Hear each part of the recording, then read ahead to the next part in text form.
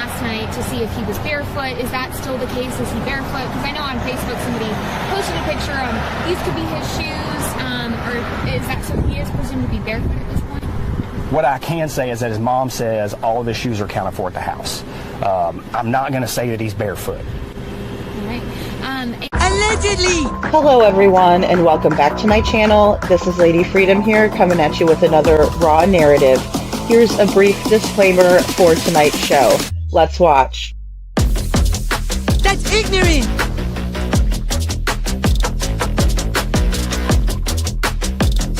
Allegedly, that's ignorant! Ignorant.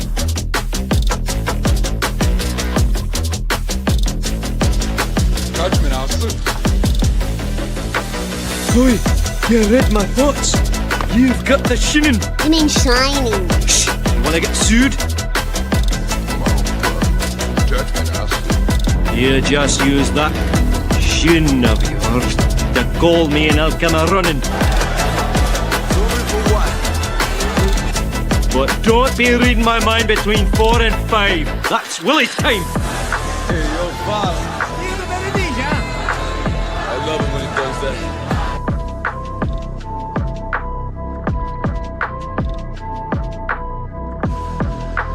Let's watch.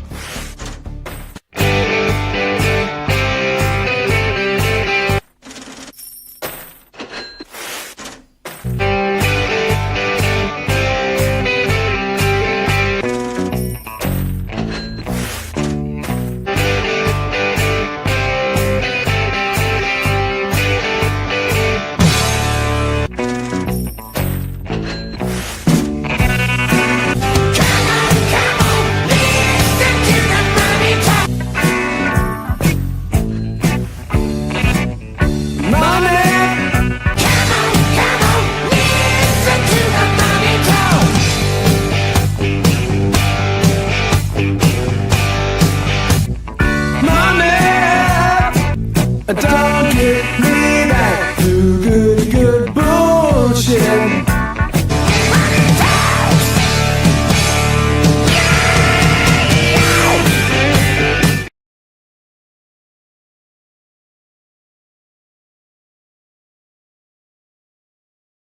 Whoop. Sorry about that. I thought I was on. This is Lady Freedom here, coming at you with another raw narrative. I see Baba Rose, Detroit Rock City. Good to see you, Trishy and Holly S. I wrote some down. Cuckoo Kachoo, thank you for your note, for your message that you wrote there. That was sweet. And I see Connie and let's see, Susan Ennis and Reynolds. I hope your appointment went well for you today, honey. And we have Mickey Shell is here. Lil Redos, Michelle Scott. It is a sad day, Michelle. It is a sad day. And then we have Forget Me Not. So I hope I got all of you guys. It's so good to see all of you. Aw, thank you, Holly S. It's so good to see you all. Karen Powers, good to see you. Good to see you. Kaika, I got your email.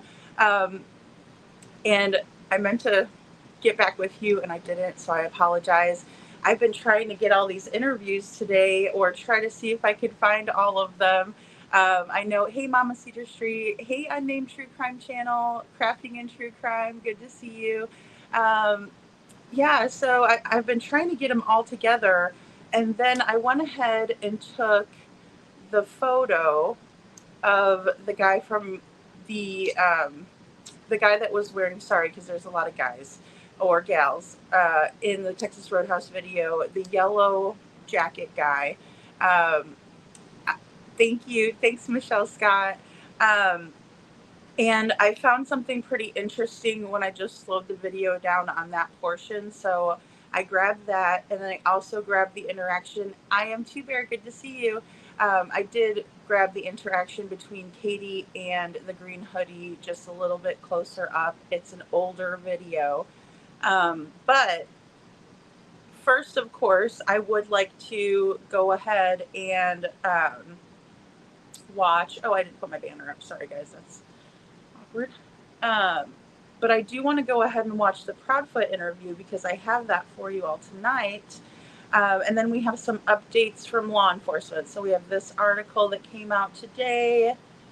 this statement from Eric Craddock. And of course, you know, we're going to talk about Sebastian because today it marks the 1 year mark where he was reported missing. I believe something had to have happened in the early morning hours or even a little bit before then on the 25th. But nevertheless, we will watch. And then I have Katie's full interview from yesterday that I wanted to go over as well. But I think we can watch the first one that we didn't watch yesterday, or we can watch the one first that we didn't watch yesterday.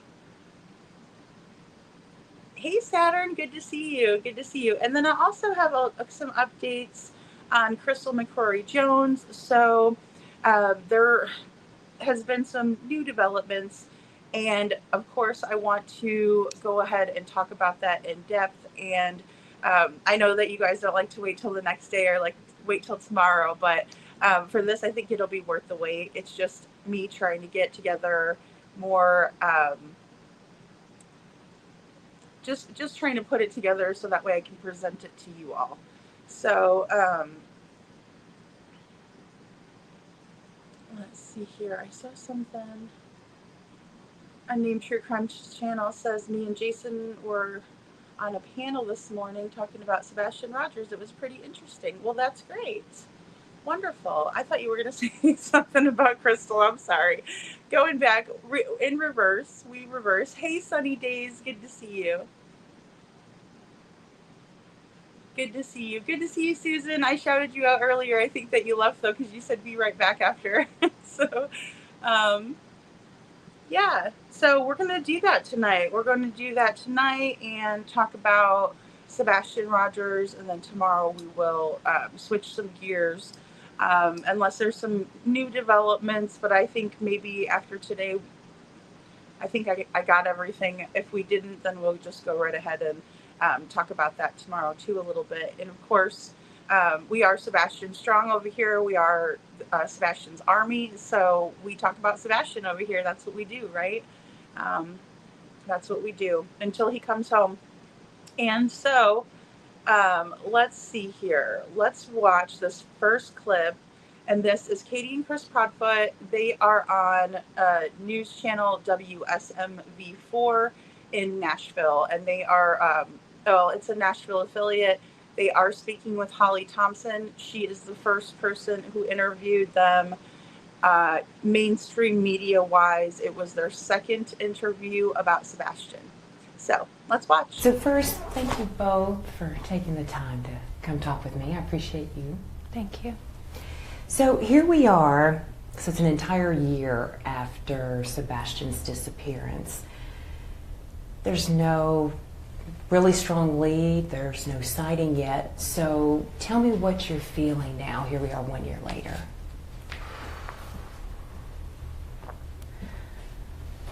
I struggle to put words to how it feels, honestly.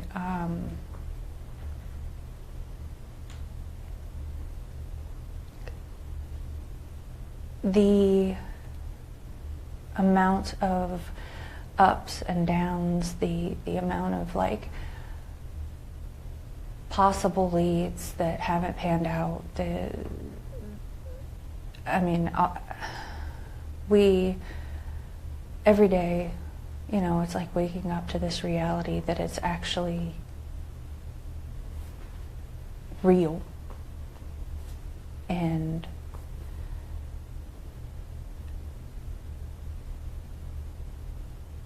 I mean, Sebastian should be home with us.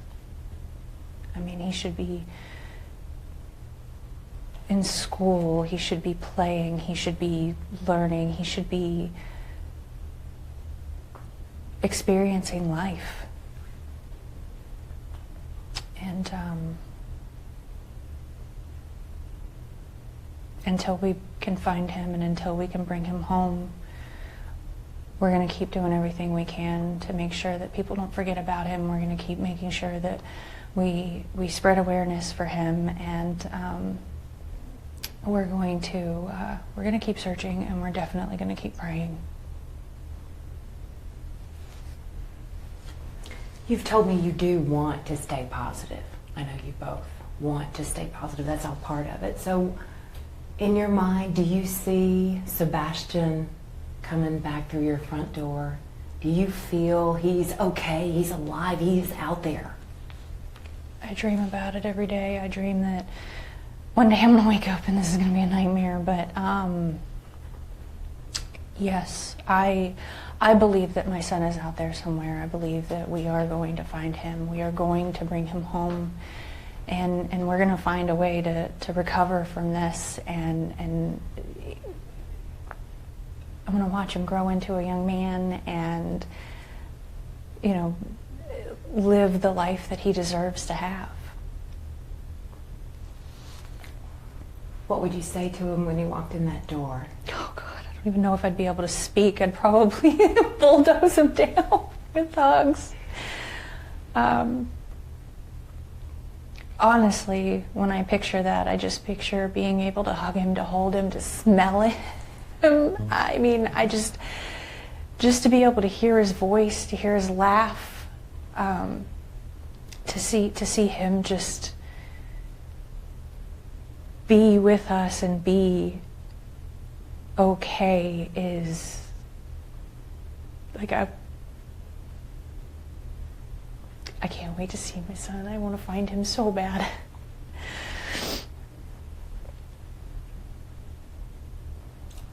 You think he's coming home, right?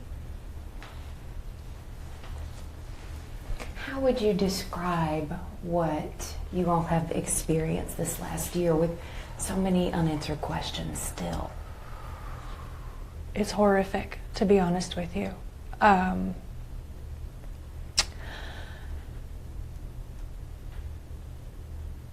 don't know how to describe what it feels like to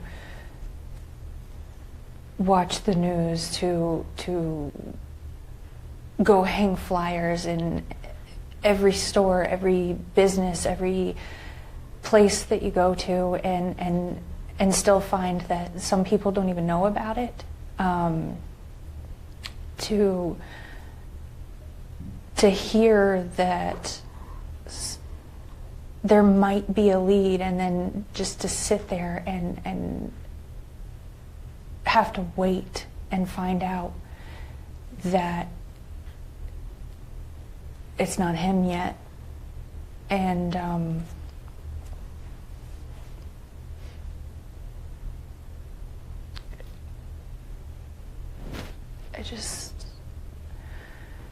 it's pure hell.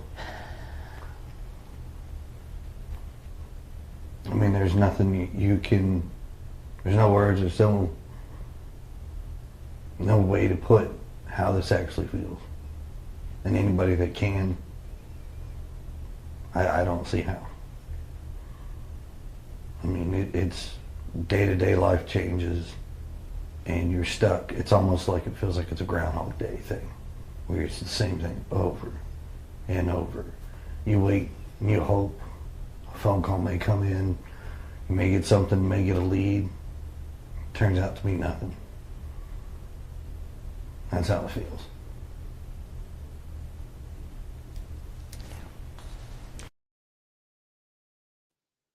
Hey, Butter Biscuit, good to see you. I see Chloe Jade coming in. Good to see you, Chloe. We have Bear Honey, Lori, good to see you.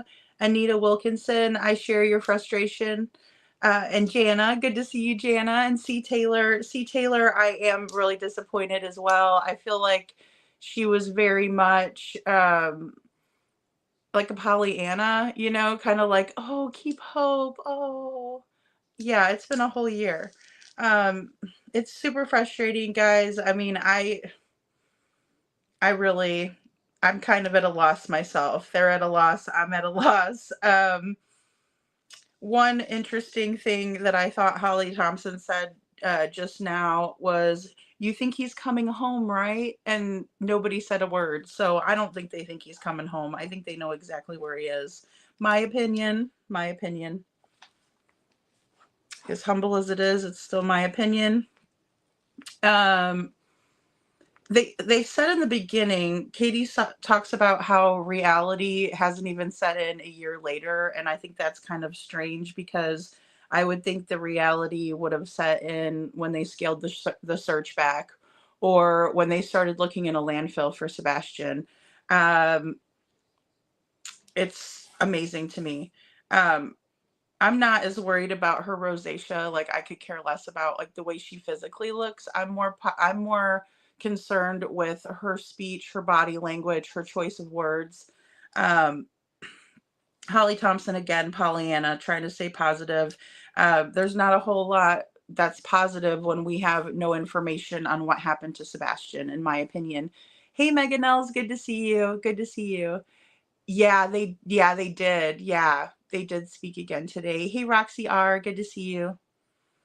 Um, we'll find a way to recover from this. So Katie talks about finding a way that they can recover from this, and I can't quite put my finger on it whether she's talking about the family as a whole or if she's just talking about her and Chris, because she seems to leave Sebastian out of it quite regularly, and it's all about them and how they feel, not really about how he must feel if he is out there somewhere, or if something even more sinister has occurred. I want to find him so bad. That's another quote from Katie.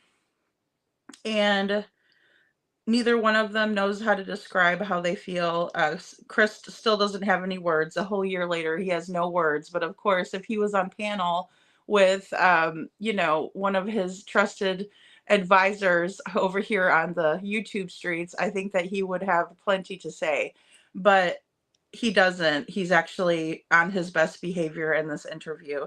Katie doesn't know how to describe what it feels like to watch the news or hang flyers. I found it funny that she couldn't describe what it feels like to hang the flyers because she hasn't. Okay, let's just put it that way. She has not hung flyers up. And I just don't know what to say. Hey, couponing, because it's very very full of bull poop. It's rubbish. It's rubbish. And Ginger Girl's mom, good to see you, Ginger Girl's mom. I'm not sure why they were looking in a landfill for Sebastian. They were not dressed like they were looking for human remains, in my opinion. Yeah, it's still questionable what they were actually looking for. I'm not 100% what they could have been looking for either. I wish we knew kind of where how their thought process led them to the landfill. Hey, Margaret, good to see you. Good to see you. And yeah, Kaika says Chris is definitely sedated, cones or Valium or something, 100% up to drinking all night, tired, quietest he's ever been, for sure. He's super quiet, and he was on his best behavior tonight, and I guess it was filmed a couple of days ago, but either way, yeah, he's definitely not how he usually is. He's in rare form. He was more of in like a Nancy Grace state of sedation, in my opinion, when they went on that show. And Justice for Crystal McCrory Jones, Jana, our friend Jana, says, but interviewers give them questions in advance and are putting in that little effort to have no answers. Exactly. And they were very prepared for this, I bet. They probably knew everything they would be asked, and then they still don't have anything really to say. But it does seem, again, like rehearsed, like it has been with them. And I was hoping for something more. I'm always open when I watch these interviews, hoping that we might see something a little bit different from them, because obviously it's been a whole year, and you would think they would give a little bit more genuine responses. It's disappointing. Hey, couponing, good to see you. Oh, hey, where's Summer? I didn't see you earlier. A Fatal Paper Cut, good to see you. It says it's kind of blatantly obvious the questions were submitted to the Proudfoots in advance. Even that one Katie solo video from a day ago or so, The reporter said they made a list of questions for the Proudfoots. Yes, and we also got to see a list of questions that they sent over to Eric Craddock too, and he didn't give any information. As a matter of fact, since we brought it up right now, let's see here. This is kind of part of what was sent over to, and I mean, I'm not sure how long questioning this was, but he only wrote a couple of sentences just as an example, talking about the SF Investigates video, which Chris and Katie are still pushing that video. They keep talking about it as if it's something that law enforcement didn't have 72 hours before this all, or excuse me, 40, or I think it was, 72 hours. Let me get this right before I tell you the wrong stuff. So 72 hours after Sebastian went missing, law enforcement had the video from SF Investigates, the one that he keeps showing to everybody and the one that they keep on talking about. That was already taken care of 72 hours afterwards. So give or take. I don't know if they followed up on that lead and it didn't take them very long or what, Anita Wilkinson says, first interview, KP slipped and talked past twice. Everyone has probably shed a tear or tears for a beautiful child they don't know. Absolutely. Oh gosh, yes. And that's the thing.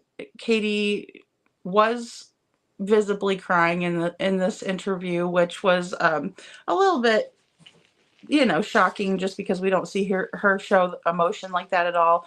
Chris could muster a tear though. I noticed that.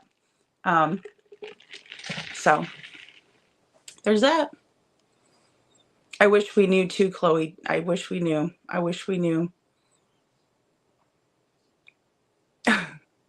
Kaika.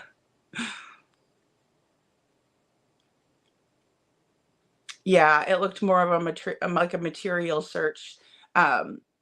I agree with that, Ginger Girl's mom and I Am Two Bear. I'm sorry, I Am Two Bear. I think your comment went up a little bit further up where I couldn't read it, but absolutely. I think it was more of a material search for something, either maybe we've speculated here, like cameras, perhaps, some sort of maybe clothing even. It could have been anything, an extra pair of shoes, something like that. I don't know, but they definitely didn't really dig in as if they were looking for someone, in my opinion, either. Hey, Scranton, good to see you. Booze will make you puffy. It will. It definitely will. Yeah. Yeah, Scranton. Unfortunately, it really seems like they both just want to move on. She talks about already, like, that they want to recover from this. And so, it's not words of a parent who's missing their child. Parents that are missing their child are going to say things like, I'm never going to stop, right? And she does say that later on. But in the initial questioning, it's all about them again, His eyes look a little stoned. He did look a little stoned, Baba Rose. I agree with that. I do. I agree. Okay, yeah. So I Am Two Bear says, Ginger Girl's mom, I guess, cameras the minute they showed it. Well, and we also hear people talk about how when you work for a place like Brinks, you do get perks, like they give you a camera system. And so there's that, Yeah, Trishy, that is such a good point. They had prepped and still were awkward, not desperate or distraught. Yeah, no, not at all. And Katie does smile and laugh kind of throughout the interview. And then, of course, Holly Thompson is like, oh, you're just remembering all the joy. Well, we know that there wasn't a whole lot of joy in the household because Chris and Katie were trying to make Sebastian go live with his father. I mean, it is what it is, right? And then also when she talks about him coming home to them, he probably wouldn't be going home to them since, he's supposed to go live with his father. And so I would imagine he would just go live with his father, right? If we found him today or tomorrow. he would just go live with Seth, right? Because that was the whole plan to begin with, and they couldn't take him anymore, and they weren't wanting to help him with his accidents and things like that. So what the hell are they talking about? It makes no sense. They should be saying, like, we can't wait till he can get home to his dad, because that's where he was going, right? But they're never honest. Hey, Loretto, good to see you. Good to see you. Kaika, big bloody spell, bloody spell check. I know. I hear you. I hear you, Kaika. And Janice says, I know when I have an interview or call coming up, I overly prepare because it's such a big deal to me.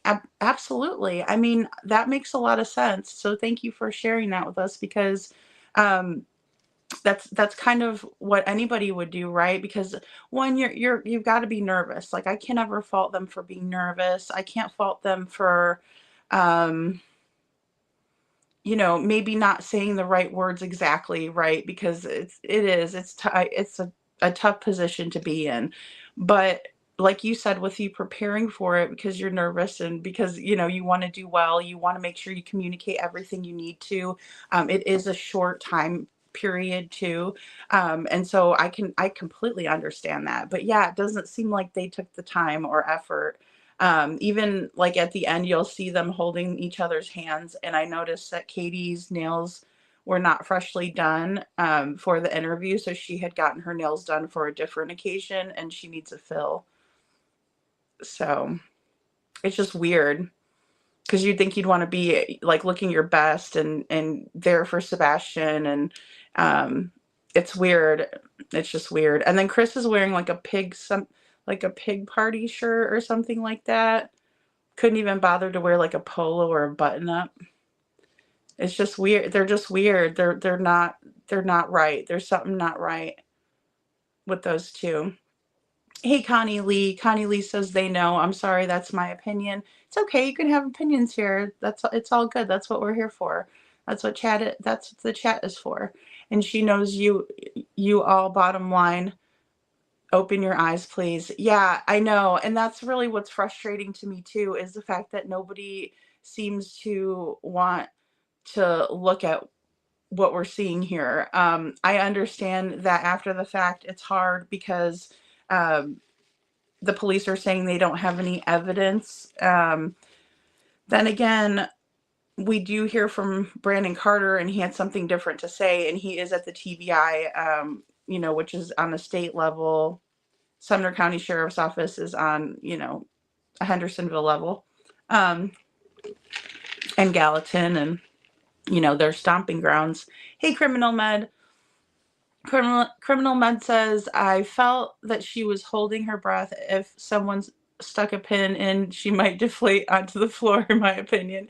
Yeah, and she always does that too. When she messes up, she'll start, it's like, oopsie, you messed up. And then she'll pretend like she's taking a deep breath. And it's very disingenuous in my opinion.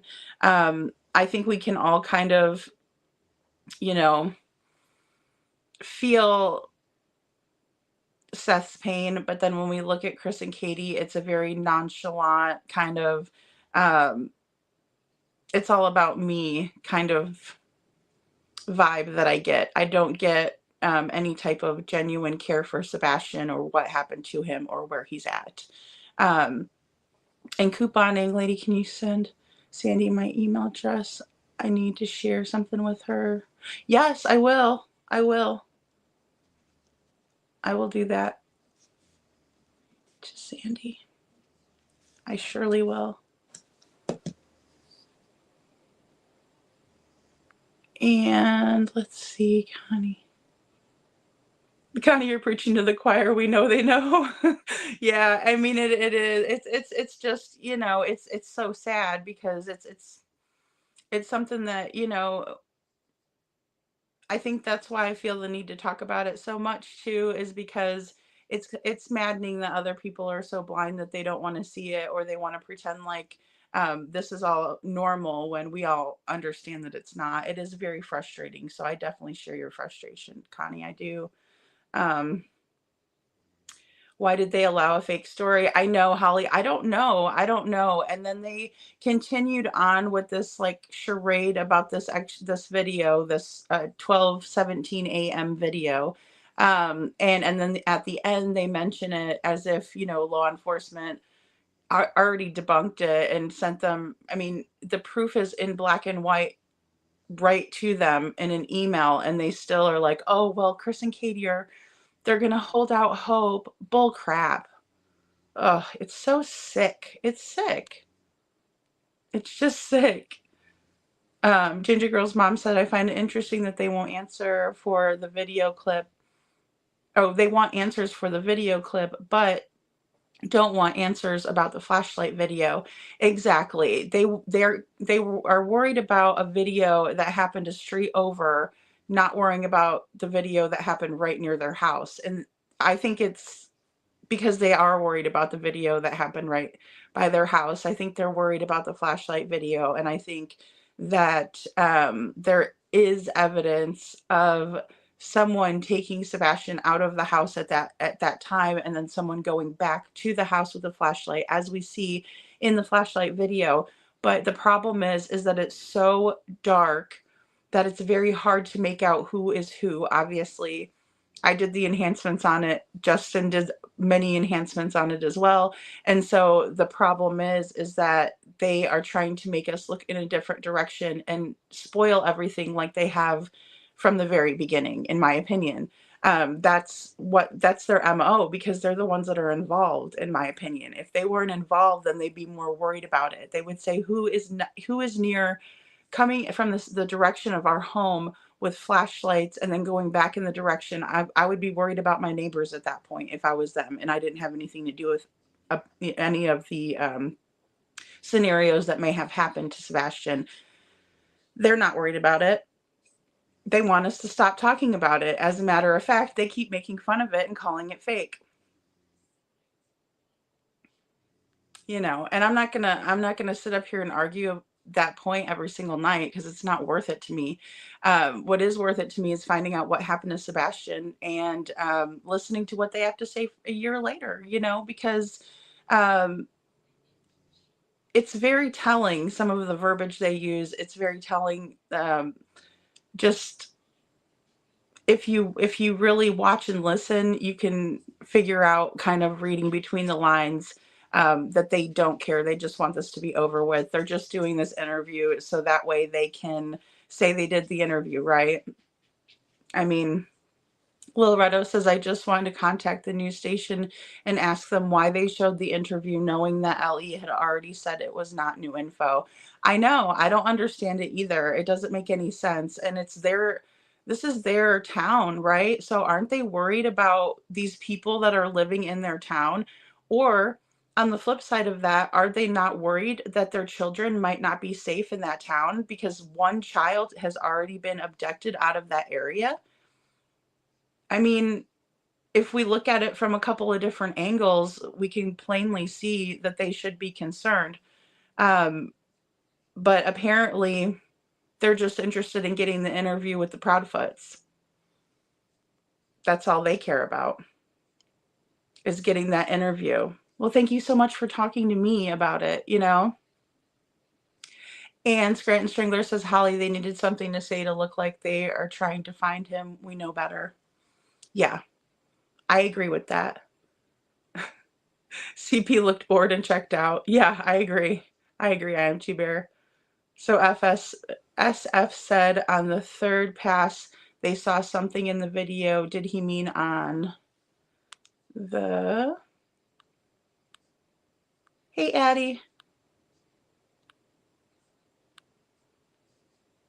Oh, I missed it, Lil Redo. Sorry. I would love to see Katie's Apple Watch. I would love to see it. I would love to see it. Aw, Barbaros. Where's Summer? 1-800-TBI Find. Good to see you. She says, I've actually had a missing child before for 13 long days. Oh my goodness. Thank God I found my Katie does not have a missing child, in my opinion. I literally kicked in doors to find my baby boy. Oh, Satan couldn't have stopped me. Oh my goodness. No kidding. Like, I completely understand that as a mom. There's just no way. Yeah, you do. You'll do anything. You'll do anything you can do.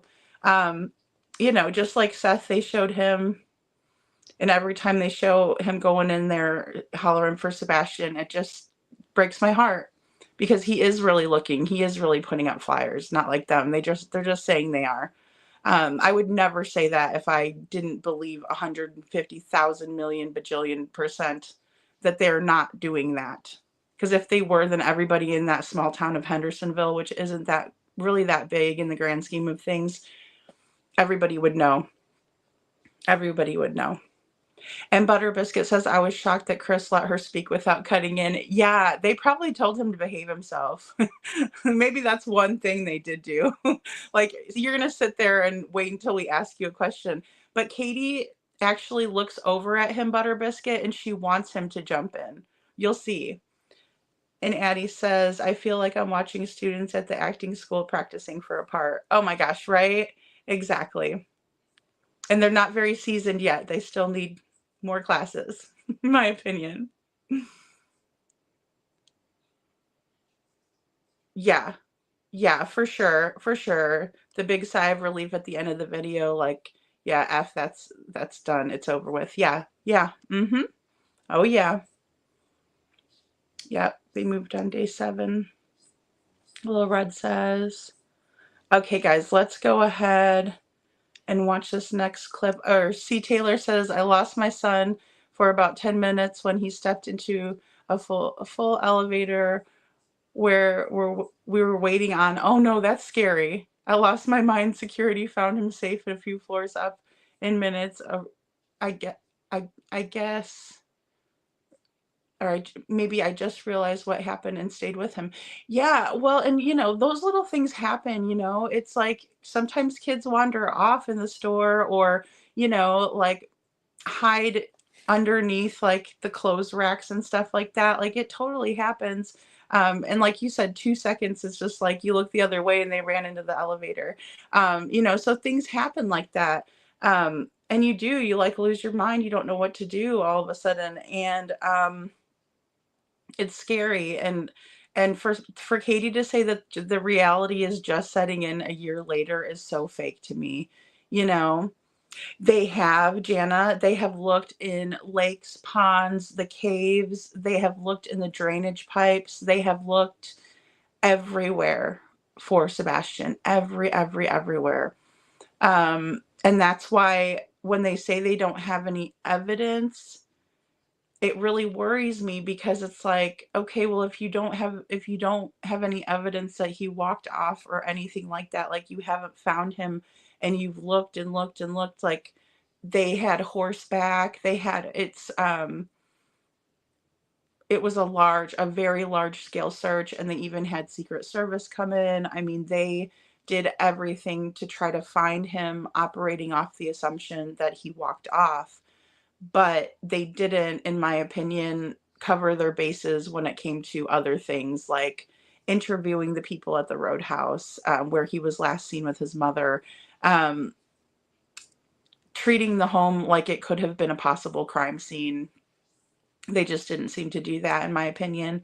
And it's sad, because now it's a year later and a lot of the evidence that could have been recovered is lost.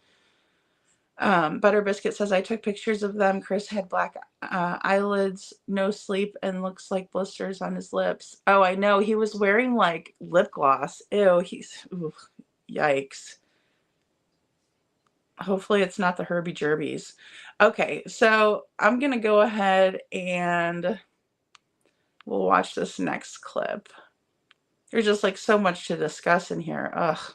What is that message? I know we were talking earlier last week. Tell me what that message is that you want to make sure our viewers hear from you tonight.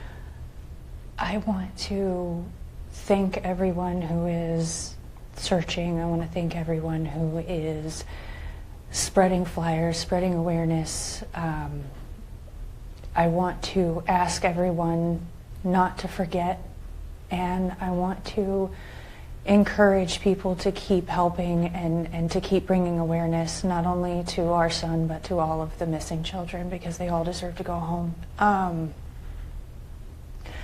I would also like to say that if my son could hear it, that we love him so much and that we are going to keep searching, we are going to keep looking, we are going to find him, and we are going to bring him home.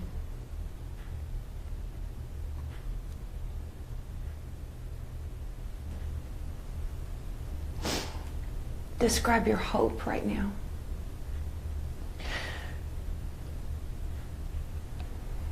I'm trying to be positive as I can because I know that my son is out there.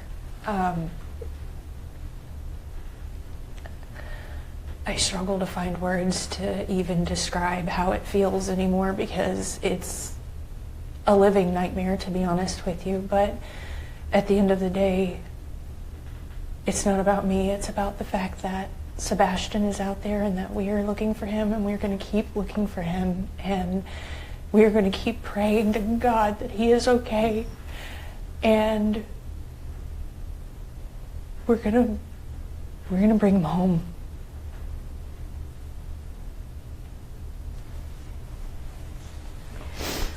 This story, we know it's baffled our Hendersonville community.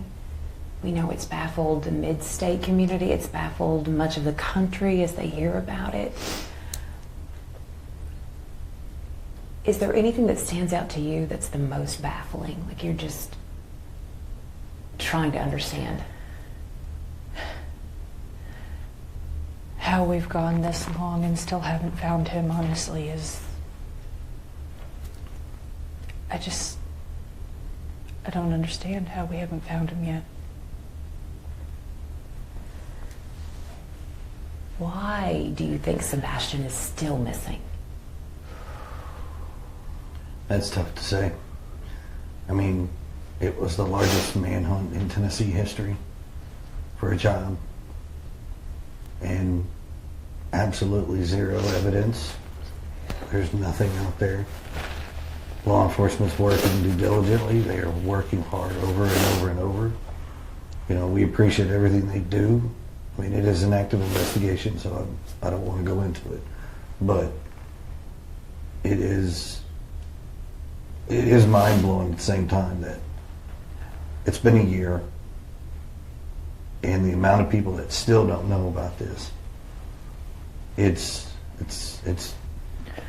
unnerving, basically.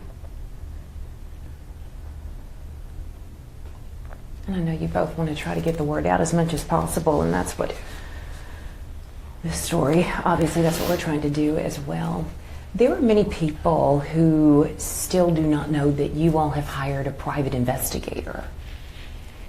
What can you tell me about the video that he recently has discovered and wants to share? I know this has been shared with authorities now. Yes. It has. This is involving the neighborhood that you live in. Mm-hmm. What can you tell me about that video? It's eye-opening to see that this is something that recently has surfaced, and it's been this long. It's just taken that long to find something. And what the video shows is kind of mind-boggling. We went from potentially not having a sighting to potentially having a sighting. And it kind of changes, like, wait a minute, now we may have something to actually work off of and move forward with and see where this goes. Exercise every avenue till its fullest. No it stone doesn't matter. unturned. No stone unturned. And Katie, you told me earlier you were determined to get to the bottom of this, to get to the bottom of that video. Yeah, absolutely. Anything that could possibly be something that could lead us to him. We're going to keep looking. We're going to keep digging and keep finding and confirm if it is or isn't, because, I mean, if it's possible, then it's got to be confirmed. Okay, guys. So, yeah, I agree with everything you all are saying in the chat. Um, when Katie's asked to describe her hope, she says that she's trying to stay positive, and she says that she struggles to find the words, but she's living a living nightmare. Um, but there's no sincerity behind that is the problem that I'm finding with what Katie is saying here. She says that the message that she wants everyone to know, and Holly Thompson like reminded her a bunch of times, remember what you told me before, remember, Katie, remember. It's like, okay, settle down, Holly, let the woman talk, because we're never going to get to the bottom of this if you are coaching her through it. But again, she says, what's that message? And Katie says, I want to thank everyone that's talking about it, flyers, awareness. She said that she doesn't want anyone to forget, and then she doesn't leave it at Sebastian, because that's what this is supposed to be about, is about her son Sebastian, who's been missing for a year.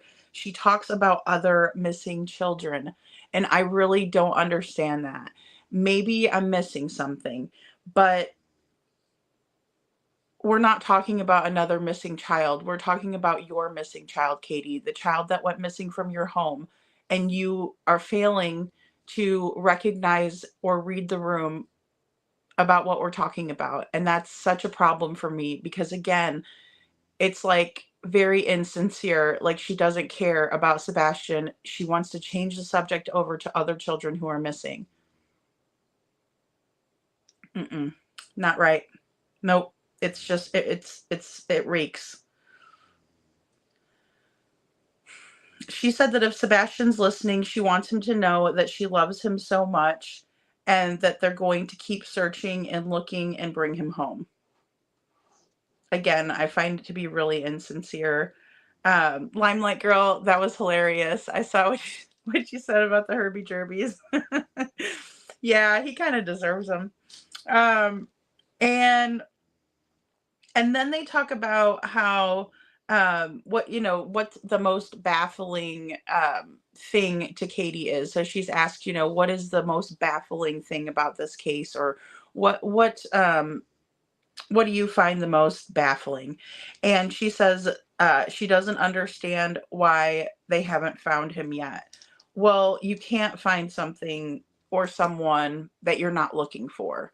And that's the problem with Katie, is that I feel like she's totally missing the point here, because obviously we know that she's not been searching. We know that she hasn't looked for Sebastian. She hasn't been out there pounding the pavement at all. And she can say that she puts up flyers, but we know that's not true either. It's just not true. And I can't, with a good intentions, say that, that's what she's doing.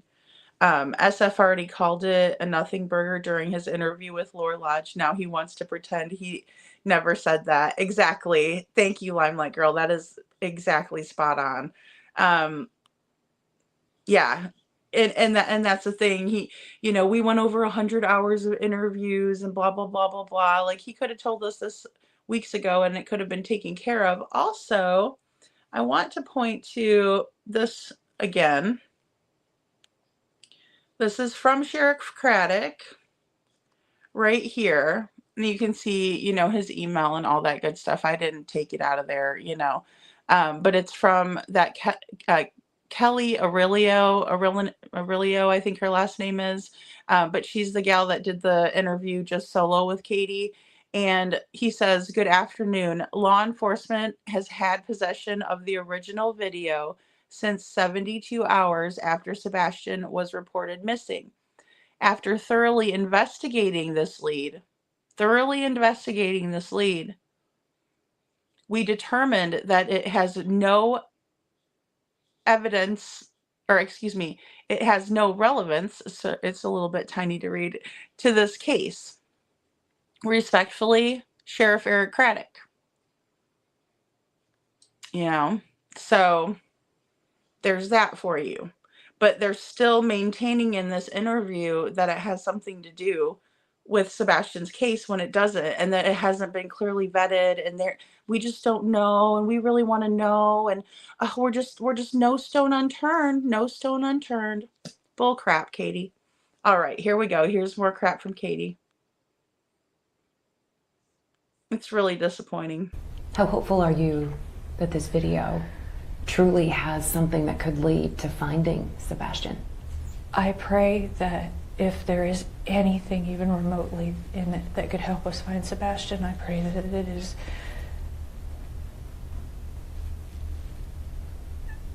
I don't know how to word it, but it's followed up and found out and confirmed one way or the other, because, you know, I mean, Yeah, I mean, I've seen the video. I know it's in it. It actually gives us more rejuvenated hope that we may actually be onto something. We just have to run it down. We've got to figure this out. And with law enforcement doing what they can, and with the help of like TBI, the FBI, all of that.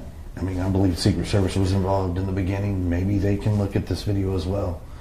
Let's bring people back to the table, and let's exercise every possibility of enhancing this video, looking at whatever, and tackling what it is to get an answer.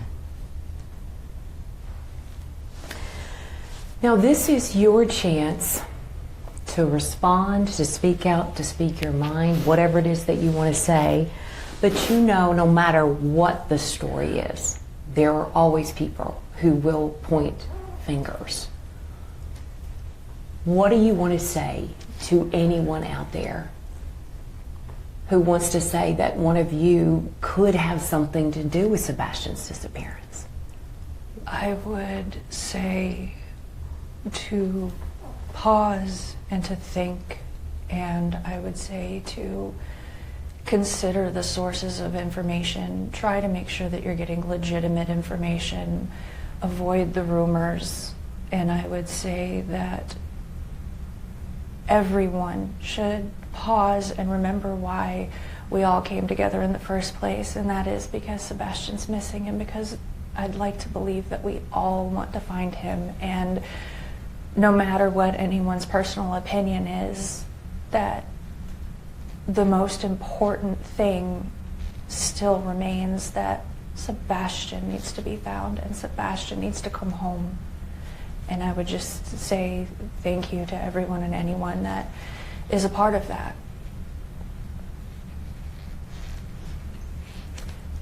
So let's say Sebastian is listening when this is running, and he hears you, he sees you.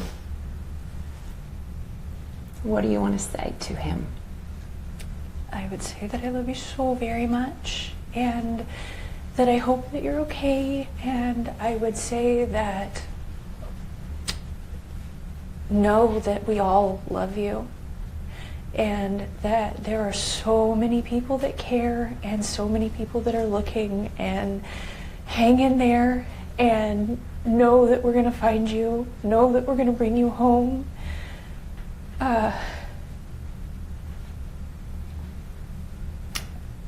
Just, I miss him so much.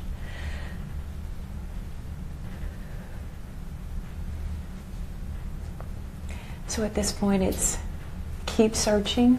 People keep looking. Keep searching, keep looking. We keep putting up new flyers. I know a lot of places, they take them down after so long.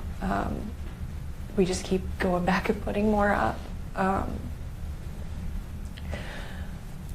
refer to my original request, just anyone that's willing, don't let him become forgotten. Don't let him become lost in the next story. Not to supersede other children, because they all deserve just as much, if not more attention, because all children do. But I would say just please don't let him become forgotten and lost, because we're never gonna stop. We're never gonna let that happen if we can help it. With his Okay, guys. So again, she brings it right back to other children, and then she also tells on herself, in my opinion. She says that they put the flyers up, but then the places will take them down, and I don't believe that for 1 second. I don't. I just don't. I don't think that they'll allow a grieving mother to put a flyer up and then take the flyer down. I put flyers up too, so I exactly know what they do. They leave the flyer up. They just do. If you put the flyers up, they're going to stay up. They're not going to take them down. So I call bullshit on that, Katie. I do. And then talking about other children who are missing, that's not what the interview's about. You know, you had 20 minutes to talk about your son. You would think you would be killing for a platform to talk about your son, but yet you choose to take the opportunity to talk about other children who are missing and take the focus off of your son. Unbelievable. So Chris says that he seen the video and that he knows that there's something to this video, right? Even though, again, let me pop this up really quick. Again, law enforcement says, and we didn't get this with the flashlight video, right? They didn't come out and make this statement about the flashlight video. It's still part of his case file. It's still part of his missing persons file.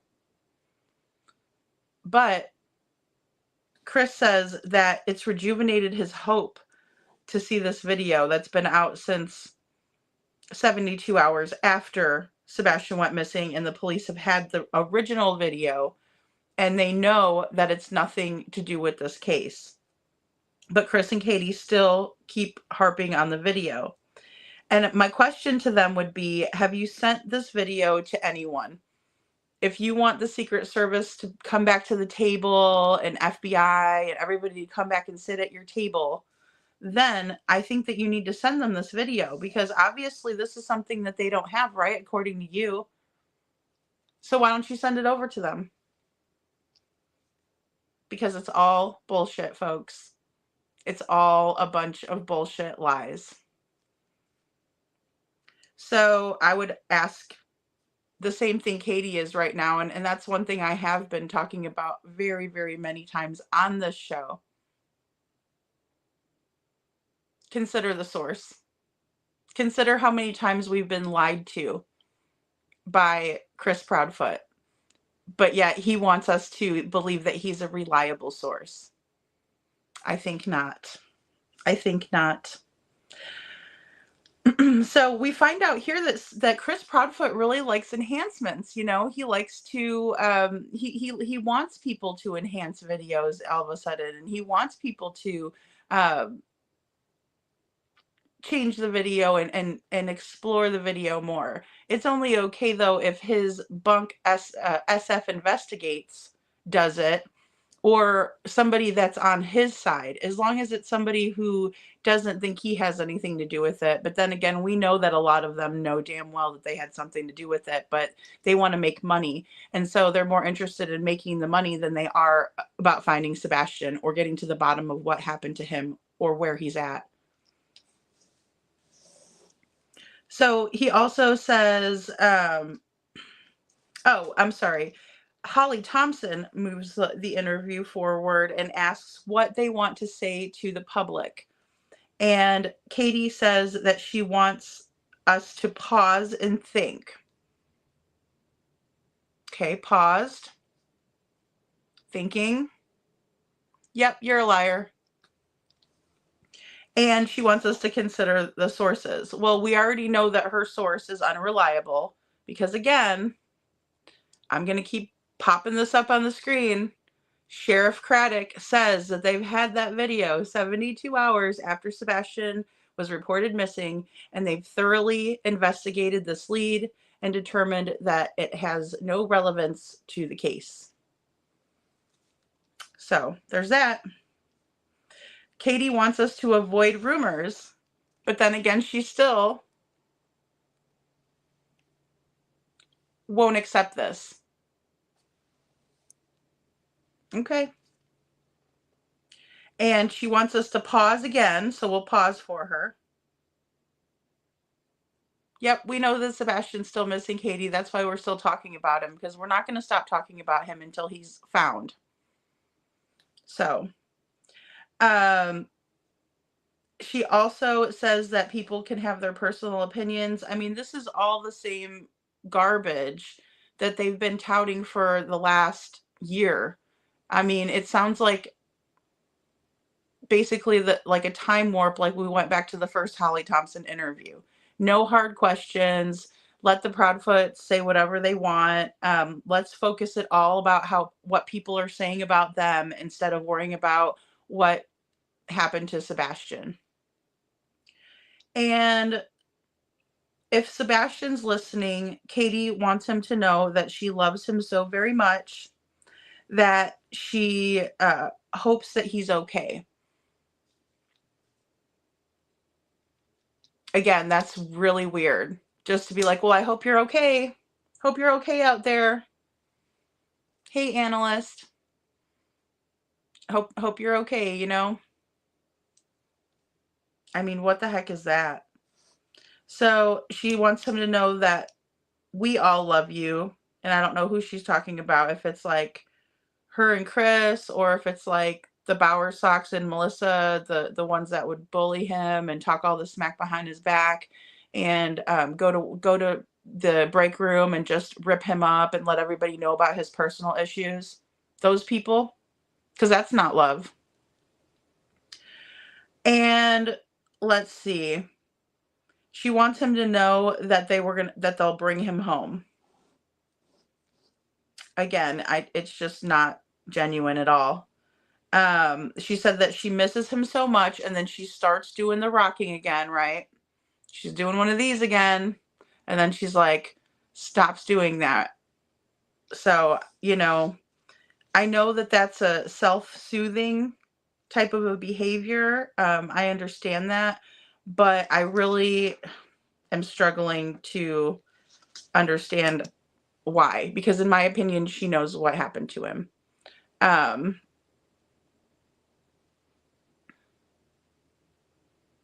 Yeah, that's a good point, Eric. Good to see you in here, Eric says, and they want to thank everyone. They sure did thank BHB with baseless protection orders. In my opinion, no thank you. Yeah, really, I don't need any thanks from her. I'm doing it for Sebastian. I'm not doing it for her.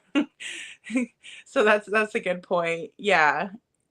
They want people to think that, you know, oh, we're just two grieving parents. We want everybody's help, but they don't. They don't. NC Taylor said, Proudfoots, maybe you need money, a refund from, need a refund from SF. Exactly. I mean, it's crazy that they're latching on to this, but of course it doesn't surprise me at all. And I'm sure it doesn't surprise you guys, because they like to do that kind of stuff. They would rather latch onto a piece of crap than they would to actually find their son. And Holly S says, I really think it's a script that's just cleaned up a little bit and rehearsed. I honestly think they don't give a shit, and they don't love him. I mean, I don't feel any sincerity or genuine thought process at all. And I agree. It's very scripted. Yeah. New Year, same shit. Yeah. I mean, and it's absolutely not right. And then to continue on and on about other missing kids when the platform should be used for Sebastian, just shows that they don't care. I mean, that's one reason that we can point to and say, okay, this looks like they don't care. Deborah Dixon said there's one thing we cannot figure out is the timeline that's not accounted for. The morning he went missing, 6 a.m. to 7 a.m. Yeah, I agree with that too, Deborah Dixon. It's like she was saying that all of this stuff happened. It was a 1 minute flat, 3 minutes, you know, so give or take. Their house is not humongous or anything like that, but it's also not small. And I think it would take longer than even 3 minutes to look in every closet, to look at under the beds, to look in the bathrooms, go into Faith's room, go into the garage, go into the upstairs, into the bonus room. It would take way more than 3 minutes. And then also, we know that they were lying about the timeline as well. Let me see if I still have this in here. Or did I knock it out? Oh no, here we go. There we go. And these are the questions that they were asked. So Jessica Bright asks Kathy Guy Bowersocks, since you're on here, maybe you can help clear up some speculation if you don't mind. Could you please answer these few questions? Can you tell us if you were at Worsham's the morning Sebastian was reported missing? And she says no, unequivocally no. The next question is, what time did you arrive at Katie's house in the morning Sebastian was reported missing? She says that she arrived at 10:30 a.m., but Melissa Proudfoot posted this. Hi everyone, this is my nephew. He's high-functioning verbal autistic. He walked out of the house in the middle of the night with his glasses, a small flashlight, and no shoes. We have been searching since 6:30 a.m. yesterday. Now she's referring to 6:30 a.m. the morning of Monday, February 26th, 2024.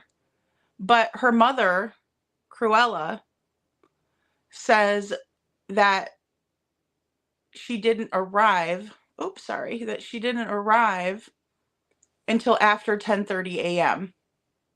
So who's lying? Is Kathy lying or is Melissa lying? I'm going to go with both of them are lying. I'm going to go with they're both lying. Because you can't listen to anything they say. Hey, Borna honey. Thanks, Lil Redo. Thank you. Uh-oh. Evasive jellyfish on the beaches of New Jersey? What? I did not hear about that. We had red tide around here. I haven't been to the beach for a while because of the red tide. Karen Power says she should have said she's grateful for the publicity for Sebastian and hopes that it will also be given equally to other missing kids. Yeah, I mean, it's just weird that she mentioned other missing kids twice now. You know, and I might not have even noticed it if she would have done it maybe once, but the fact that she keeps doing it is like she wants to change the subject over to something different. Other than her son, which is, it doesn't make sense because I think I would be extremely selfish, you know, in this situation. No other kids would matter to me but my own. I'm sorry, and I know that sounds horrible. Of course, I'm sure she's hopefully would be linked up with other families, and I understand that, but I mean, just we're not talking about those other kids. We're talking about her kid. It's just so weird. I would be totally selfish if it would, you know, if it was my son, my daughter, my stepson, my stepdaughter, I wouldn't care. I'd only want to talk about them and I'd only want to make sure that we can find that person. I would have a definite one-track mind on that. And I am Two Bear says FS. Ooh, sorry, I always do that, guys. SF is on panel right now trying to push that video. People are sucking it up. It doesn't surprise me, guys. It doesn't. It doesn't. There's a lot of people out there that are just, they cannot, either they can't read or they can't comprehend. And they refuse to. You know what I mean? It's in black and white. It came from the sheriff. I mean, what else do we want from him? He's not going to give us more, but I'm just saying, like, he's trying to tell us flat out, no, we know that that's not evidence. We know that it's not relevant.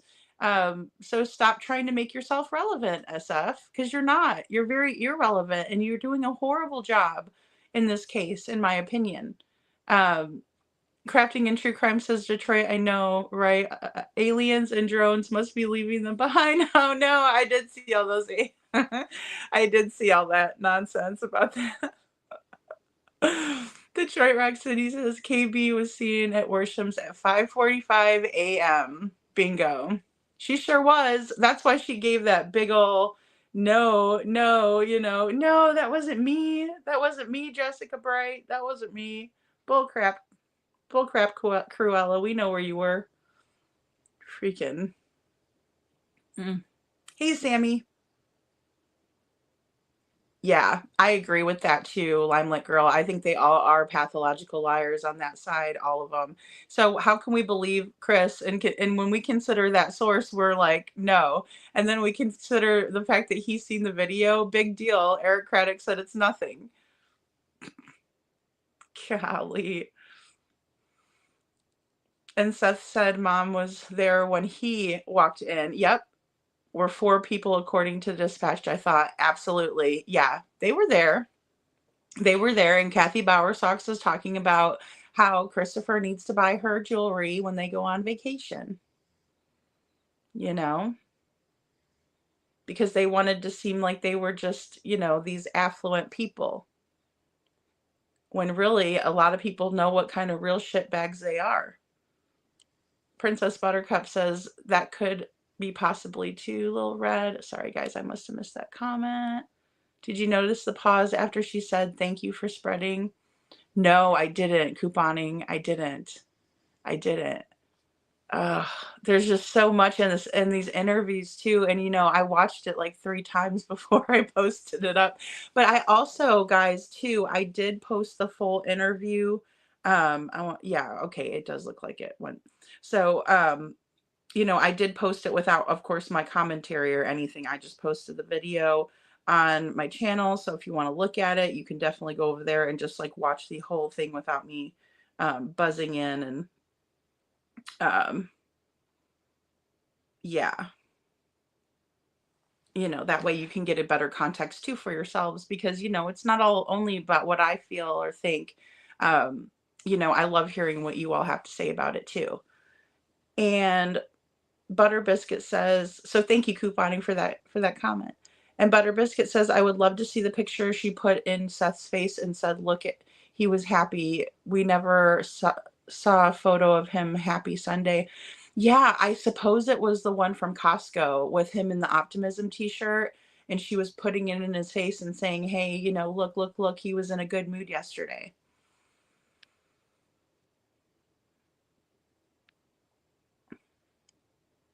Okay, Karen Powers says, yes, I think she got there by 8:30 at the latest. He said that day she was there. Yeah, and I mean, that's the thing, like, by the time he got off work and he drove over, and he said he was driving pretty fast, to get there as fast as he possibly could. He ended up going there, and people were already there. You know what I mean? He went straight from work. He didn't stop. He went straight there, according to Seth.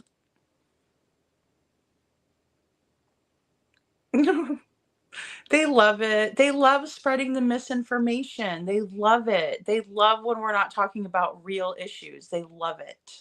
They love it. And C. Taylor says they all just have a problem with critical thinking. Yeah, it's just a fact. Yeah, and that's exactly my opinion as well. I mean, they would rather blindly follow someone than to think for themselves. They would rather know what someone else has to say about something than to take the time to sit there, watch the video without putting it on double time, none of that kind of stuff. Listen, watch it and listen. Watch what Katie's doing. Watch how she says things. It's very eye-opening when you do that. But if you're just relying on other people to tell you what they think, it's not a good idea, in my opinion, because it does cut off that critical thinking part of your own brain, for you to form your own opinion about something. So thanks, C. Taylor. And Lil Red says, when Edgar left town at 9 p.m., he took the remains with him. That is what Melissa is describing. 3 a.m. was a ruse to look like kidnapping happened. It could have been a diversion. It really could have been. I mean, just the fact that somebody went back to the house, who would have went back to the house? If Katie was the only one back at the house, then it can't have been Katie, right? I mean, she misses when she was having to hide on an awful crime. Yeah, and I think that's part of the reason why she's crying. I think it's not... and I could be wrong, but I don't think it's because Sebastian's been missing a year. I think it's because she knows that she has to shed some tears, And she also doesn't like having to be in this situation. She's extremely nervous, and that sort of thing. So she also said she was at a hair appointment and they are closing. Oh, and they are closed on Mondays. Oh, see, CB, stop lying. Yeah, and that's the thing. I mean, they don't know how to tell the truth. They're incapable of it. They just are, and birds of a feather flock together. They do. Scranton says, Little Red, I think when KP called CP at 9:33 or 9:36, that was KP telling CP it was done. Come get him, in my opinion. Very well could have been. Very well could have been, Scranton, just based on the time frame that it makes sense. KB was talking about the jewelry she wanted. Seth got up and walked out. Yes, Detroit Rock City. That's what he said. He said he couldn't take it anymore. He said it was. That had to have been maddening to sit there and listen to that crap and then not even worry about Sebastian. They're worried about a vacation they're going on. Who does that? Oh, a grandma that doesn't bother taking her grandson with when she goes to Disney. That's what kind of a woman does that. And Holly S. says it's almost like they're calling the cops liars about the video. I'm not sure that's a very good idea. Exactly. But all the way up until now, it was like, believe law enforcement. I'm going to direct you to the TBI website. I'm going to, all of this. But no, they're not worried about the truth. If they were, they would have came out and said, we're sorry. We didn't know that law enforcement had this video. It looks to be a nothing burger, but they don't. They don't do that. Why would they? Karen Powers says, I wouldn't even believe SF's video is anything, even if he claimed it was himself coming to kidnap Sebastian. Exactly. I know, because the lies, because they're such liars, Very shallow, Limelight Girl. Super shallow. Butter Biscuit says karma is great. They wanted Sebastian out of the house, but they haven't been able to enjoy that house since he's been gone. Yeah, exactly. Exactly. They didn't realize that people were not going to stop talking about Sebastian until he's found, They didn't realize that. Because they didn't value Sebastian. They didn't think we would value him, but I'm here to tell you we value him. Betty, good to see you. It is very sad. It is sad, Betty. Somebody said she said shit under her breath after she answered a question. Oh no, did she? Katie talks so low. I had to, whenever I uploaded this video, I turned it up to full, I turned it up to 200 volume, so that way you guys could hear her, because sometimes she just does that thing where you can't hear anything she's saying. Princess Buttercup says the one by herself too is telling when she says he would be, then realizes she slips up, pauses, almost mutters shit. Okay, that's where she said, yeah, okay, I know where you guys are talking about now. Mutters shit under her breath and corrects herself. Yeah, I have it. We'll watch it after this one. She does, and that's when she was like, and she's like, takes a deep breath, calms herself down, brings herself back to the message at hand, what she was supposed to say. Yeah, it's totally bizarre. Lady Freedom, I need to create a sign for you to have up behind you in your live. We can chat via email or oh, cool. Okay, that would be awesome. Thank you. I was gonna get a tapestry, but just the way that it would look kind of awkward. It would probably look good for the show, but daily living, it wouldn't. But I was thinking if I could find something I could put up and hide, that would be awesome. So thank you. The analyst says, it's old in my opinion. Flashy and Seth won't be able to tell about that. It's old. Yeah, the picture from Costco analyst, I think so too. I think it is. I think that is an older picture. I do, and maybe I'm wrong, but he just looks a lot younger in that one. So he came home, changed, and then went to the roadhouse. Did Sebastian before changing bathe before changing clothes? See, I don't know. They never talked about that. She never says, that he took a shower for school the next day.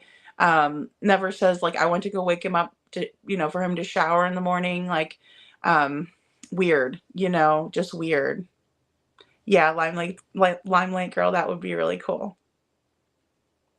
Yes, on the interview by herself yesterday, she major slipped up and knew it was very sus. I noticed too. Hey, Mom of 3 OG, good to see you.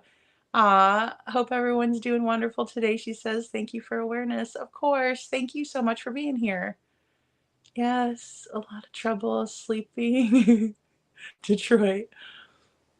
C. Taylor says, and Seth drove there straight from work in downtown Nashville that morning. I can't imagine the drive for him.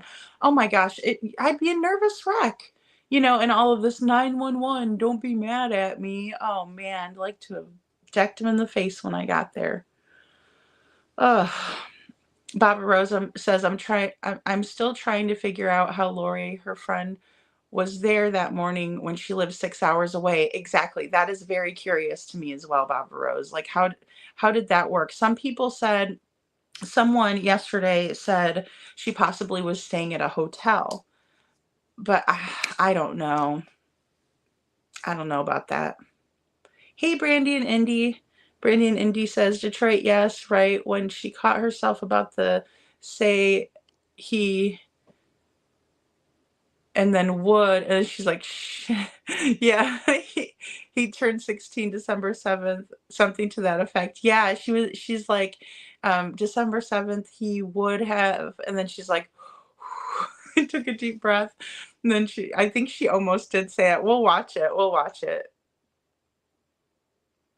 We're cloning accounts. Oh no, really? Oh God, people are psychotic on here. I'm telling you, they're nuts. They are absolutely bonkers. Right, wasn't her friend there with her son evening during the middle school year for him too? Yeah, Limelight Girl says right, wasn't her friend there with her son even during the middle of the school year for him too? Yeah, I don't know I don't know how often they would do like visits with each other, so maybe like her friend would come, but it's weird since Chris wasn't there and they had a big enough house. I wonder why, in an extra bedroom. I wonder why Lori and her friend wouldn't stay all night and stay over with her for the weekend. That kind of seems a little bit off to me too. That could totally be true, but then you'd have to discount the enhanced photos. Which ones? Because I did some enhancements today of the Texas Roadhouse photos for you guys. The issue with the theories that I have is that for the flashlight video to be evidence, or the main form of what we know to be evidence at this point, then Sebastian would have had to make it home to the Texas Roadhouse, or excuse me, from the Texas Roadhouse. Some people think he did not. Some people think that maybe there was some sort of a handoff, but again, I think there has been, and I wish they would release it, but there is dash cam audio that picks up Sebastian's voice in the garage when they do arrive home from the Texas Roadhouse. But I don't know. I'm leaning more towards that theory, but I'm still open, of course.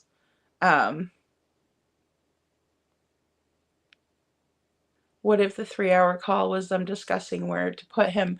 I mean, that's very possible. I always thought that call was kind of long. What do you say? I mean, unless somebody unless they're having like a disagreement, sometimes people will talk for a longer period of time than usual if they're disagreeing about something. Maybe they were having a conversation. So that's a good point, Lil Redo. That is. Brandy and Indy says, I noticed she's always looking up when asked what she wants to say to Sebastian. I feel like she's looking to heaven to talk to him. And she did this in the interview. She knows he's not alive, in my opinion. I noticed that too. Yeah, she looks way up, like, and smiles like you would when you lost somebody that went to heaven. I mean, I agree with that completely. I noticed that as well. Butter Biscuit says how creepy he goes missing and his dad is shown a picture of his son smiling on that very day. The shirt says optimism on the saddest day of Seth's life. Some optimism. I mean, it's like a kick in the face. Good point, Butter Biscuit. See, yeah, Detroit Rock City says her friend was there the whole weekend, allegedly. I would think so. I mean, I don't know many of my friends that I would put up in a hotel when I had that much room for them to stay over. That's just me. I mean, I would I'd fire up an air mattress if I had to. You know what I mean? Especially for the kids.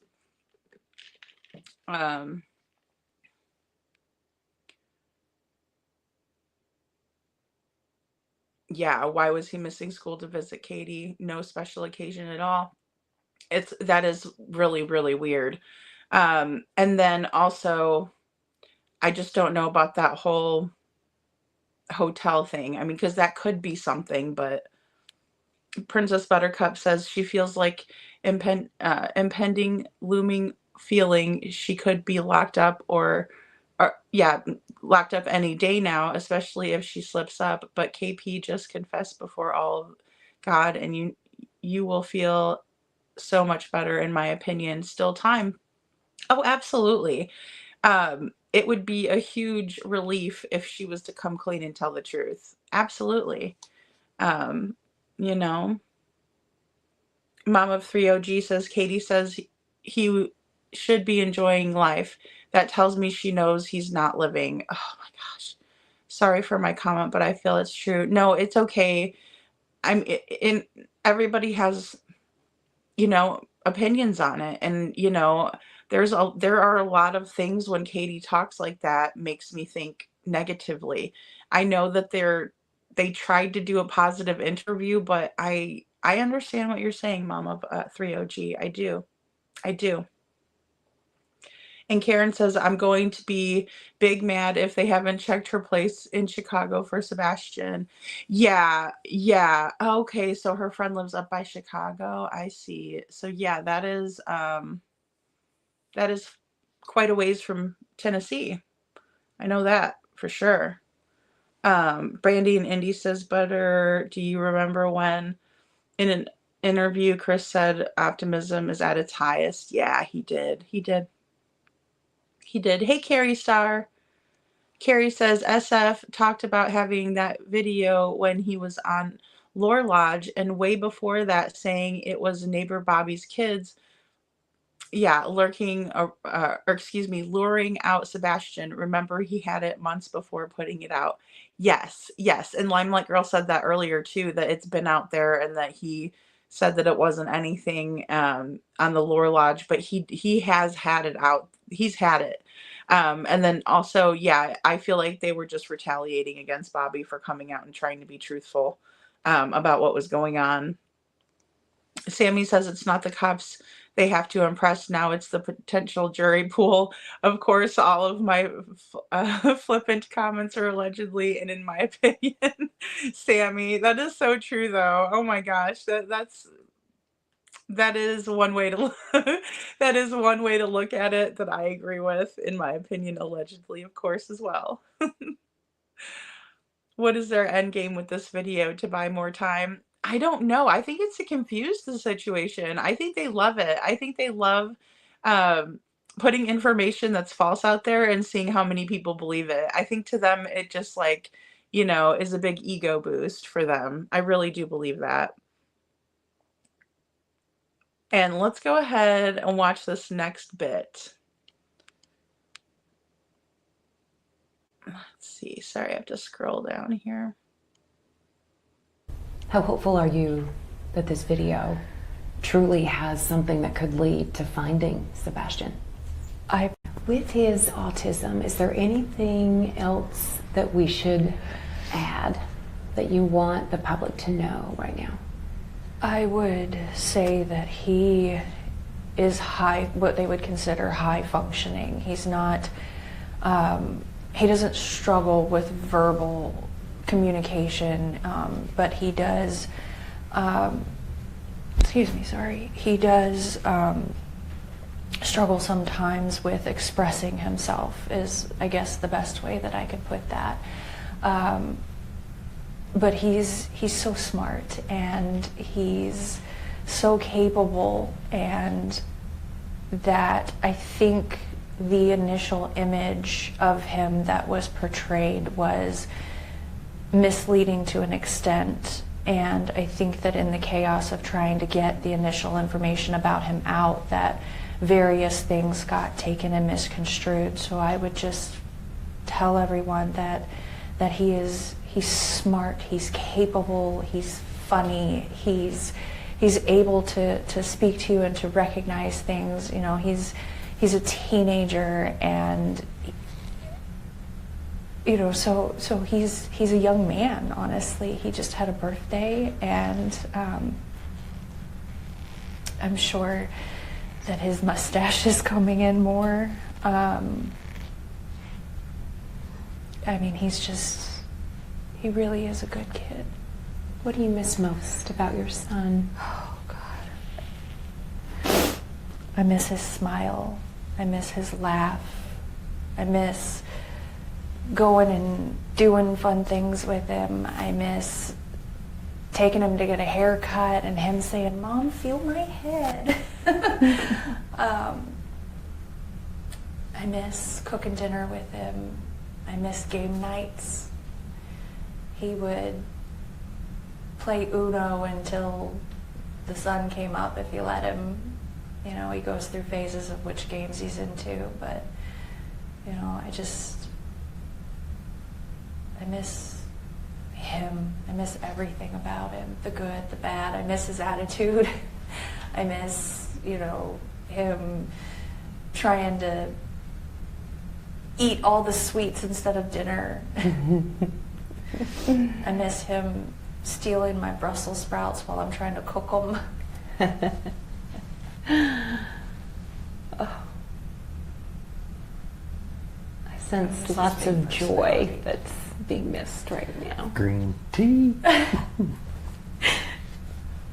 His jokes, the way he laughs when he tells a funny. He had, there's a video that I put out that he was being goofy, and he had this like half-gallon of green tea that he had gotten from the grocery store, and he thought of this joke, and he ran in the kitchen and he grabbed a green cup and he was like, "Mom, green tea!" And it was just so funny, and I was just like, "Dude, hold on, you gotta do that again." And I grabbed my phone and I was like, "You gotta do it again." And he was like, "Green tea!" And he was just like, it's not in the video, but he was just rolling because he just thought it was the funniest thing ever. And he's got some quirky one-liners. oh God, he was getting this, he was getting to where he had some good ones. Sounds like a great sense of humor. It was definitely developing. He was coming into his sarcasm. Yeah, it does feel really fake bad actors. Thanks for being here. I agree. And then just like the whole green tea thing. Yeah, it's really played out in my opinion, and it's them that's playing it out, not Sebastian. It's them. So they say that he has difficulty expressing himself, but he's so smart and so capable. And then Katie talks about how the initial image that was portrayed was misleading to an extent. And she talks about how it Sebastian's level of functionality, if you will, or functioning on the spectrum, if you will. He's not a sofa. He's not functionality. So sorry about that. But yeah, they're saying that it was misconstrued. But my problem is that they were talking to Katie and getting information from Katie. So is she saying that the information that she initially put out was confusing and misleading? Because I would agree with that. I don't know if she's trying to admit that now.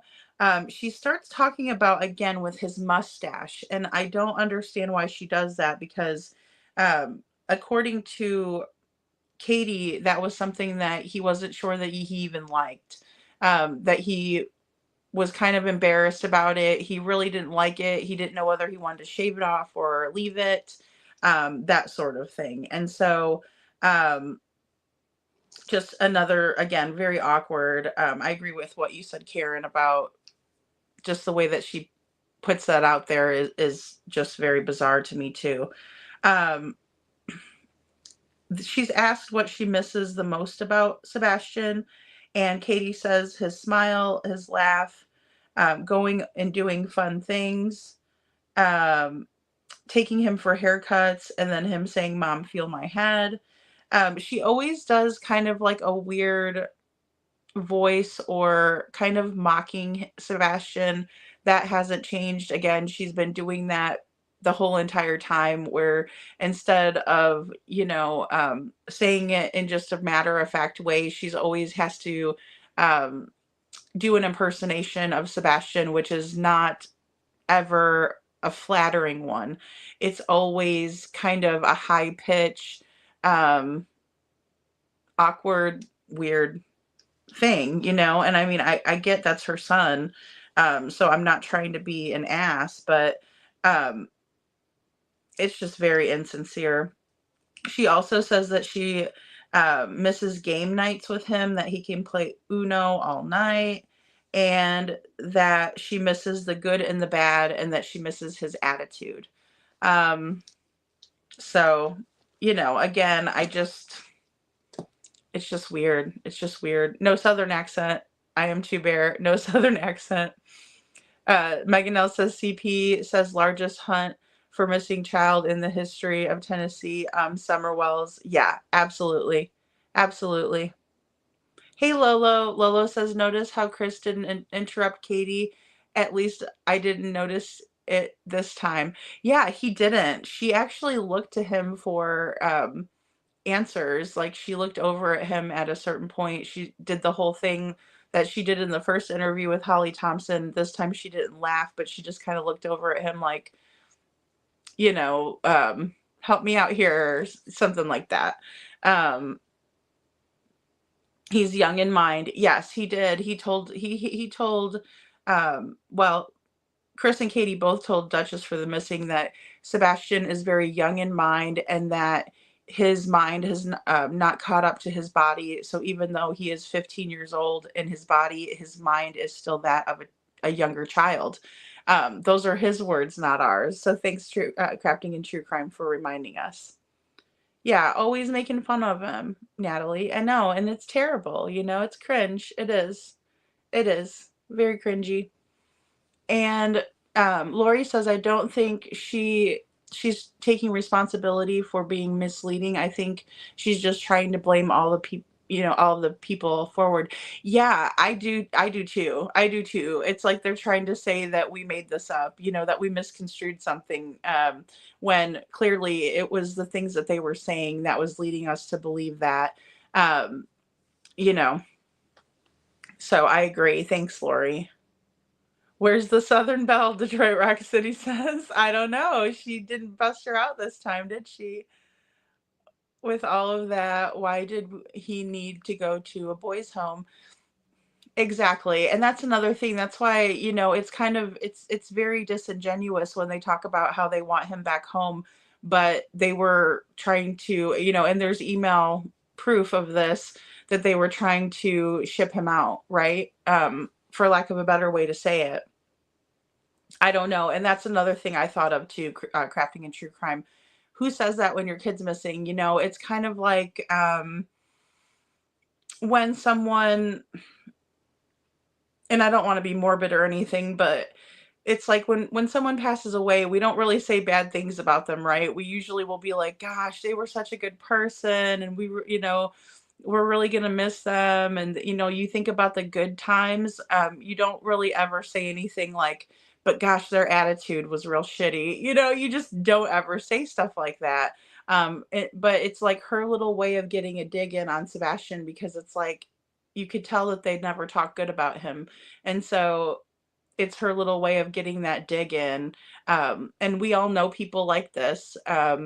You know, that mother-in-law, you know, that says something nice about you, but then does an underhanded comment right afterwards. So you'll be like, oh, wow, she approves of me. And then the next minute she'll say something like, you know, just right after that to just shoot your ass down so fast. And you'll be like so deflated, like, okay, maybe not. You know, it just reminds me of that because I've dealt with, you know, someone like Cruella. And it's just like, you know, they can never say a nice thing without saying something mean back. And C. Taylor says, Mountain Mama, 100%. We had no idea about the real Sebastian until Seth talked about him. Boom. That's it. Bingo. What he really liked, how smart he really is. Yeah. Natalie's from California says, CP was very careful in his interview, in my opinion. He doesn't even look around or anything. Yeah, he's super careful, and he tries to feign concern. Yeah, absolutely. Butter Biscuit says, oops, sorry, I missed that one. Yes, lots of mocking and now trying to make it seem as an endearing way or funny, and it's really not. They're trying to grasp at straws, in my opinion. Yes, I agree with that too. I think they're grasping at straws. I think that they're trying to backpedal, and Blindlight Girl says, Google that green tea video, y'all. Carrie Star says, Lolo, yeah, because Seth is genuine and you can feel it. She's not, and you can feel it. They think that we're stupid. And I agree with that. I think that they do think that we're all stupid. And they think that if they try to gaslight us hard enough, then we're going to sit back and be like, oh, we should have never said nothing like that. Nope. It's accurate. Good and bad. Wow. And attitude. Yep. Yeah, Susan, it's crazy. Like, who says that about their son that's been missing for a whole year? You know, she can't say anything nice without saying that underhanded comment right afterwards. Detroit Rock City says bingo, and he was such a great kid. You wanted to lock him up. Yep. Limelight Girl says that was my impression of Katie. You guys probably thought I was Katie for a second, huh? Just kidding. It was a good impression. But she's always doing that to him, and it's like, it's kind of frustrating because I understand that's his mom, and like, if she's gonna do an impression, she's probably the one to do it, right? But it's like, it's always it's just not flattering at all when she does it, and it's almost like making fun of him. Carrie Starr says, Seth said Kathy was there when he arrived right after work. Yes, ma'am.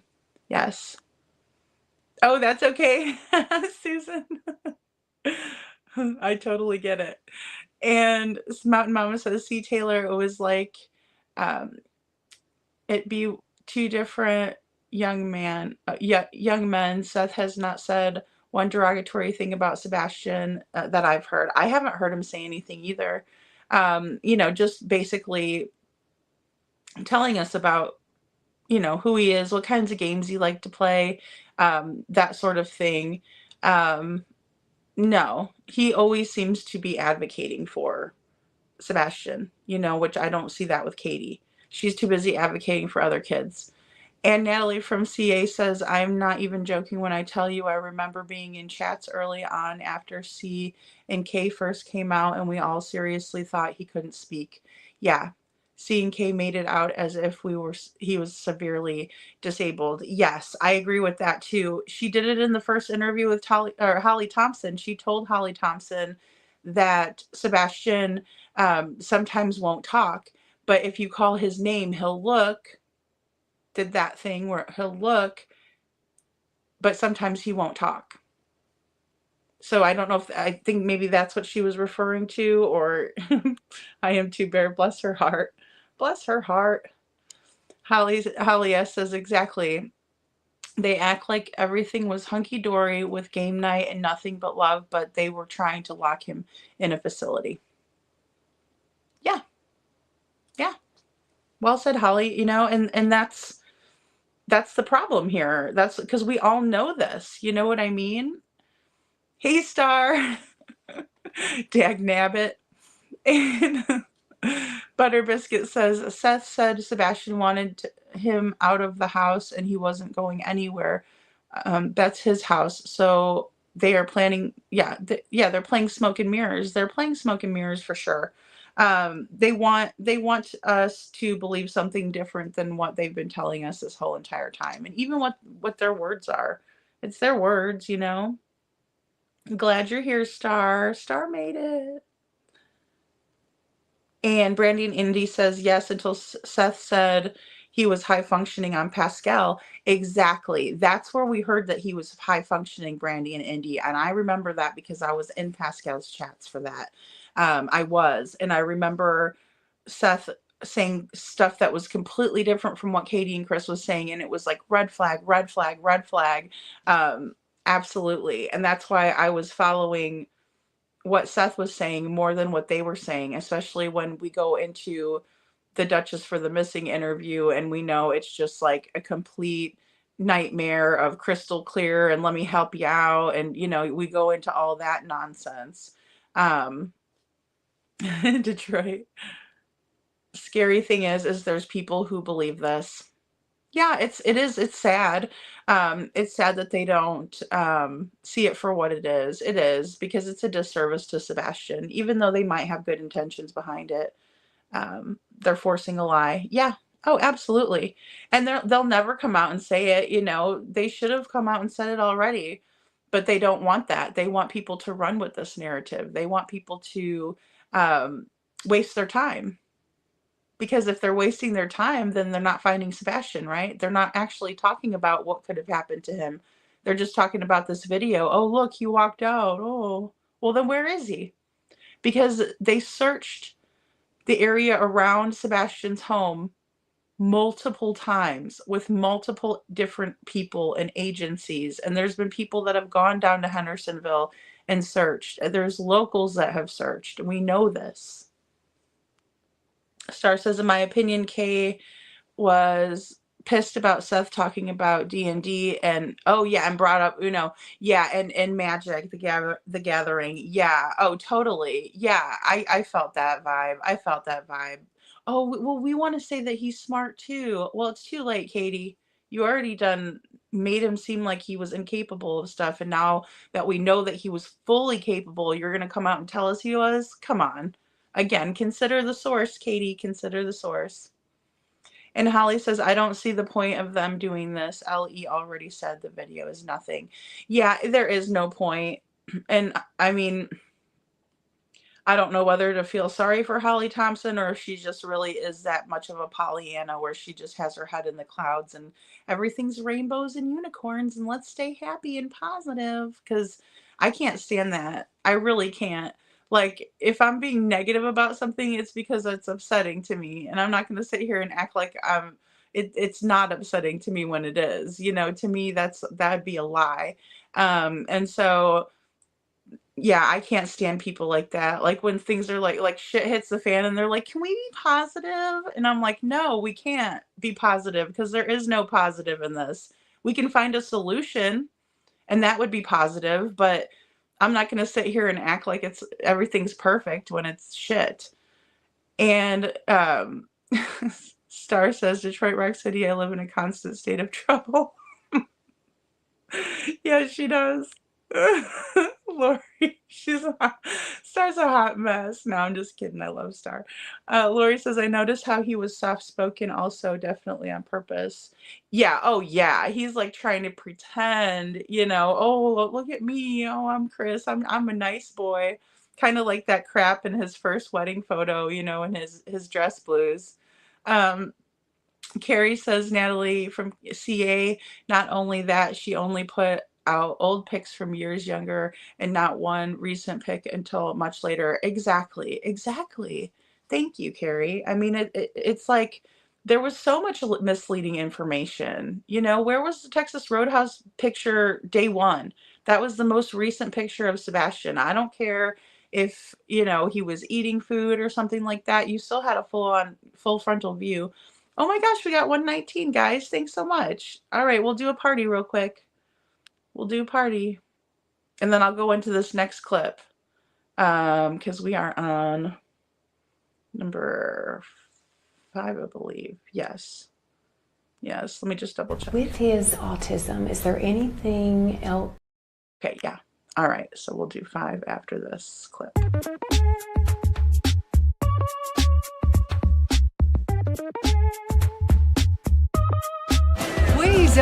Weezer, there's someone I'd like you to meet. That looks like an autopsy. Laughter through tears is my favorite emotion. I'm so mad I don't know what to do. I want to know why. Lord, I wish I could understand. I just want to hit something. I want to hit it hard.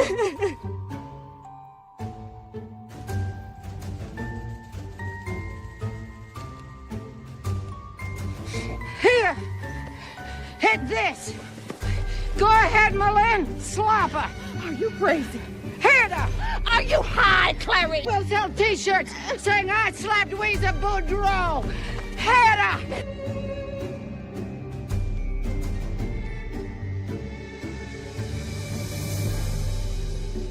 Weezer, this is your chance to do something for your fellow man!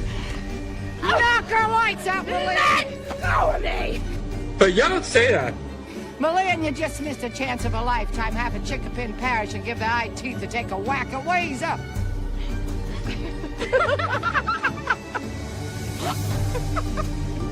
You are a pig from hell.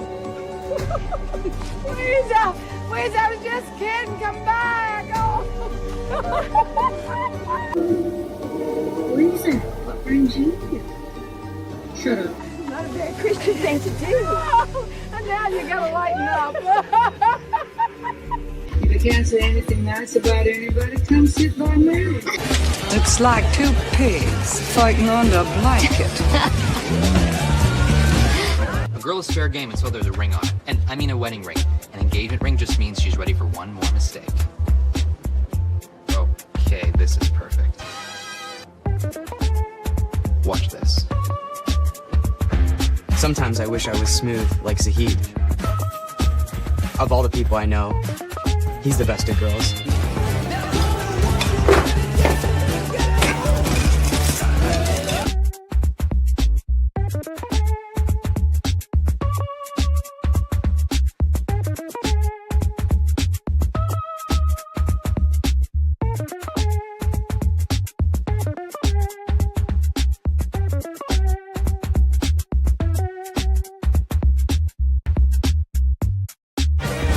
Thanks, Weezer.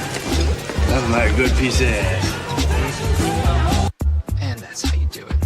Now, I'm gonna go hide in the back because that guy said he's gonna kick my ass and he has a neck tattoo, so... I am pleasant. Damn it! I just saw Drum eating in this morning at the Piggly Wiggly, and I smiled at the son of a bitch, for I could help myself. Honey, time marches on, and eventually you realize it's marching across your face.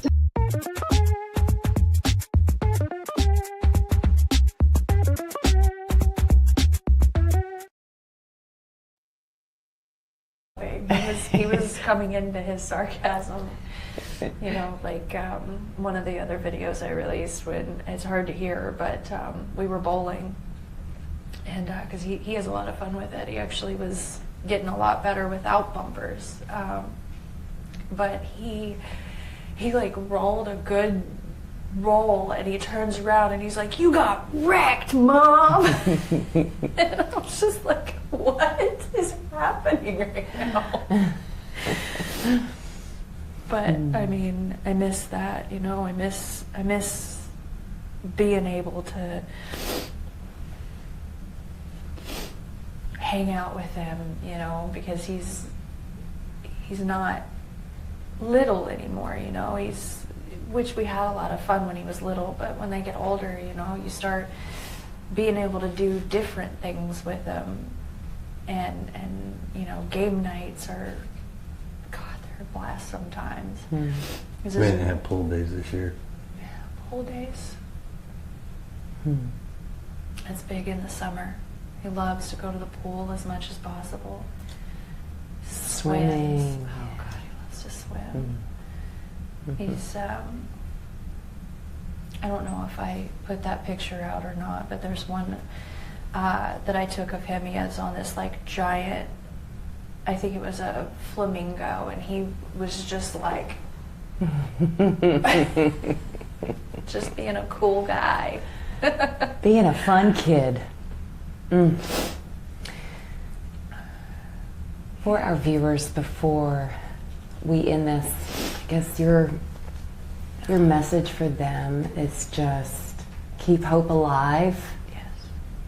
Remember him. Keep looking. Share his face, because talking about him is what we want to do, but we want to make sure that people know his face. We want to know that people know who they're looking for, and we would just ask that everyone just kind of be aware of your surroundings in general.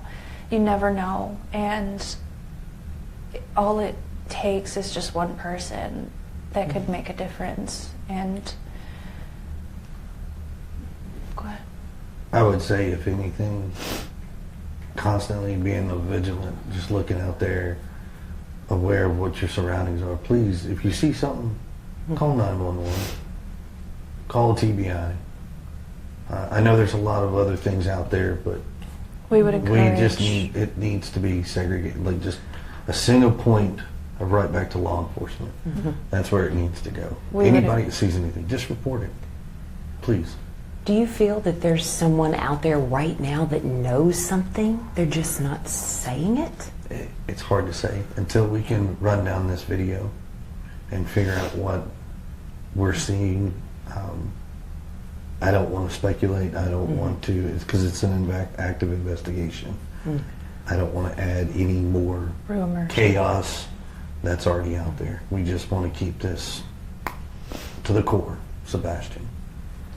Keeping hope alive. Yes. The Keeping search hope goes alive. on.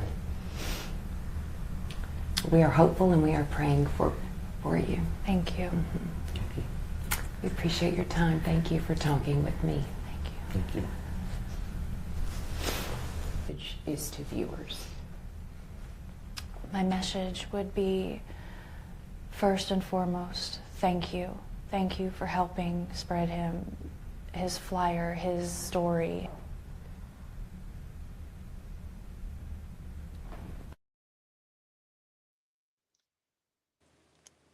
Okay, guys, so that was the end there. And then Chris was talking about how they got to run this video down. But then again, we can't forget that they've already run the video down. And I'm assuming he would know this by now.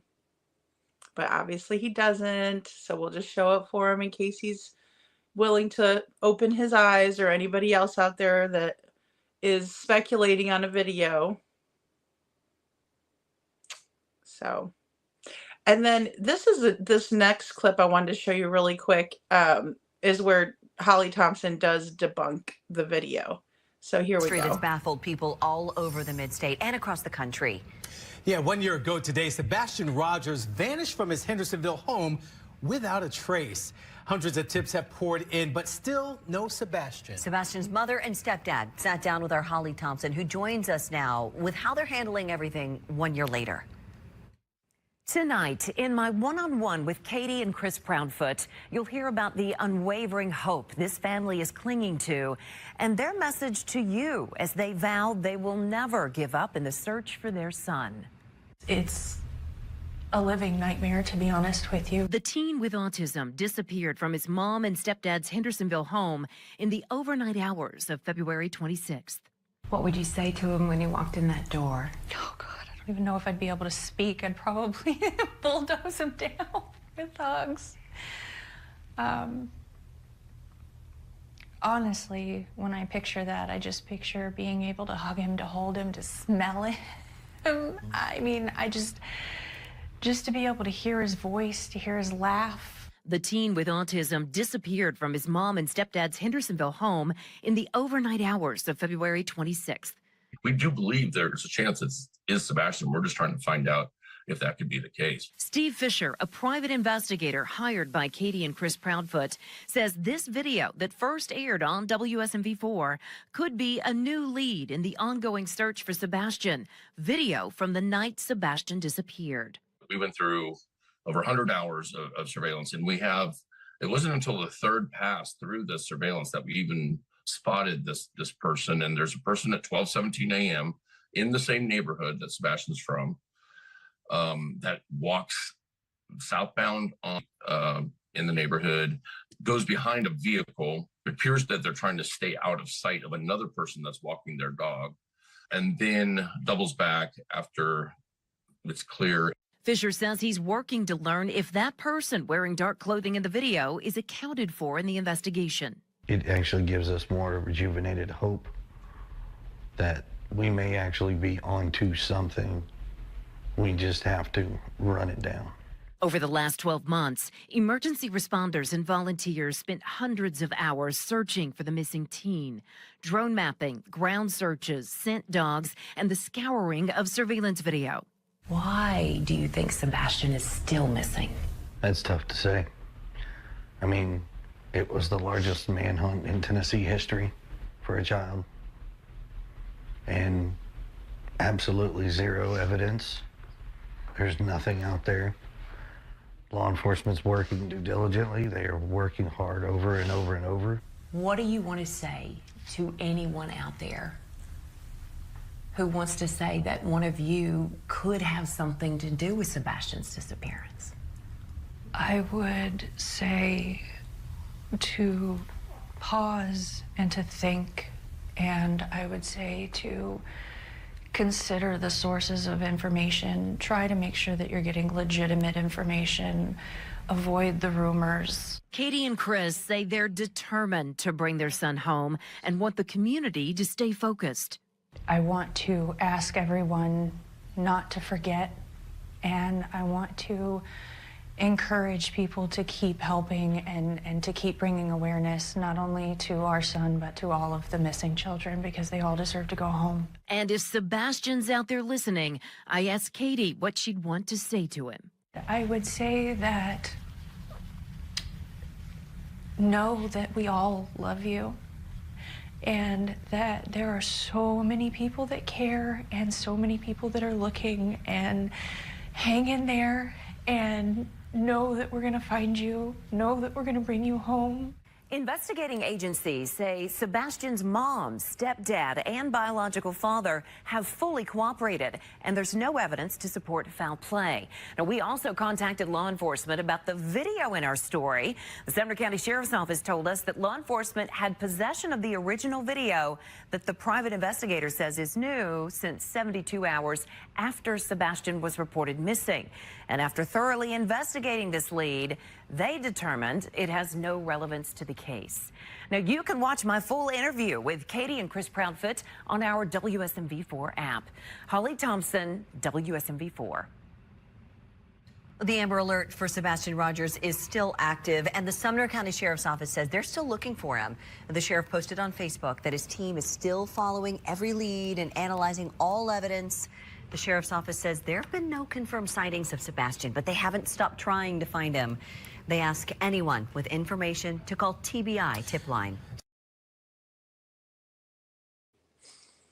Okay, guys, so she did correct herself, but that was a separate video. So that wasn't even the same interview video that we just watched that I kind of cut up.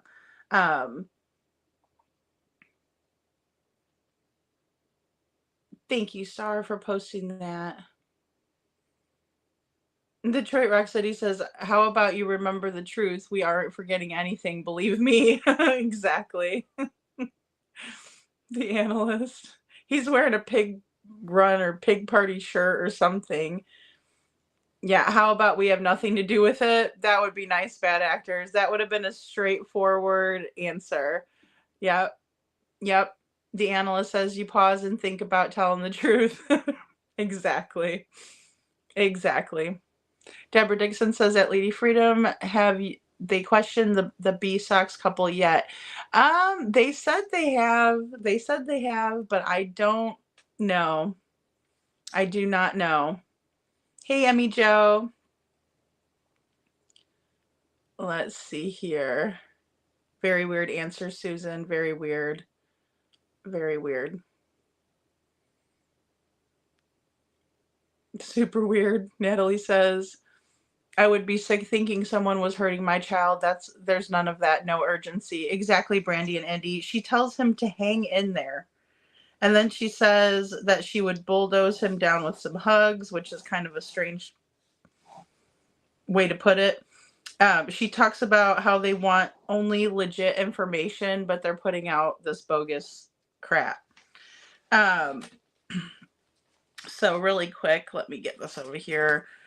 They say that they released a video about Sebastian bowling, and they did, but they did it on Cluminati. And when she showed it, she did a side-by-side view of a different event that Sebastian was at. I believe it was a hockey game, and you only had sound on one side, not the other. And so the one that he was dancing and excited, and he was saying a chant, that they do at these sporting events.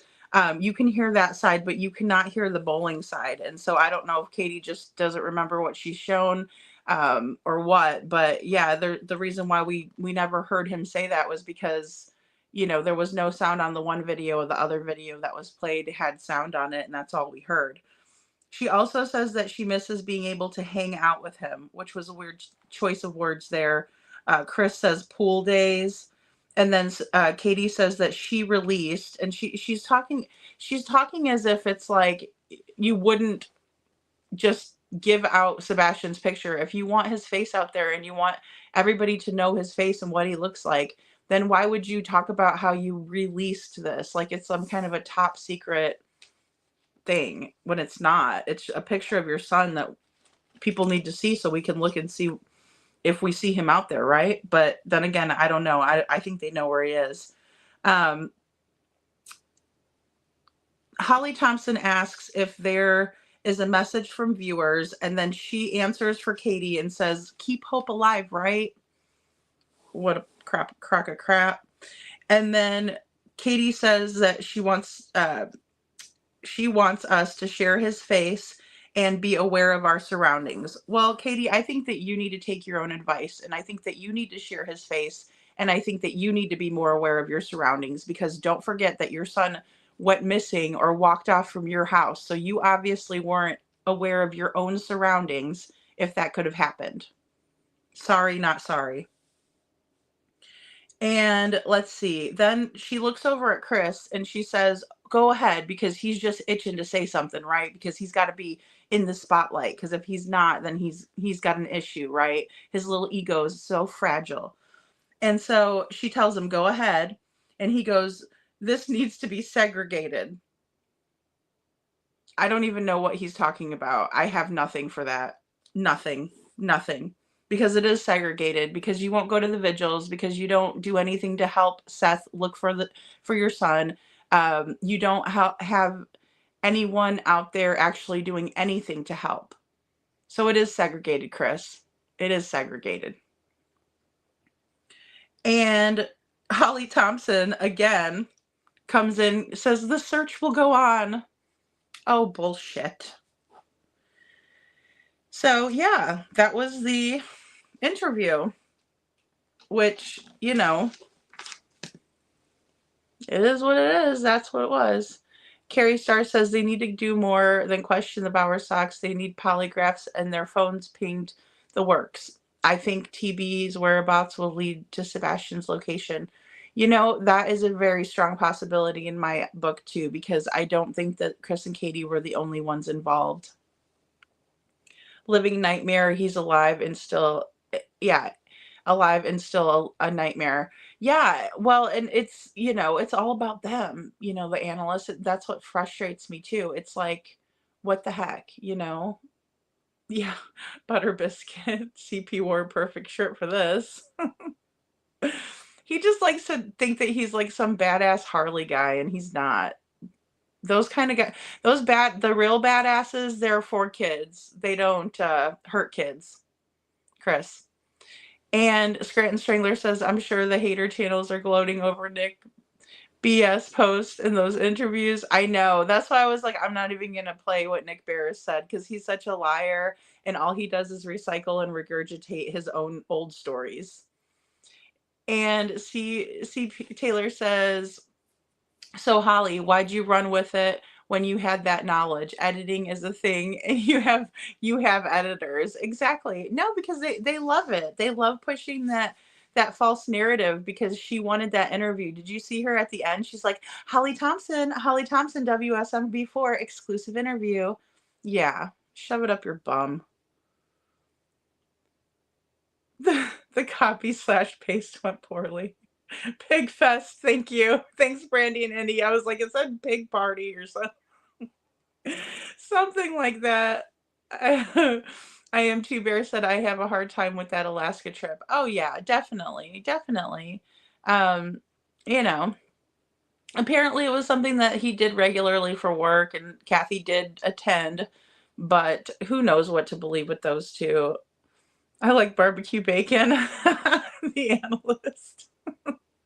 Yep, TB needs tracked from Sunday till he returned from Alaska. Yeah, and I would love to know what went down with Chris when he was going for 17 hours to get the camper, the fifth wheel.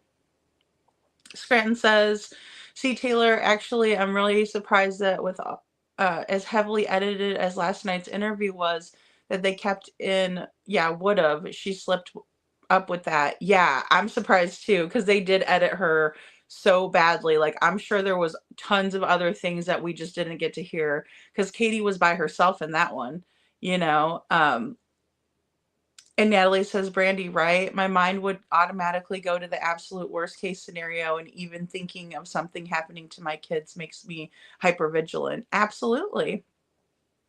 Or I'm sorry, hyperventilate. Hyperventilate. Yeah, absolutely. I feel like that too. I feel like if you even just think about your child being missing for an entire year and not, quote, knowing where he is or where she is, it's definitely something that could work your nerves. Absolutely, Natalie.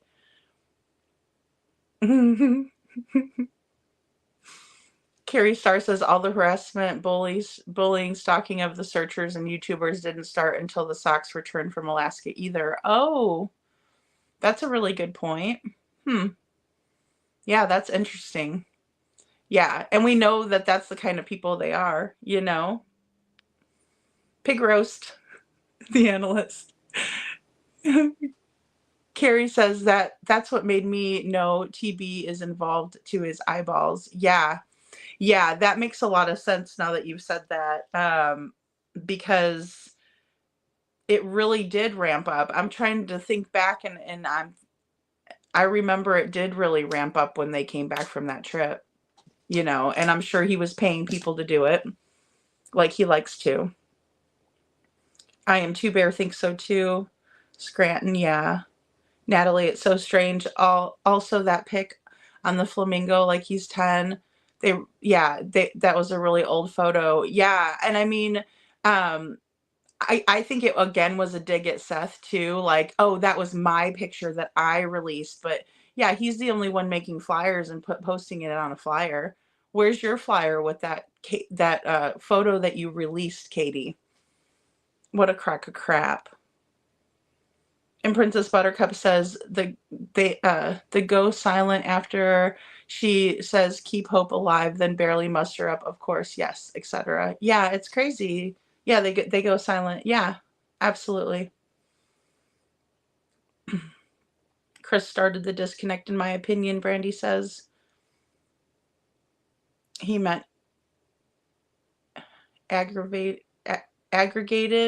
Oh, instead of segregated. Okay, I got you. I got you. I am too Bear. Yeah. I mean, it's just like, can he ever just be quiet? Because he never brings anything to the table. Talking about bringing stuff to the table, he never does. He needs to just sit there and be silent if he wasn't a part of it. If you weren't home since, the beginning of February, Kristen, maybe just sit there and hold Katie's hand like, they made sure they got that photo op of the sausage fingers at the end there because it wasn't happening through the entire, interview. And I'm sure one of the producers or somebody said, hey, you might want to hold her hand, buddy. Emmy Jo says, can you replay this segregated part? I missed that. Sure. Hold on 1 second. I'll have to play the whole video, but it's short. It's just a 5-minute. It's a 5-minute one. Or no, actually it's a 4-minuter. It's a 4-minute one. He was coming into his sarcasm. Like one of the other videos I released, when it's hard to hear, but we were bowling. And because he has a lot of fun with it. He actually was getting a lot better without bumpers. But he like rolled a good roll, and he turns around and he's like, you got wrecked, Mom. And I was just like, what is happening right now? But I mean, I miss that, I miss being able to hang out with him, because he's not little anymore, which we had a lot of fun when he was little, but when they get older, you start being able to do different things with them, and game nights are, God, they're a blast sometimes. We didn't have pool days this year. Yeah, pool days. It's big in the summer. He loves to go to the pool as much as possible. Swimming. Oh God, he loves to swim. He's, I don't know if I put that picture out or not, but there's one that I took of him. He has on this like giant, I think it was a flamingo, and he was just like, just being a cool guy. Being a fun kid. For our viewers, before we end this, I guess your message for them is just keep hope alive. Yes. Remember him. Keep looking. Share his face, because talking about him is what we want to do, but we want to make sure that people know his face. We want to know that people know who they're looking for, and we would just ask that everyone just kind of be aware of your surroundings in general. You never know, and all it takes is just one person that could make a difference. And go ahead.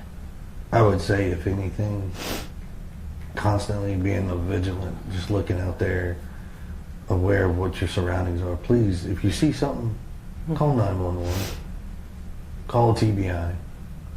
I know there's a lot of other things out there, but we would encourage. It needs to be segregated, like just a single point of right back to law enforcement.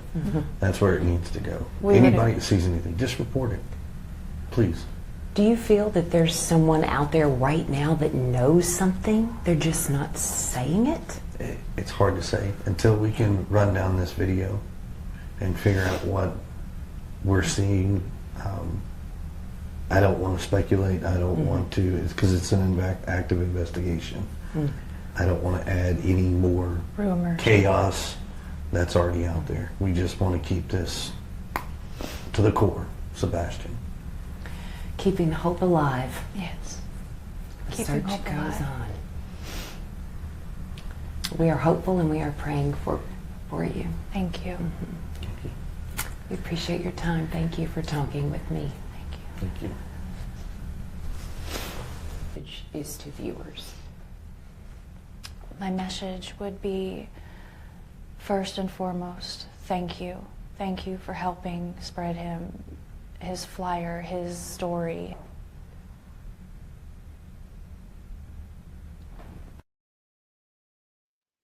Okay, guys, I'm sorry. I'm sorry, Princess Buttercup. Did I call you Princess Butter Biscuit? Oh no. Hey Vic, good to see you. Good to see you, Tony Fire. Good to see you. Okay, so yeah, he said if you see something, say something, call 9 golly. If you see something, say something, call 911, call the TBI. Okay, Chris, maybe take your own advice. And then he said it needs to be segregated like a single point to law enforcement. He's pervy all right. He's pervy all right. What's up is down, what's down is up. Just craziness. Yeah, I agree, C. Taylor. It's absolute madness. And it's like I don't even know. He's pervy to a large vocabulary. Aw. Tony Fire says, "Hi everyone. I'm here lurking. Just wow, what a change in info. No nappies, no difficult boy. He is even a happy memory. Seems like some PR training done by the Proudfoots." Yeah, I agree with that, Tony. I do. I agree. And yeah, Carrie, I believe that they're working more closely with Ellie than the Steve Fisher even said he's not working with Ellie at all. Hey Cheryl, good to see you. In my opinion, Chris is really not very smart, but he tries to use big words. he tries to use big words that he doesn't know, in my opinion. We need to send Chris a I can't even say it. We need to send him a thesaurus so that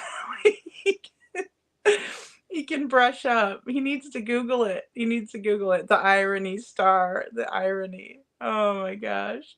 Carrie Starr says now she's worried about people knowing his face when she puts out 10-year-old pics. Exactly.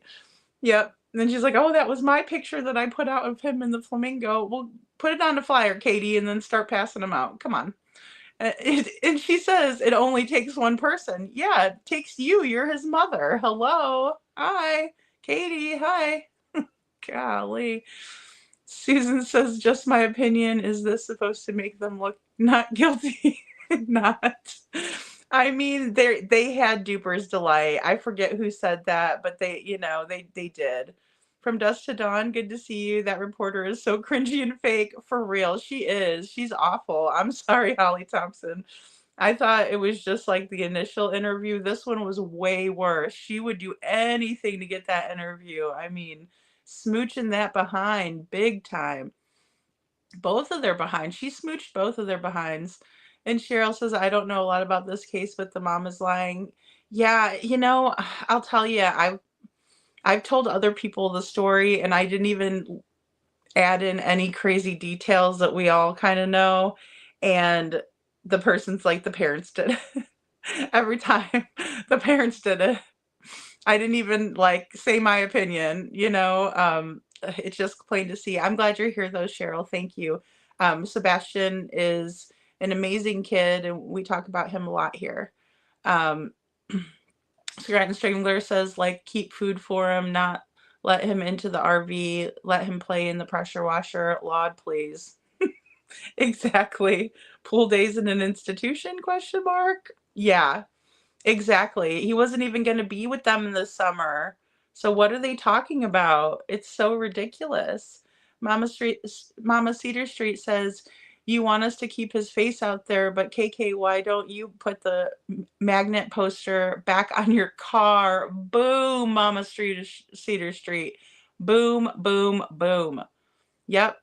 I'd have them on every single one of my vehicles. Absolutely. That is such a great point. Golly. I thought they split. They're holding hands. Vic, I don't even know what. I think that was for the cameras at the very end. I do. Because, like, obviously they do a close-up of sausage hands again. Like, what is that all about, What the heck is that all about? Princess Buttercup. Oh, I'm in rare form tonight, I think. I see Lime is going to have to sit back in the back seat. Star. It's So, and it's like, at least we can laugh about it, guys, because it's so ridiculous. Like when Chris, I'm glad you guys made me watch that again, because Chris saying that, be vigilant, call 911. Oh, whatever, pig butt, pervy little piggy. Call- Detroit Rock City, call 911. Katie needs new manicure.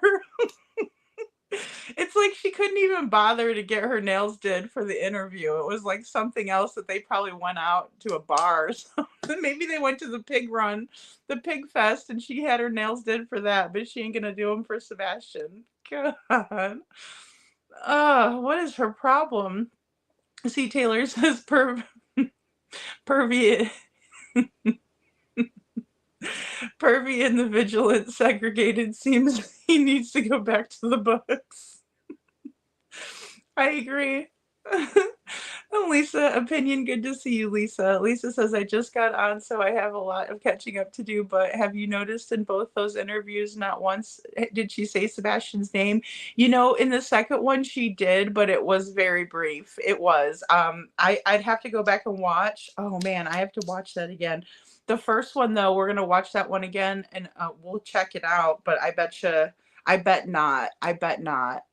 Yeah, it's very minimal if she does. I'm trying to recall if she did. Uh, Sweet, I can scheme and plot back here. Lime. We know, we know too much about these people. Oh, I know. Oh gosh, I know way too much about some people, like the condition of their toilet. Uh, Chris. Star, that's what Chris actually uses right now, is a Chrysaurus. Send him a dictionary.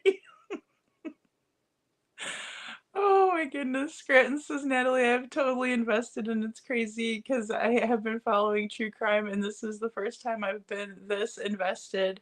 Yes, I just want Sebastian to get justice. He deserves justice, Scranton. And that's the thing. I see all of you guys that are that way. I know there are a lot of people that follow true crime, and it's been something they've been doing for a long time, but it's amazing to me that people are so interested and invested, like you said, in the case, because they just want him found. They want him to get justice. They want whoever did this to him to pay for what they've done.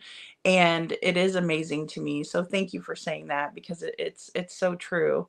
you know Yes, Cheryl. Chris Thorns. Steve Fishy is working with Google it, y'all. He's not privy to LE. Dictionary. Lisa. Dictionary for dummies. But does Lime still get snacks? Yeah, Lime can have snacks. She can have juice box. We need to get her a good crayon so she can write her plans down. Oh my gosh, you guys crack me up. Hey, love horses, good to see you. Good to see you. Yeah, she seemed like she was talking about a different kid. Yeah, I agree. I agree. Aw, she does. That's wonderful, Cheryl. Aw, I'm glad. And see, that's what's important. So- oh my goodness, Seth Soros.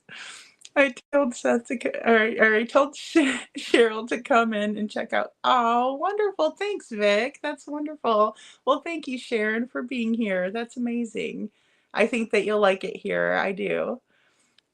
And from dusk to dawn says they better start wearing the protective underwear daily.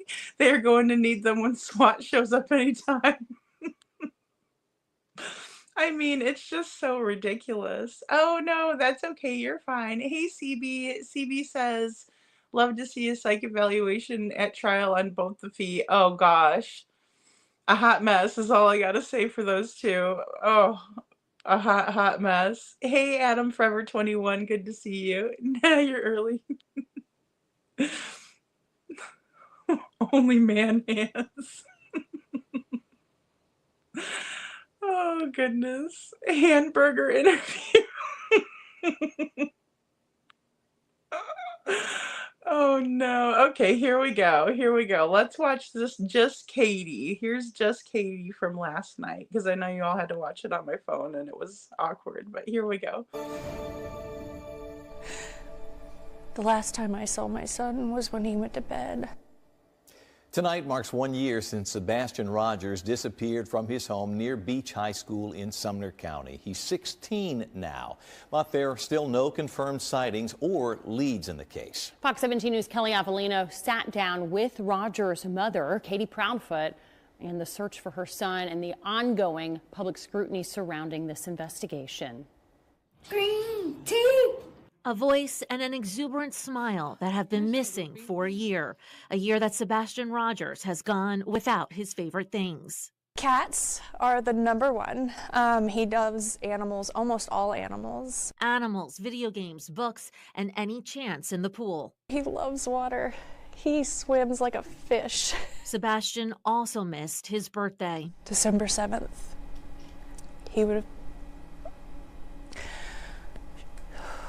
He turned 16, and he should be home for that. But Sebastian, who has autism, hasn't been home since February of last year. After dinner at the Texas Roadhouse on the 25th, Katie says she and her son went home. Did anything happen the night he went missing that might cause him to run away? Was he punished in any way? An argument? Just a normal night? It was a normal night. It was a calm night. That turned tumultuous by the next morning. When I went in his room and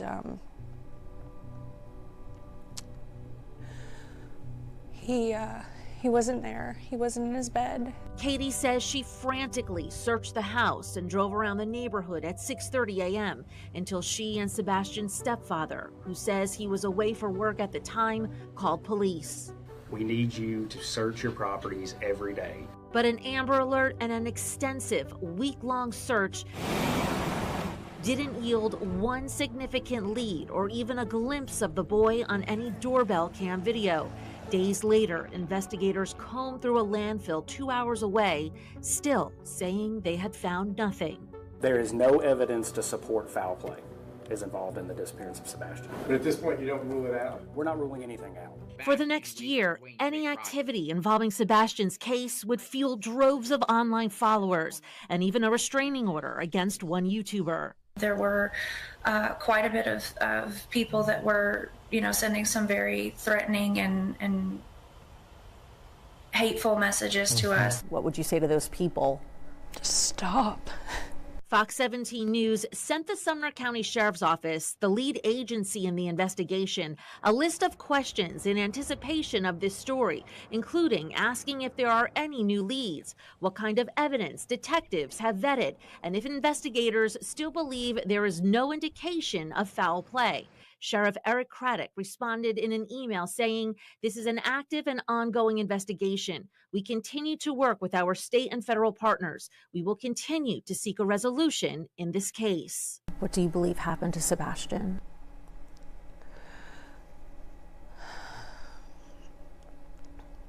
Unfortunately, over the last year, I have thought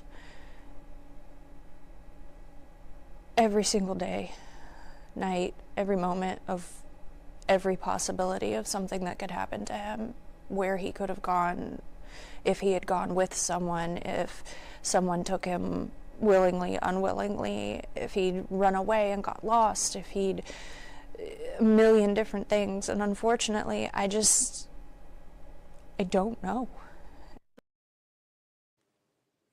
Yeah, it still does bother me too, Mama, Mountain Mama.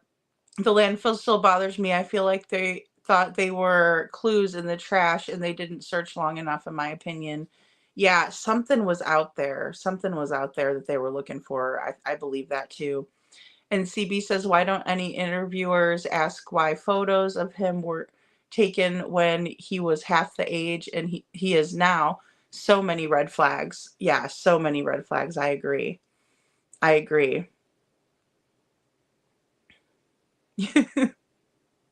The analyst says, liar, BHB did nothing but help the fat cow. Exactly. Damn heifer. Yeah. Victim blaming. Yes, Princess Buttercup. Yes. Yeah, the guilt is eating her up, in my opinion, too, Scranton. I agree.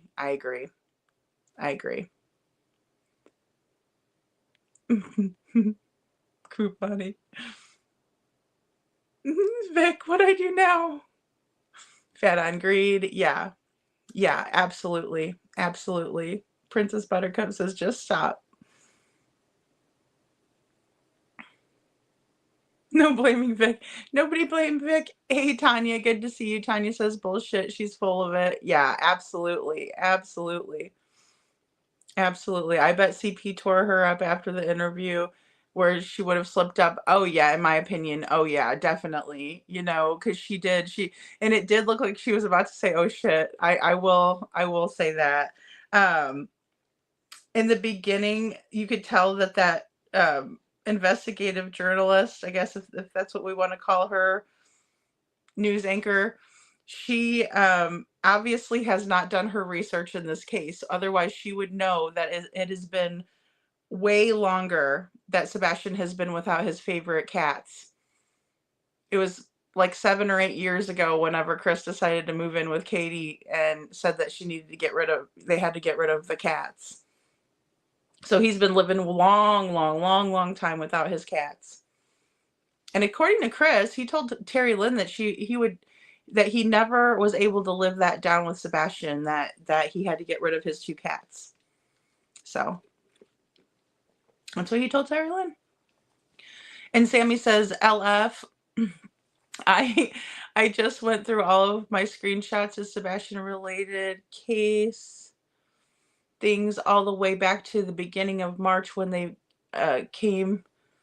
when the case became public.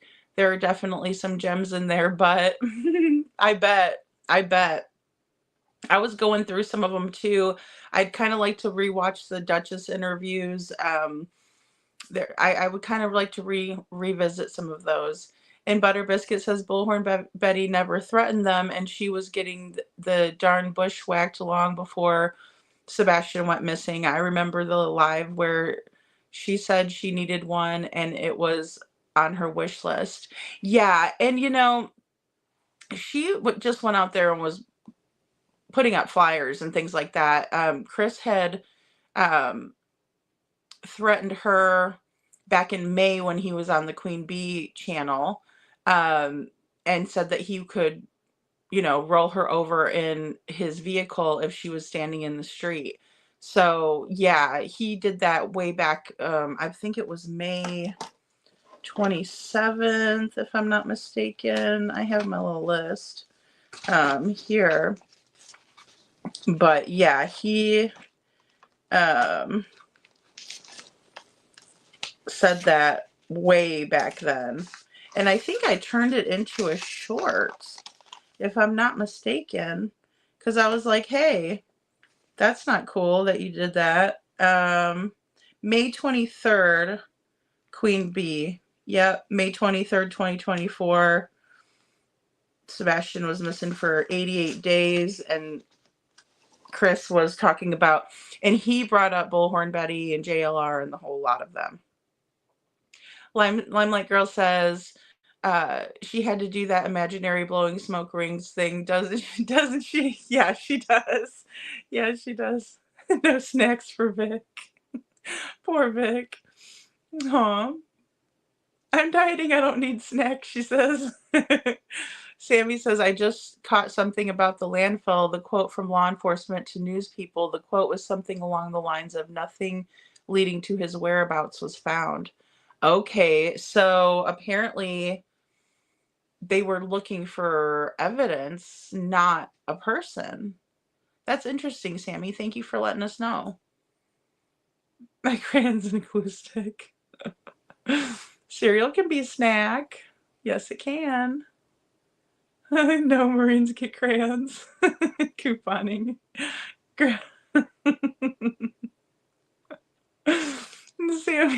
Sammy says, nothing was found, but nothing specifically that will help find his current location, in other words. Yeah, that is really interesting that they said that. I didn't remember them saying that. So that's really interesting. Um, and it really makes me think that they weren't looking for him, that they were looking for evidence, leading to his whereabouts. The ROs are absolutely ridiculous, 100%. Yeah, Natalie, yes, yes. No getting glue on the upholstery or me. Like, okay, what's up with you guys? I use markers. Carrie Starr says TB was stalking BHB that day. Oh, absolutely. Without a doubt. Without a doubt. It was caught on camera. So he's not as slick as he thinks he is. And then he's like, prove it, prove it,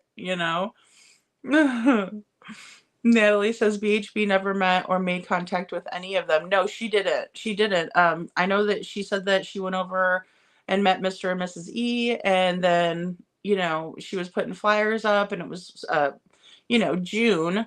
So it was like super hot outside, and she was just doing her own thing, and they were following her. They were also calling up to her hotel room and harassing her. Chris went on and did that really creepy deep voice that he does. He called Clue, of course, because she's the only one that'll let him on the show. C. Taylor says, and CP said Sebastian would never be able to have cats. Terry Lynn told CP she'd get one for Sebastian. Yep, Lil Man Jr. Yep, I remember that, for Sebastian when he's found. And CP said, no way, no chance. Exactly. Saying, oh, he can have him at his dad's house and everything. Thank you, C. Taylor. I remember that exactly. Yep. She's like, I got a cat for him that he can have. And nope. Nope. And Vic says, I know I know she sees what happens when I get in here. Oh no, Vic. Adam Forever 21 says, apparently not too upset to get nails, and she needs a fill, by the way. Absolutely. I know, that's exactly what we were saying. She needs a new fill. And, she probably went to some kind of bike run or something and got her nails did for that, instead of, getting maybe a green set for Sebastian, something like that. Instead she goes for the hooker red. I'm just kidding. That was probably too far. I think I just went too far. But either way, CB says, I felt like in the Fox 17 interview, KP was giving us all the finger by mentioning cats, polygraphs, BHB. Oh, absolutely. Absolutely, CB. I feel that too. And like I said, if they would have done their research just even a little bit, then they would have realized that one of their local people talked to Chris, and he said that he made Katie and Sebastian get rid of their cats when he moved in. Oh, Vic, we love you. We love you. We love you. And CB says, as long as Craddock doesn't show his face, SF will take advantage by showing any videos to prove an alternative away from the feet. Oh, definitely. Yeah, and they only wrote on the Facebook page.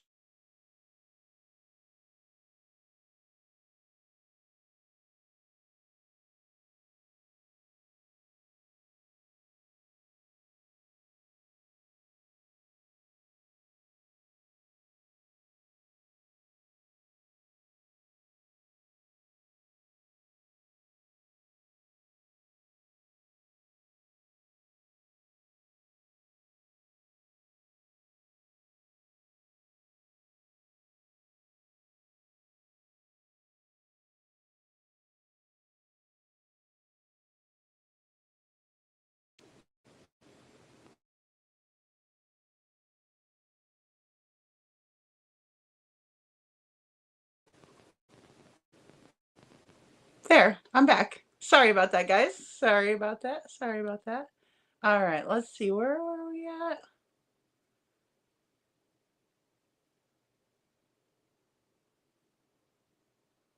Betty says, if I remember correctly, CP called into Scruminati Incognito as a guy from Texas and said it was legal to run people over if they block the road because of Black Lives Matter demonstrations. Yes, he did say that. He said that on a couple of different occasions too, because that's what he was talking about and the May 23rd interview on Queen Bee, he has said that several times before she went down there, you know. So good catch there. He certainly did say that, Betty. And Natalie from CA says Bowersox was in connection with QB, etc., and immediately QB came up with a random Sam's Club receipt. It's so messy. They all work together. Yeah, absolutely. And I put that in one of my older videos too, which I found to be really odd that it doesn't even say like what was bought or anything. It was definitely all a lie. Definitely all a lie. And Butter Biscuit says, she was out searching in another case, maybe Gabby's, and saw searchers using the whacked on high weeds and decided to add one to her list. Yeah, absolutely. And that's why we all kind of make fun of that stuff, was like the machete stuff, is because we all know that, I mean, we've told people to get machetes that are going out there so that way they could get through the rough terrain and things like that in the forest. So yeah, Butter Biscuit. And also, I mean, there's a lot of like homeless people that live out in the woods and stuff like that. So it's kind of scary. I would definitely bring protection if I was going to go down there and search. You know, I think that you're a fool if you didn't, you know, but he's going to use that to his advantage when he's playing the victim card. So, from Dusk Till Dawn says, I hope that we hear how Seth and Tony feel about the interviews. Yeah, I think we will. Seth was in here last night and he said on Thursday, he is going to go live on his channel. And I want to make sure I get it right because I did write it down. He said that he is going to be... Sorry about that. One moment. Because he was in last night. There's no way I wrote that many notes so far. Okay, so it's going to be 8 p.m. Eastern time, so 7 Central. But he will be going live on his channel. And if the mods could drop Seth's link, that way you guys can go over there and support Seth and, you know, turn on the notifications so that way you can know when he comes on. Because I think they will talk about it. I hope so anyway. C. Taylor says, of course we love you. That's why the joking around, we are on the side of us. That's right. Yes, that is so true. Oh my gosh, I get lost. Love horses. Seth has a live 7 his time on Thursday. Does anybody know? Yep, Star. You guys did lose me for a second. I'm sorry about that. Here, I will go ahead and we'll play this next clip from Katie. So just bear with me here.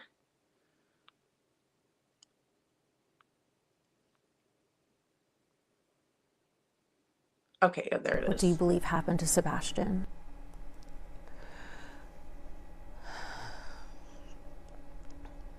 Unfortunately, over the last year, I have thought every single day, night, every moment of every possibility of something that could happen to him, where he could have gone, if he had gone with someone, if someone took him willingly, unwillingly, if he'd run away and got lost, if he'd a million different things. And unfortunately, I don't know. But Katie and a private investigator she retained believe this piece of surveillance video taken the night that Sebastian went missing could be a lead in the case. 1217, a couple 100 yards away, there's a figure. The Sumner County Sheriff said the video has no relevance to the case, but the Proudfoots aren't dismissing it until the identity of the person is confirmed by investigators. Unfortunately, any possible break in Sebastian's case has gone nowhere. No child goes poof. He's somewhere. Sebastian's father, Seth Rogers, has also endured a year without his son. Sebastian, son. Seth brought in a team offering their own reward of $347,000. That's on top of the FBI's $50,000 reward. Stop looking is to give up hope. Hope that's still evident among volunteer searchers. I'm not going to stop. Missing signs and ribbons in Sebastian's favorite color. And God, right now we're seeking you to reveal the truth to us. Katie says detectives searching for that truth left no question unasked. Lie detectors. Yes.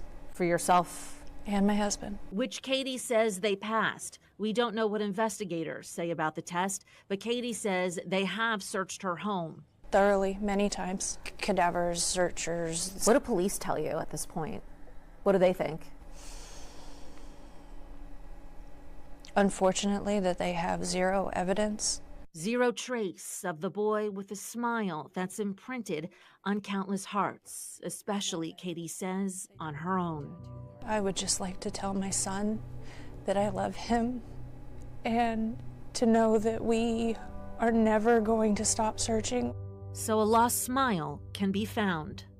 Anyone who believes they may have seen Sebastian Rogers should immediately call 1-800-TBI-FIND or the Sumner County Sheriff's Office. There is a vigil for Sebastian this Saturday, March 1st at 2 p.m. at the Celebration of Life Church in Hendersonville. And we will certainly continue to update you on any information we learn in his case. Okay, guys, I just felt the need to put that in there at the end because it's kind of upsetting to me that she's never showed up for any of the vigils and then they're pretending like, you know, she's going to. So I know I saw a comment from, let's see, who was it? I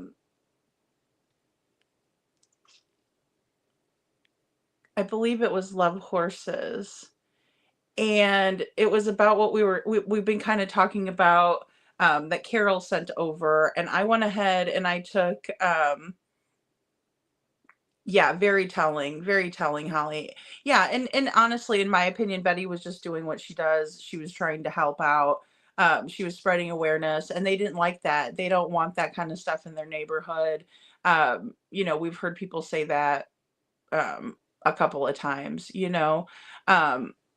I wanted to show you all this because I did go ahead and take my own photo and then I enhanced my own photo just so that way no one can say like, oh, well, somebody sent that to her and it was, you know, changed over or whatever. But first, I want to show you guys what I came up with here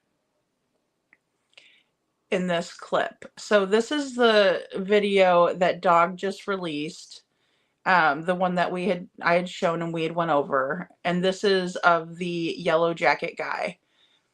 And what I've done here is whenever he does get over to the to-go counter, I went ahead and I zoomed in here, and I want you to watch really, really closely when I zoom in. Now, right now, we can't see a cell phone in his hands, but it appears that he does have one in his hands when he comes up closer. So just watch really carefully. And then I've also slowed it down as much as I could to show you all what I was seeing. And I audibly gasped when I saw it, by the way, because again, these photos were sent over and we were kind of looking at them, examining them, but this is one that I took from Dog's video that he just put out. So as you can see right here, he's coming up to the counter. He does something like presses a button, something.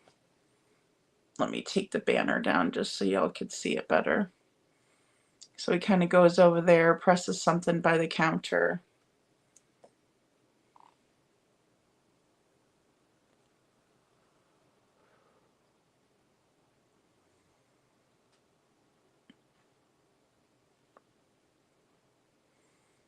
And then you can kind of see his cell phone in view just a little bit, but pretty soon we'll be able to see a much closer view of it.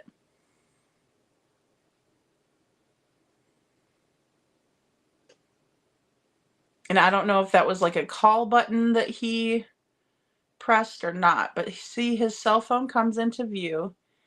And now if you look, you can't really make the image out. But as the camera, the surveillance camera focuses in on the picture, keep watching. It definitely looks like a video because it's in motion.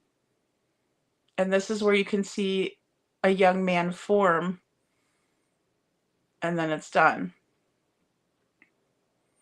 And I wish I had a longer view of that video, but again, here it is again. You can see he's holding his cell phone out and it's in the view of the camera.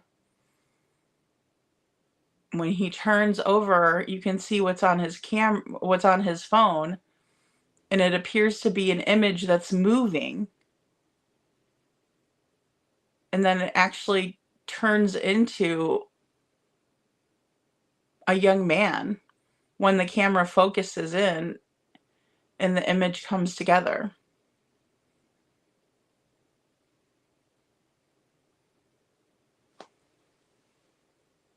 What do you guys think? Because it looked like he had a video of Sebastian on his phone. Thanks, Detroit Rock City. I was like surprised. I was like, oh my God, when I saw it, because I was like, at first, I'm like, what? Wait a minute, no. And I mean, it took me a minute, even when I grabbed the screenshot. Isn't that crazy, Limelight Girl? I'm just like, what in the world, you know? And I am going to send that over to the proper authorities. Yeah, because why does he have a video of Sebastian on his phone? That's really, really weird to me. And then he comes out like right as they're going out.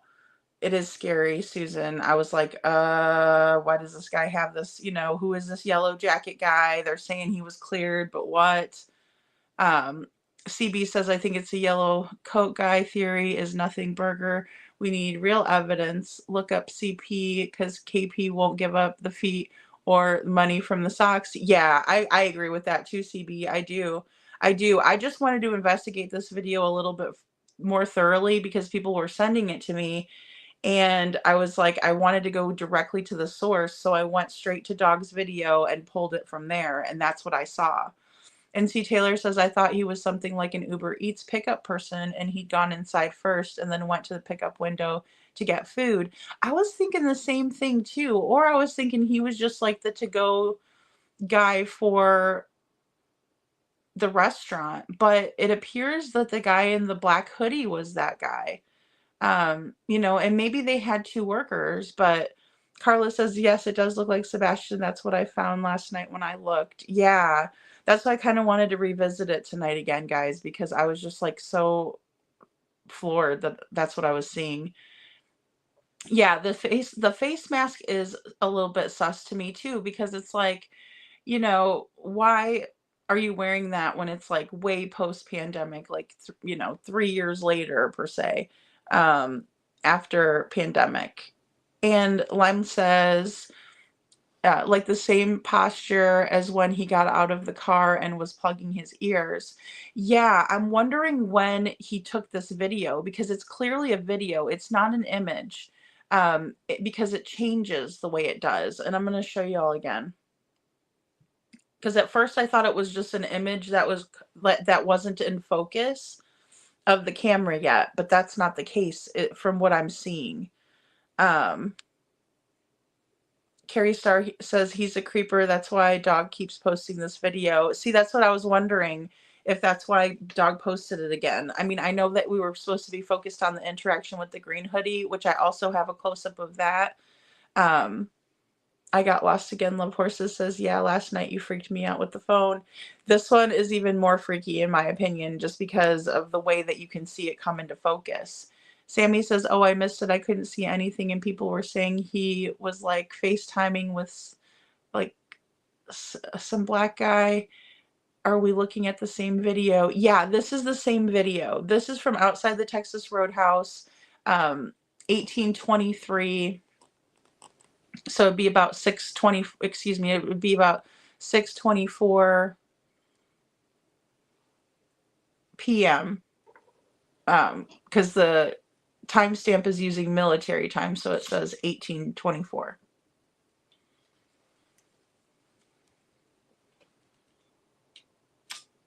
And it'll come into view here in a second.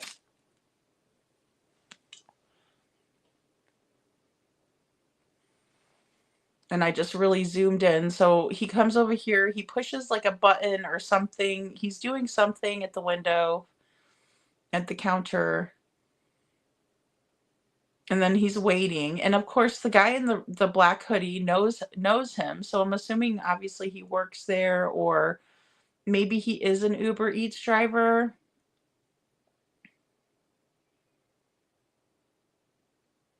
And Princess Buttercup says, it looks like he's secretly filming, maybe using front cam pointing towards Sebastian. Maybe that's sus unless his camera was just on the video and just happened to capture Sebastian at the angle. But it's still weird. Absolutely, yeah.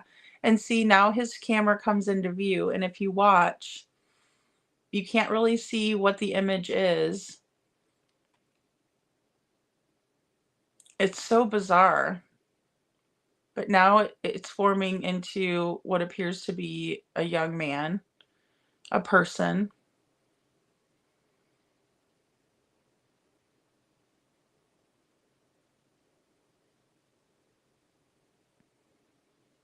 And then we'll see it again. And I slowed it way, way down so you could see it. So that's the guy. He looks like he's talking to somebody at the counter. And then when he moves the phone into view,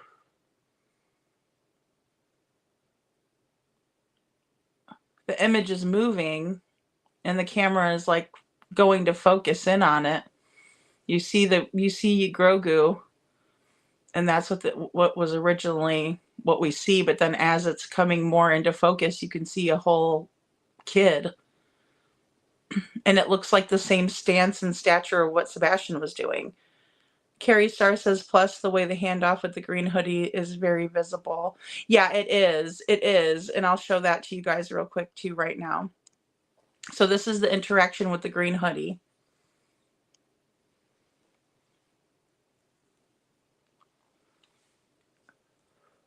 So you guys are Natalie's kind of thinking it was inside the restaurant. See, I'm kind of thinking that it was outside. But it's hard to pinpoint when he would have taken the video. Just because we don't really see him filming, but then again, he could have flipped the camera view over.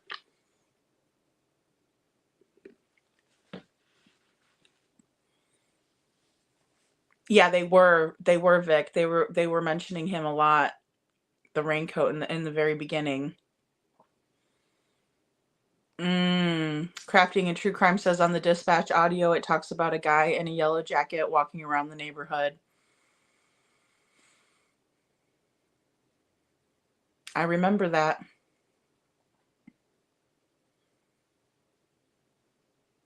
I remember that. Deborah Dixon says, I agree something was arranged that night or before that night, then something went wrong at the abduction point or before the abduction point, causing it unaliving to happen by other sources. That was Sebastian for sure on his phone, Lori. I couldn't believe it when I saw it. I mean, I really couldn't. I had to show it to you guys because at first I wasn't, sure. And I also didn't want to pull it from anybody else's channel. I wanted to pull it from the what Dog released. So here's the green hoodie interaction. So here comes green hoodie. There goes Katie. Green hoodie made it to about her rear view mirror, right? Her side view mirror. And Sebastian's watching, and this person, and Katie starts going more towards the green hoodie. And then she leaves the camera view. And then green hoodie is going to emerge shortly here. And she kind of looks a little bit like her hands are up and she's kind of gesturing with her hands. You'll see it. Yeah, moving on the phone, Cheryl. Yeah, that's what I was seeing. No, I didn't, Holly. I didn't. See, and there's Green Hoodie, and she's kind of like, eh. You know, she was kind of like, she did like one of these, like, you know, I don't know what that interaction was. Watch his hand. He holds it behind him once at one point. Let's take a look. I just couldn't believe the way that that came in like that. I just couldn't. Elevated truth. Oh no.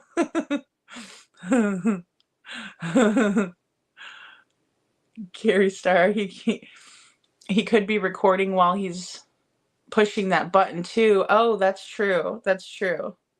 That's why I kind of wanted to leave that part in. I know it's kind of long before it gets to where we're looking, but I did want to leave in, you know, kind of the footage the way it was, except for all I did was zoom in. So I didn't enhance this video whatsoever.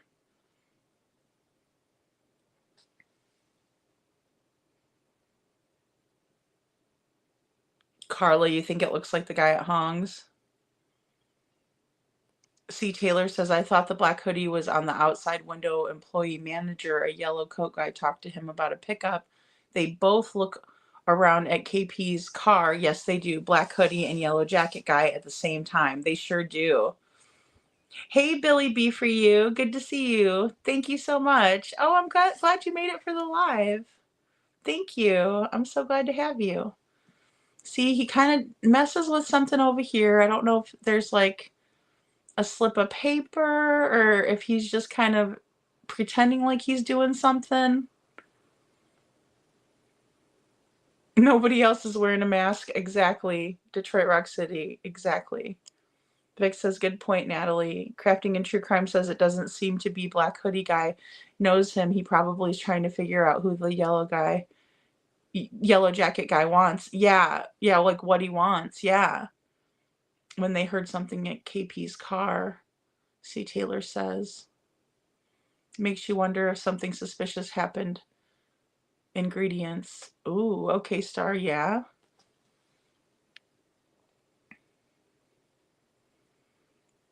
Definitely a video. See, yeah, yeah. Because it's moving, you know, I wouldn't think that if it wasn't, but you can see the Grogu t-shirt in this one. That's why all it looks like is like a round figure. And, you know, you can see it coming into focus. It's moving, definitely.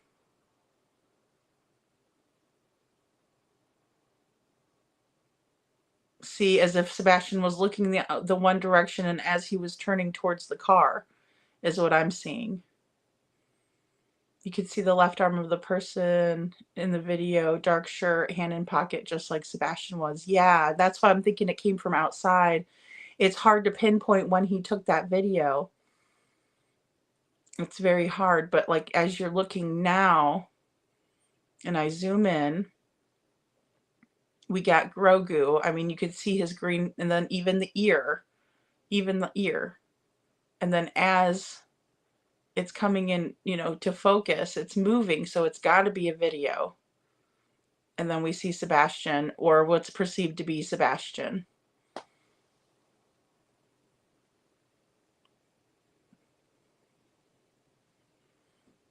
Yeah, there was something happening. Like Katie put her hand on the vehicle with Green Hoodie. I did notice that. Princess Buttercup says he gives off a super creepy vibe, like this was all planned. I don't know. I'm suspicious of them all. Green Hoodie, Yellow Jacket, KP, CP, Stinky Feets, and Socks. Fish, maybe this was a group effort. Yeah, I'm starting to wonder about that too, especially since they can't pinpoint just, you know, any kind of suspect at all. Butter Biscuit says sometimes the pickup people have to take photos of the food. I thought he may have had video by accident, but we don't know in this case. Plus he walked up on the one side and leaves from the other in the first video. Yeah, that's another thing that is really curious. I agree. Thanks if it does look like E.T. Betty says, I don't know how anyone in here feels about the green hoodie person, but I think she bears a resemblance to KP's mom. I can't get over LE quick response to say she was found to be of no interest. Yeah, I find that to be really strange too, Betty. I do. I do. That's why I kind of keep revisiting it. And then also, I don't know why Dog would put it out again if he didn't think it was something. Sammy says, remember we thought he had salmon? That's come from the interview with the waitress who hadn't been interviewed by LE as of March 24th, 2024. What the hell? Yeah, I remember that. And I don't think he did have salmon that night. I don't think so. It looked like he had like a bowl of pasta, unless he had the salmon salad, because that does come in like a big bowl like that too. And Susan says, looks like a black shirt sitting at the table. Yeah, see, that's why I'm getting conflicting, views, because some people think it is from inside the restaurant. No star. Carrie says, I sometimes wonder if CP and the Sox planned this with KP, but told her he was going to a home, but that's not what they really planned, and unalived him. Told KP there was an accident. Anything is possible. Anything is possible. It really is. Yes, Betty, I agree. Carla says outside. I'm thinking it's outside too, Lori. I'm just thinking it is. No, it's not even raining. He walks away from the door as they are walking out. Yeah, exactly, Detroit Rock City. It's really weird. It's really weird. And then also, this is some enhancements of the still of the photo. And I pulled this directly from Dog's video. Like, I zoomed into it and pulled it right off. And right as I could see a person forming, I grabbed it from there. So this isn't even what I was sent, just so everybody knows. I did take this myself. And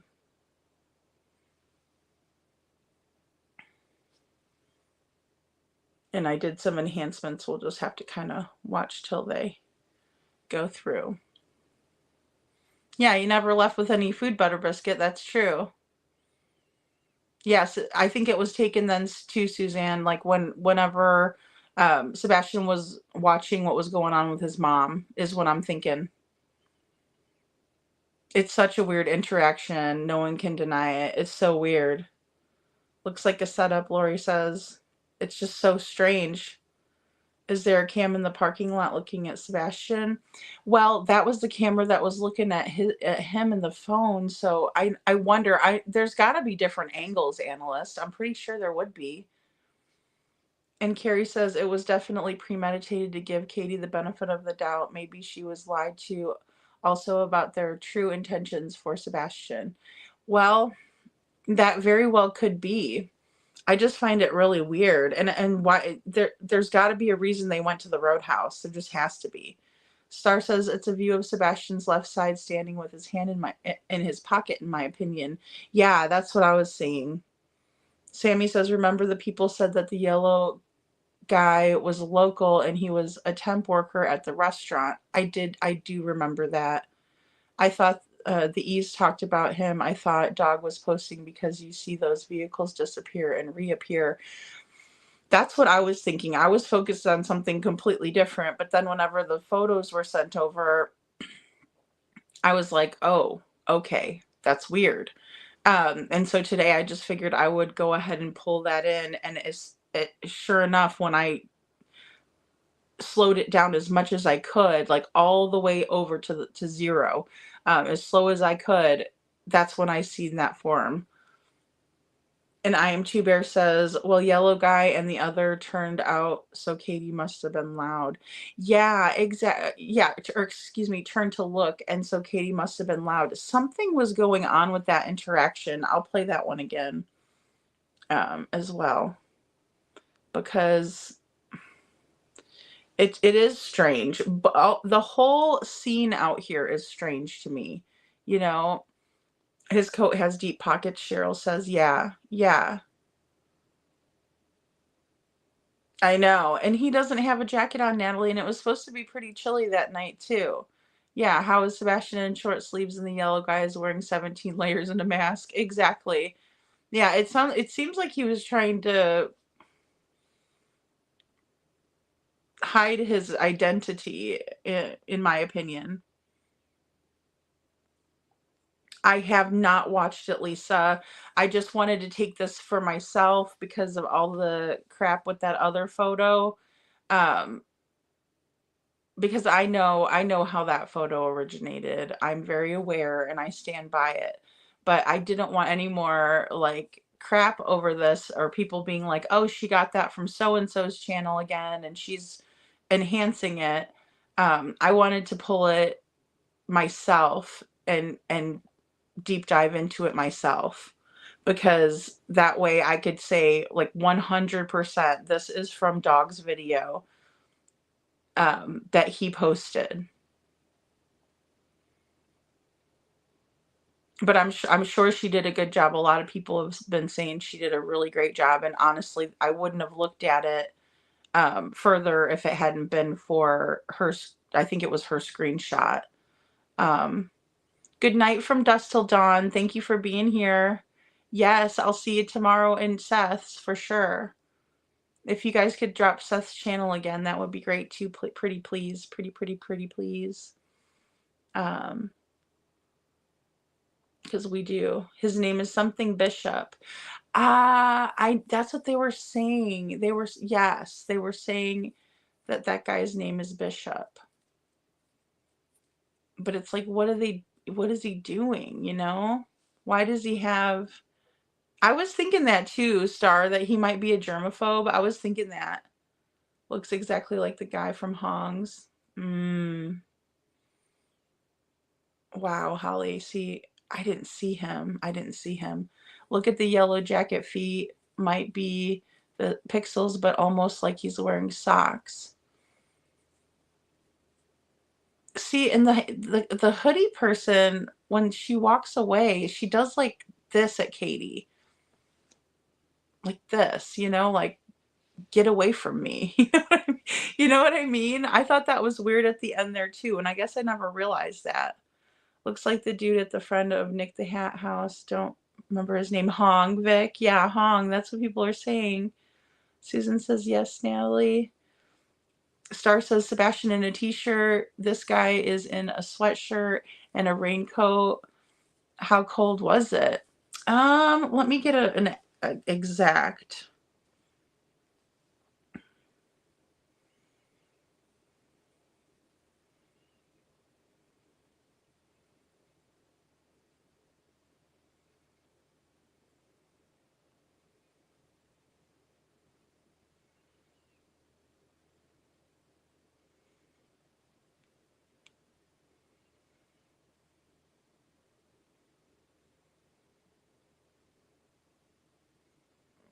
Hmm. 2024. Weather history. So temperature, actual historic record high temp. So it was 56.6. So it looks like it was a lot nicer during the day earlier on. It looks like, you know, it probably had like a high of 68. Yeah, high temp. Oh. Well, now it just did something weird. Okay. Oh, yeah, here we go. High temp, actual 68. Low temp was 30. Day average temp was 50. So it was, you know, even if we say like 55, just to kind of guesstimate. I mean, some people that's really cold. Other people can withstand it. Oh, thank you, Billy. That's so sweet of you. Thank you, Billy B. That really means a lot to me. Thank you. And Cheryl says the yellow coat, look, yeah, he has deep pockets. Yep. Yeah, Seth says Sebastian likes it warm. Yeah, and he likes to wear hoodies. I heard that too, Love Horses. Natalie says, and we now know the 25th was the last known sighting without a doubt. So that brings this video into question again for sure. Yeah, I agree. I agree. And I just wonder if anybody took the time to kind of zoom in on it, because I know I didn't until I saw the still. And then I wanted to make sure that that's where it came from. Because then I started thinking, well, you know, what if somebody photoshopped it or something like that? You know what I mean? It can happen. So, Carrie Starr says he's the guy who is involved in child trafficking, according to that one lady.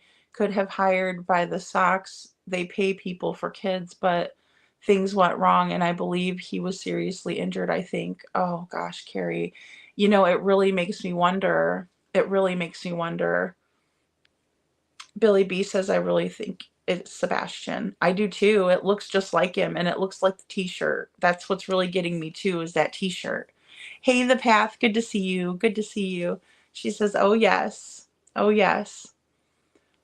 Was on video and some dude at court with Betty ordeal. See, I haven't seen that. That's really strange if he was there. You don't think it's Sebastian? I am too, Bear? Yeah, and then I know some people are saying that they think it was taken inside the restaurant, and I think it was taken out. It's just so hard. It is hard to tell. Was he there when they arrived? That's a good question, Limelight Girl. Let's see. You know what? I didn't upload that video, but we can watch it tomorrow for sure. I can upload it again. Upload the arrival video. Because if he was just a temp person, he might not have been. Lady, look at the brick column behind in the Sebastian video. In this one right here.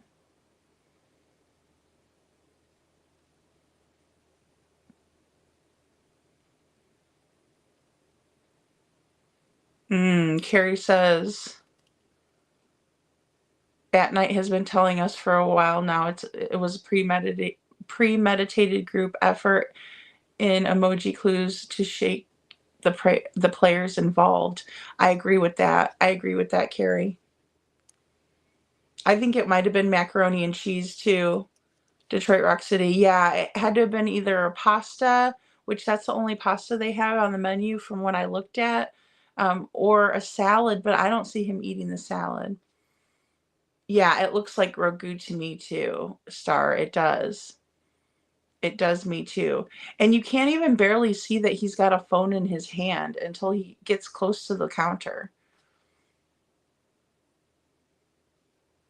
NC Taylor says, I don't think we can necessarily be suspicious of the mask. He looks older, and I have elderly relatives with autoimmune disorders who still wear masks after COVID-19. Yeah, that is very true, C. Taylor. Not saying it wouldn't be sus, but maybe not. For sure. Oh, yeah. No, that is a great point. That is a great point. Because, you know, and they're, like you said, people that are very sensitive to things like that, especially older people, they don't want to catch it. And he does look older to me. He doesn't look like a spring chicken. That is very true. Deceased in November, then talked to her in December. What idiots, in my opinion. No kidding, Vic. Did she have proof Sebastian in the car with KP? You know, I don't think so. I don't think so.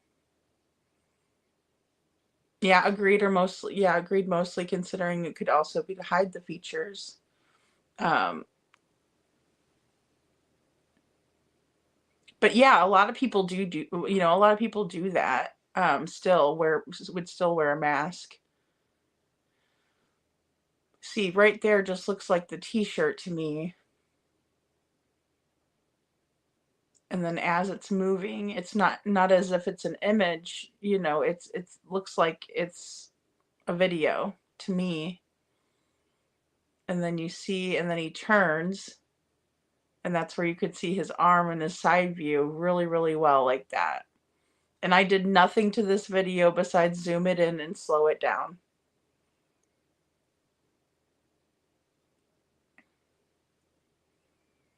If you look at their faces closely, I swear they look alike, and if she really was CP's stepsister, maybe she was going to say something that that's another opinion. That's true, Love Horses. That's true.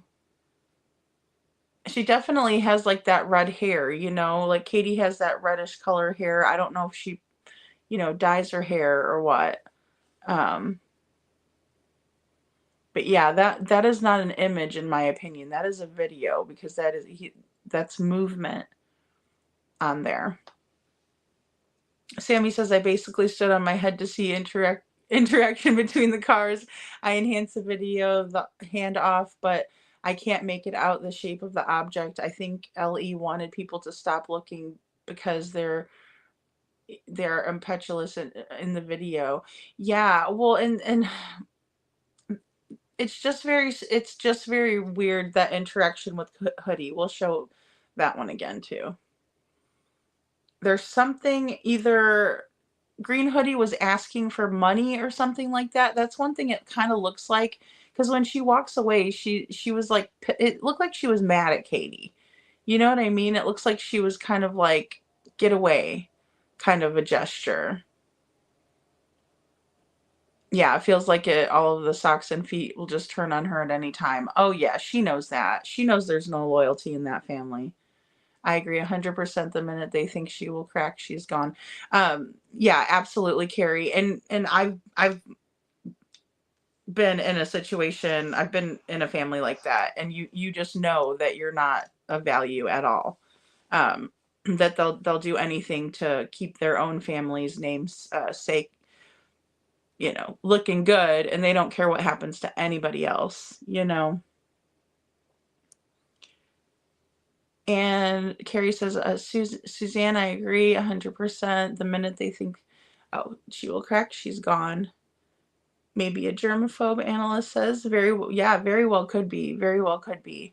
Detroit Rock City says, also the lady looks right at them as she's walking up to the restaurant. It's just weird too, Detroit Rock City, that she was like lurking in the parking lot for so long. Like, it's really weird. If she just really had to just go pee, I don't know why she wouldn't, you know, go straight into the restaurant. I will, Lisa. I will. I know you guys keep telling me that. And I'm like, I just haven't. I just was really focused on trying to get this because I couldn't believe it when I saw it. I was like, oh my gosh, that is totally someone on the phone that looks like a young man that has the same t-shirt as Sebastian on. And I'm like, what in the world? Billy B for You says, what if Katie gave him a phone? That's a really good point. She could have. She could have. I think it was Green Hoodie ended up, oh yeah, to see she was loose. She was the loose end. Oh. But see, law enforcement swears up and down that they know who that is. And thank you, Vic. Vic says prayers for Sebastian and Seth. Betty says, I am too bare. I agree. Something caused them both to look that way. See, and the Green Hoodie is like, you know, doing one of these. Mama says, it's still suspicious to me that KP and Fishy went to Texas Roadhouse immediately when they found out people were getting the videos of her and Sebastian from that night. Absolutely. Like, that is such a good point. They were worried. They were worried. They didn't want it out. There's a reason they went to Texas Roadhouse, in my opinion. There's a reason why they went there. You know, when you go to a steakhouse, you get steak. I know there's a lot of people that are like, oh, I get chicken when I go to a steakhouse. So what? It doesn't matter. There's a reason. I'm telling you, there's a method to my madness. I promise. There's just no reason why they would have went to the Texas Roadhouse, especially without Mr. Chris, he's the one that really, you know, wanted to always go there anyway. And Katie just ordering French fries. Again, people say, I only order French fries. Okay, great. But it's still weird. It's weird. Why would you take him for something he doesn't like? And Star said, I stand by what I saw in the other picture, but I simply don't feel good about the names being perceived as an accusation. Yeah, but they're doing that. they're just saying that because they're trying to find anything wrong with it, and they're trying to guilt people, in my opinion. How else are we going to convey what we think it is if we don't? I mean, that's the whole thing. Love Horses says, or gave her an Apple Watch. Possibly people were saying maybe like keys, maybe some money exchanged, maybe there were some rugs exchanged.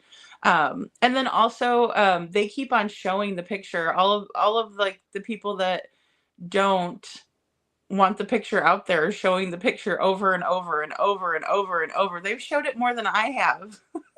So don't let them make you feel bad. Don't, because they're ridiculous humans, and they'll do anything to get that little aha out of anybody. They're not going to get it out of me, because I know, what I did to the picture. And Scranton says Katie has something in her left hand and she handed it to Green Hoodie. I did see that, Scranton. I did see that. Where there's something as they're passing by, it does look like a handoff. It does. I really do. Katie was dressed like it was chilly. Yeah, she sure did. Margaret says it was in the 20s. I think it got really cold overnight. I know that for sure. Margaret. And Natalie says, and why has KP never just come out and said what exactly the interaction was? She complains about all the rumors or whatever, but she could easily come out and say something, anything. It's so annoying. Absolutely, Natalie. Like, why won't she just come out and say it? Like, there's so many things that she could do to show her innocence or to even prove her innocence, but she won't do that. Instead, she's just like, "Oh, people are doing this to me, and I'm the victim." And gosh, if she even said one time that she wouldn't wish this on anybody, oh my gosh, I would have screamed. Most restaurants have cameras outside besides inside. Yes, absolutely. Yeah, and these are super clear. This is these are, looks like newer cameras, or good resolution cameras. KP actually lied, said it was just an old man walking by. Oh, I didn't hear her say that. I wouldn't put it past her, though. Susan said, "Love Horses." I was going to ask the same. Cheryl, wish we got a better view of KP and Green Hoodie, lady or man. Yeah, exactly. It's very hard to tell right here. I mean, Green Hoodie is kind of like up at the top in the middle, and you could see him, and then she's putting her hand out, and then Katie is doing something. She puts her hand on the vehicle. But she keeps walking towards Hoodie, right? And it's like, what are they doing? And then they go out of the view of the camera. And then Sebastian's obviously standing on the other side, waiting to be let in the door. And then the next thing you see is the Green Hoodie. You can kind of see them, still near the same spot, but here it comes, like, and then pushing the person away, like,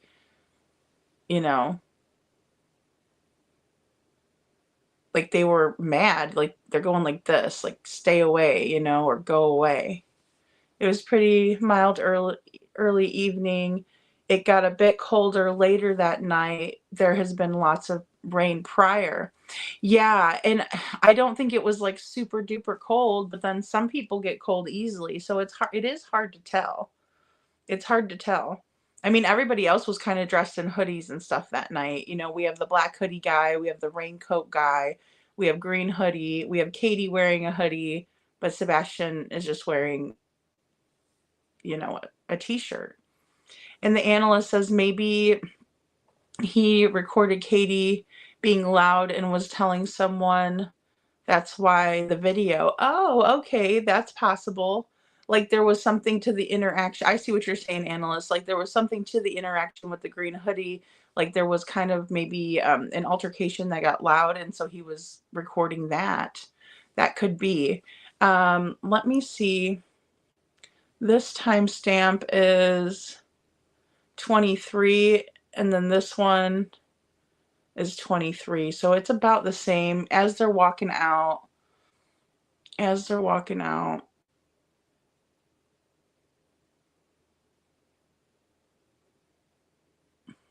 See, he would have already had it on his phone, though. Wouldn't he have? Before that.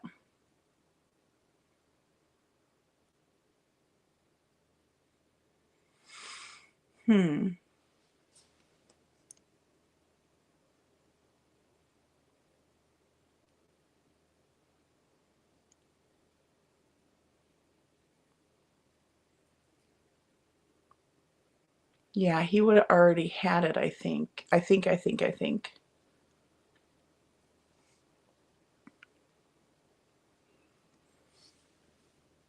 Carla says, Detroit Rock City, yes, yellow jacket guy looks like the same guy at Betty's court, so Hong's in Betty's court after Sebastian went missing. Okay, yeah. Princess Buttercup says, yep, think mask is now an excuse for criminals to hide facial features, but it definitely was a video playing on his phone. Does look similar to Sebastian. Could be one of KP took, sent things, went south, now cover up. That's very possible.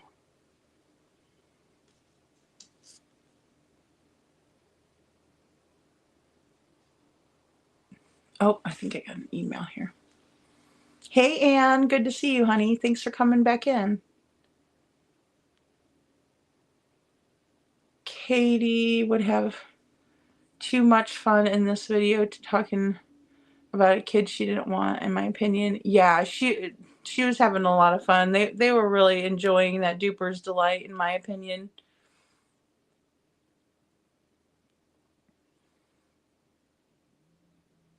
I am Two Bears says bingo, love horses. He was also bald, and it doesn't take long for a man's hair to grow. Also facial hair. That's true, Suzanne. That's true. Okay, went and checked it out, and his name is Richard Bishop, the guy in the yellow jacket. If you get a chance, go over and check out Love in Vegas. Yeah, we were talking about that last night, Lisa. Thank you for checking that. Good night, couponing. Thank you for being here. We love having you. All right, let me look at this too now.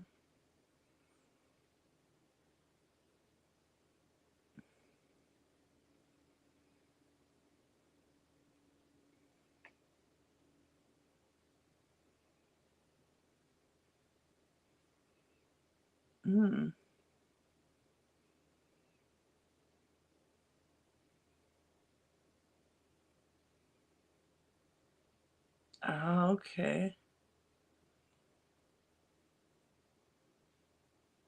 You know, and you can't even tell if it's a beard or not. Sorry, I was looking at Kaika sent me over. Thank you, Kaika, for sending this. Of a guy who works over at Freedom Church, and he does look similar. I mean, very, very similar. Very, very, very similar.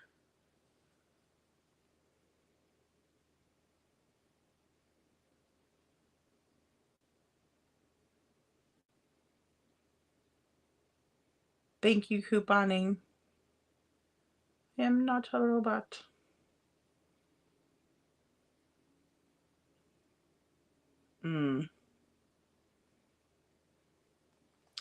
He does. I think the guy might be a little bit older.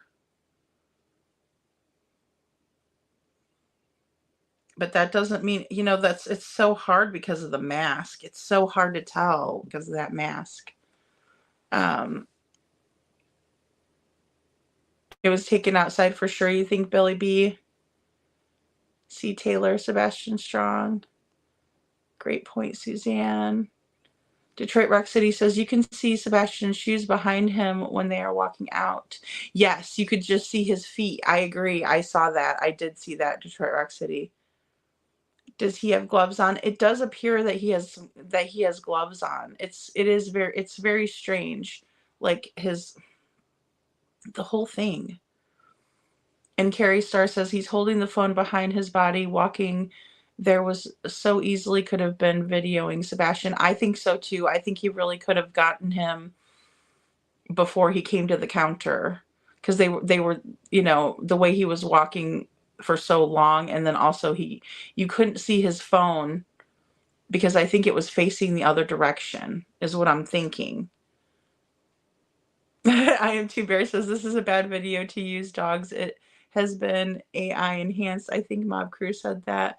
Oh, okay. That dogs video, that this one has been AI enhanced. I still don't see how they would have gotten this from it, though. I don't see how they would have gotten the Green Hoodie's phone. Like, that would be really tough. I mean, that'd be hard to enhance. I'm not saying that you couldn't do it, but it would be really, really hard. Princess Buttercup says, actually, I think he's the one recording it live as he's standing now. I look a couple times, still is sus either way. I think so too. I think so too. Butter Biscuit says, Roadhouse has curbside service. He would wait in the car for food. Yeah, no, I think he's like someone that does deliveries. Like, either he brings it to the curb, you know, he takes the food and brings it to the people sitting at the curbside service thing or something. But it does look like it does appear that he's wearing gloves.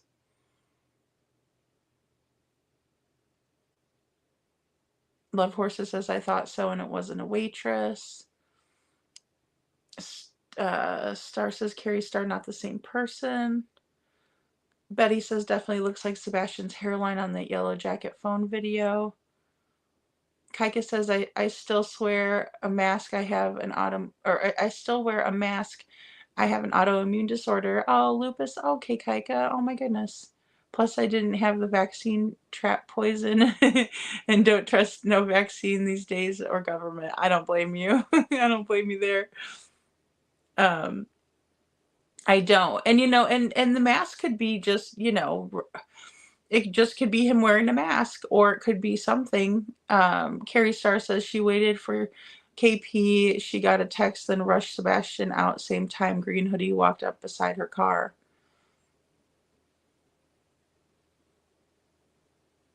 Green Hoodie is Mama Francis, in my opinion, the analyst says. Very well could be. I mean, she was in their circle, you know what I mean? Direct circle. Ellie can lie to the public in criminal cases. Carrie Starr says, thank you for reminding us of that. That's very true. Very true. Scranton says, and from where Green Hoodie is walking from, she could have walked through the actual walkway to the left of KP's car, but she purposely goes to KP's driver's side and waits. I agree with that, Scranton, too. I agree with that.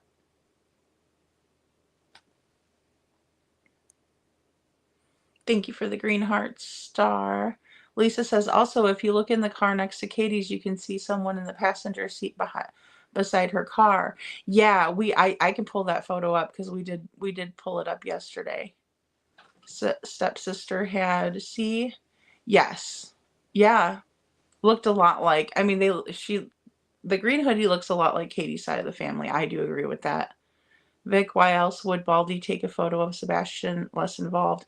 That's what I'm thinking. I mean, it's just bizarro that he has this on his phone. And why? And why is he sitting there playing it back? You know, what is he doing? COVID is still showing up in our town. Oh, no. Oh, gosh, I didn't know that. They raced to the Texas Roadhouse. It's just weird that they would go there and not order steak or anything. Knowing Sebastian doesn't like it there, really, you know, there's not a lot of menu options for him. And then Katie didn't get a steak. If she did, I can understand. Butter Biscuit said if Green Hoodie was there to pee, she would have peed her pants by the time she got inside. Exactly. That's another thing to consider. That's really strange. And Katie went there for the cameras and alibi. Oh, that's a good point. I am too bear. I just know there's something there at the Roadhouse. There's just something there. Princess Buttercup says, yeah, I agree. LE could be lying to protect the case or is corrupt. I can't decide which one yet, hoping it's the first. Same here, Princess Buttercup. I really do want to believe in law enforcement in this case. I'll have to go back and see, but I think that Levin Vegas lady says that Bishop name. Yeah, is it Richard Bishop maybe? I know I wrote it down last night. I think KP wanted the Texas Roadhouse because it was a trade or sell with Green Hoodie Mama, in my opinion. So maybe argue in the car and he plugs his ears. Oh yeah, that's possible. Like there was an argument, like he was arguing with Katie. This is the one of the that someone sent me yesterday of a person next to Katie's vehicle. A person in the vehicle next to Katie's. Hard to believe people would conspire to hurt Sebastian. I know, it is very hard to believe. So much proof is, yeah, it's premeditated in my opinion. Same here, Vic. Same here. Carrie Starr says Katie lied about Green Hoodie encounter. Said it was just an old man walking by into the restaurant. She put that out to YouTubers, probably LE lied. Yeah, LE too. Yeah. Oh yeah. I could totally see her doing that. I could totally see Katie saying it was an old man and then all of a sudden LE comes out and it's a woman. You know, I mean, I still think it looks like a man myself in a lot of the pictures, especially when you can see like a beard. Or, well, maybe a goatee. Maybe a goatee. And Katie, let's see. I Am Two Bear says you can see them in the reflection of the next car when not zoomed. Yeah, like somebody is in that next car. I think so, I Am Two Bear. Tony Fire says, Star, how I wish I could read minds. I want to read CP. He is guilty of something for sure. I agree. Looks like a woman when they show her in the restaurant, in my opinion. That's true, Detroit Rock City. I agree with that too. It looks like I think it looked more like a man when they were on the outside, and then inside it looked different. You know, it looked more of like a woman. I do agree with that.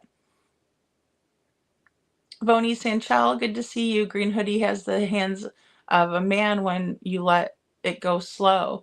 Yeah, I agree. I agree with that too. It when they're outside, it really looks like a man to me.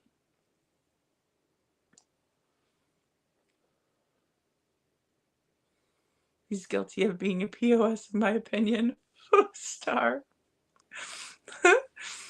Susan says, looks like she said something maybe rude to him. It looks like that to me, Susan, because she here, I'll show you guys again. Like when Green Hoodie leaves, she looks really like she's over Katie. You know what I mean? Whatever interaction they had, she's over it. And she's like walking away, like, get away from me. He most likely has been hired by the Sox. Like I said, I think KP was involved, but I think they lied to her as their true intentions. That's a possibility. I agree. That could be a strong possibility, Carrie. And Mountain Mama says, see Taylor, boys here will wear shorts and a t-shirt with a light jacket during a snowstorm. I know that's one thing that I always kind of went back and forth about too. Did Sebastian just be like, hey, I don't want to wear a jacket? You know, because sometimes boys are like that. And even, girls can be too. And Star Lambert says, Sebastian also started to walk towards Green Hoodie and KP grabbed his shoulder to redirect him, in my opinion. Absolutely. He was walking in between the brick pillar and the ashtray, the outdoor ashtray, and then Katie redirected him and he walked around the black ashtray. Yeah, it does, Scranton. It does. I was floored by that. I was floored by it. Yeah, Richard B is also an RSO. Yeah, it makes me wonder if they did traffic. And is that why Dog and Nick and everybody is saying that he's still alive? Or they believe him to be? You guys want to see that guy from Freedom Church?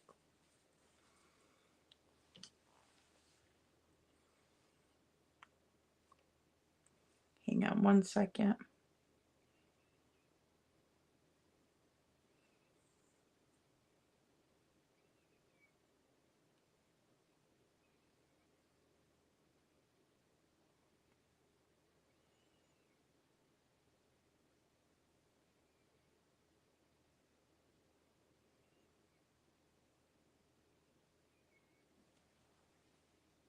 Oh, we'll let this one play out.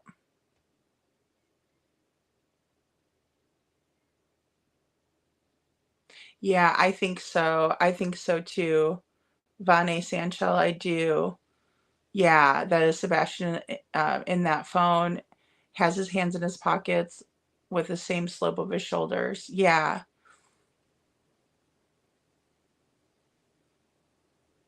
Okay, and this is the guy from Freedom Church. But his name is not Bishop. But he does look a lot like the guy. You know, it's so hard. I wish his mask wasn't on. He actually turns 180 to head back toward the restaurant. Katie guides him back forward, and he knew Green Hoodie and didn't like her. Something, either, you know, and if it was someone who was kin to Katie and Seth had told him that you're not allowed to be around those people, I can see how that would happen. And Mountain Mama says, same, I forgot to mention my son wearing shorts. See, Taylor. We need to look at the previous Texas Roadhouse video to see if we see the same thing on his phone. Let me take a look.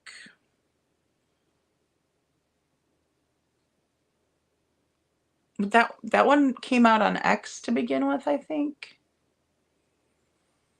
Yeah, the Freedom Church people give me very weird vibes, especially if they think they can take, you know, a child and do a exorcism on him because he's got disabilities. Let me see.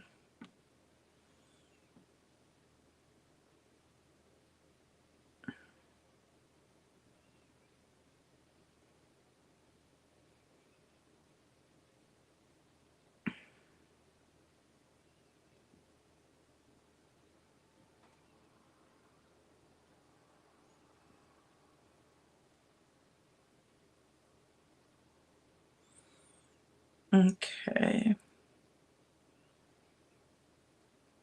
It would have been from at night.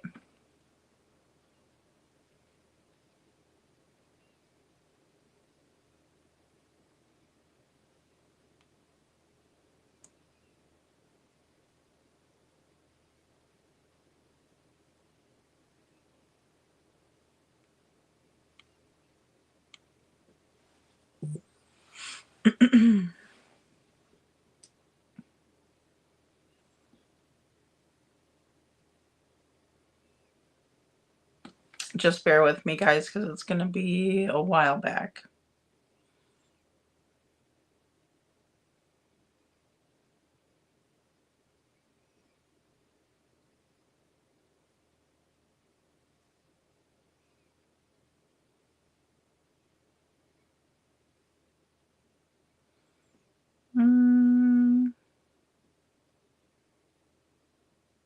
Yeah, it was in December, I believe, that this came out because it was right around the time that SF put his stills out.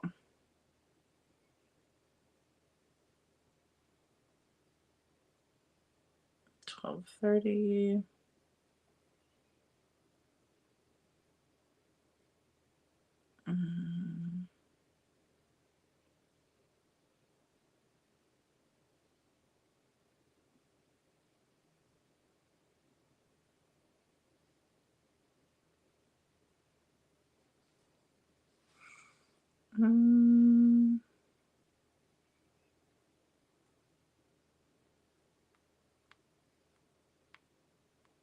It would have been right around Sebastian's birthday, actually. Okay, here is...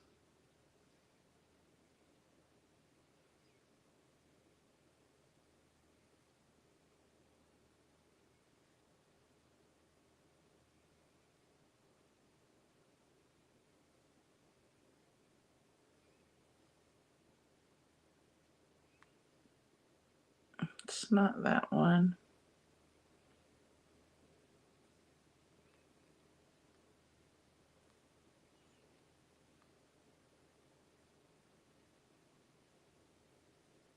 It's not that one.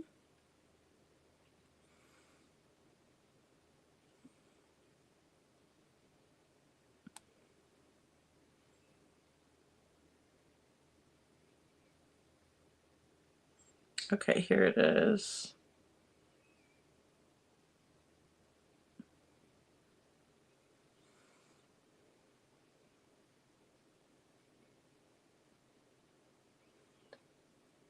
Yeah, 12/7 to combat misinformation spread by SF investigates for releasing this footage earlier than anticipated due to the circumstances.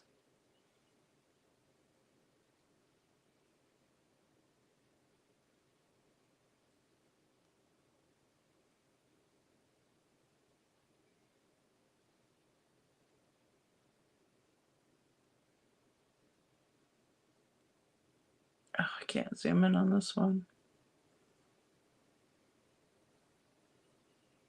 I mean, it's the same video. It's not altered at all, in my opinion.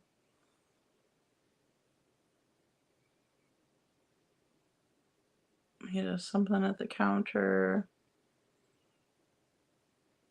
Hold on, I'm just getting it to the point.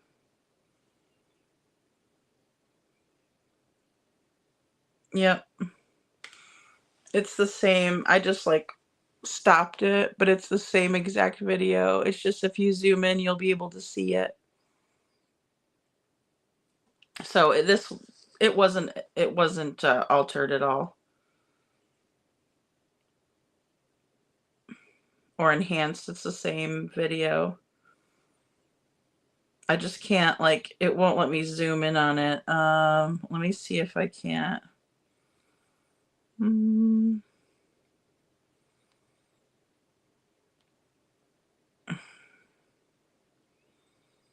Download it.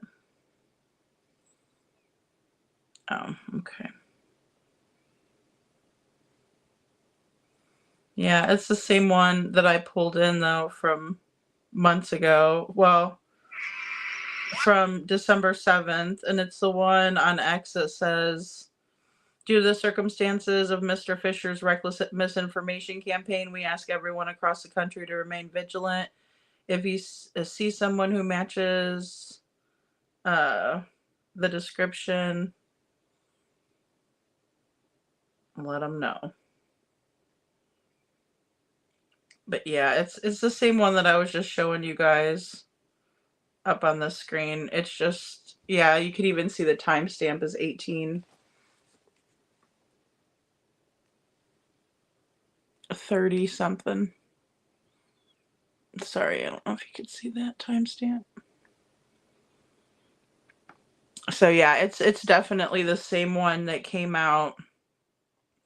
It was a 7-minute and 7-second video, 12/7/24, and it's the same one from right here. All I've done is crop it over all the way. And honestly, I could be wrong, but I don't think that Dog was even, I don't even think Dog was wanting us to see anything really other than what was going on with Green Hoodie. It's just that the Vegas lady must have zoomed in and saw this, and that's how the picture came out.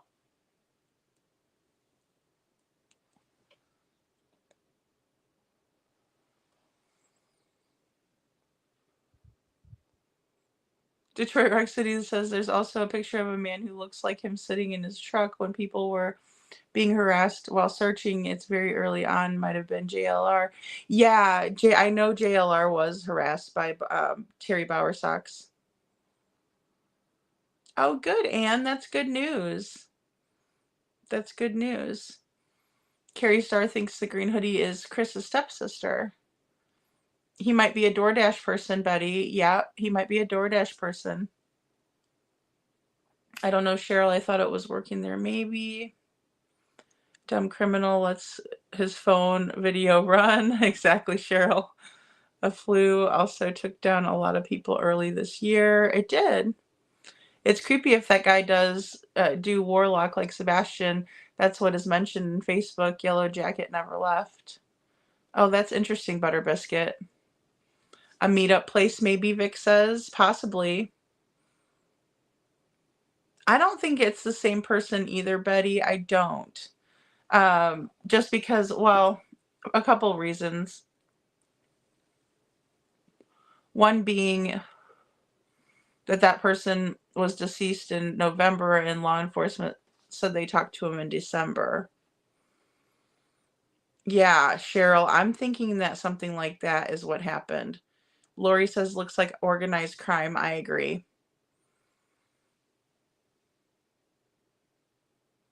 And Vona, Vona Sanchel says, I think it looks like Kay has Sebastian on display for these creeps to see if they wanted to buy him. I mean, I wouldn't put it past her from all the crap she's let go on and with him. I wouldn't. I can't put it past her. Leaving him with a registered SO, a tier 3. Someone that did something horrible to her and allowing her child to be around. No way. At Night was all over this and gave their info to Ellie, so let's hope Ellie is just trying to keep Socks and Feet calm for now. I hope so, Carrie. I wonder if Star says, Kaika, I wonder if they'll say he's already been vetted. Possibly. There's 171 Richard Bishops in Hendersonville. Love horses. Thank you. Yeah, it's going to be really hard to pinpoint this guy, too, because we don't have his whole face. You know. Carla says, Detroit Rock City, really? He was one making threats. The guy has to be greatly involved here before abduction and then hongs Betty's court, and you say threats to people searching. In my opinion, he's the abductor. Possibly. I can't believe he has a video of Sebastian on his phone, because it does appear to me that that's what it is. And Detroit Rock City says it looks like a reflection in the car window, in my opinion. It could be. It could be off of his phone. That's possible. That is very possible. Very, very possible. Scranton says, I hate that Ellie is so quick to clear any of the obvious suspicious activity. 3 a.m. lights, 3 a.m. car, Texas Roadhouse, green hoodie. Ellie, in a matter of a couple days, says that's no relevance to the case, really. I mean, it's weird. It is weird. Yep, like all the rest they've lied about and made out. I think so, Kaika. I don't know. It's hard to say. Princess Buttercup says that looks so creepy. The face through the window. Look, I don't know why. It does look weird. It does look weird. You're talking about this one. Give me a second here. This face does look weird to me.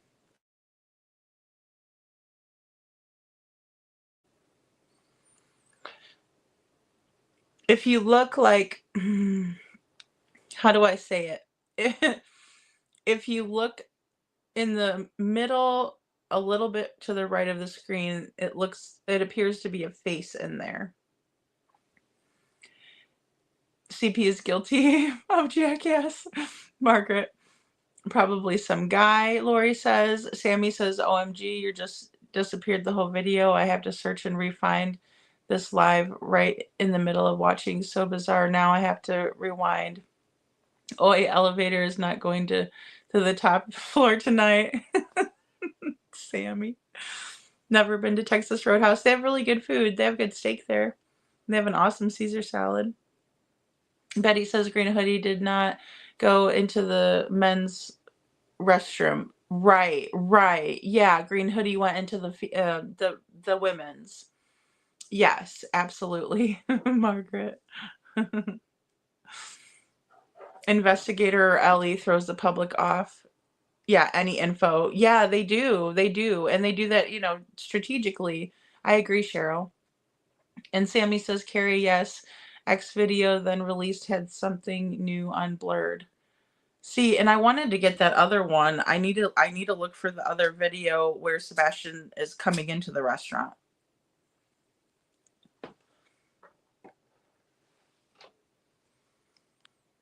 I should have pulled that one in. This video is an AI because Ellie admits the Green Hoodie being there. Yeah, it's not AI. I don't believe that any of the ones that Dog posted was AI. I think that, unless there was one I didn't see, but the ones that I have, like there was a 17-minute video, there was a 7-minute video, and then there was the 4-minute video. And I can show you the inside. This is the inside view of the Texas Roadhouse.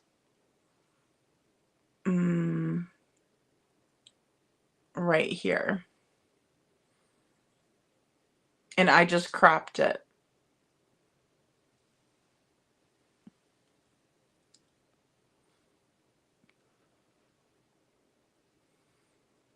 Yeah, yeah, I'm sure they have all the footage, Cheryl. There's no doubt in my mind that law enforcement has all of this. He does look weird, Billy B. He does. And Carrie says Detroit Rock City, that pic lady showed is the church guy, not the yellow jacket guy. Yeah, he's a church guy. Yes, yes. I mean, it looks like him, though. It does look, bald. And watch Bobby's and JLR's again. Bobby says the 3 law enforcement positions who they are, and they weren't just no ordinary cop. They were in big positions in big departments like sheriff, CIA, TBI, et cetera, et cetera. Yeah, yeah, absolutely. Bobby's interview is very, very telling of what happened, and that's why she was attacked, in my opinion. I think she was telling the truth, and she was attacked for telling the truth. What if GH was not supposed to be going inside or coming close to KP? So when KP sees her, they have an exchange of words, and Green Hoodie is like, I gotta go pee. KP is getting mad at Green Hoodie making, raising her voice. That's very possible, Scranton. That's very possible.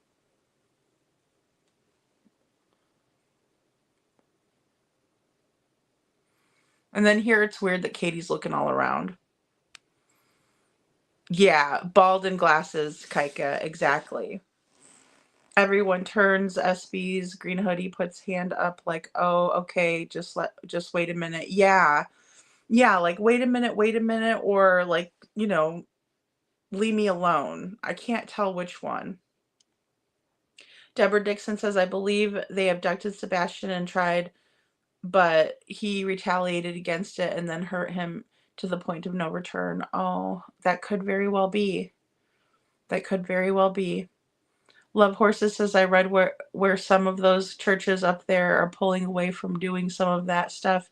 I don't drink the Kool-Aid. Oh, God, no. No, there's no amount of exorcisms that's going to stop someone from having a disability. That's just absolutely crazy. And Carrie Starr says, Scranton Strangler, I think she was mad because she was too close to the front of the car because she made her back up immediately and then did a quick handoff.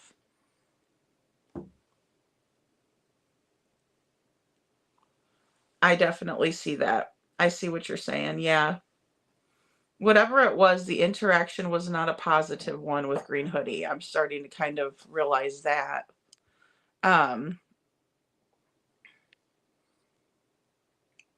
$12 ad fee, YouTube worth it.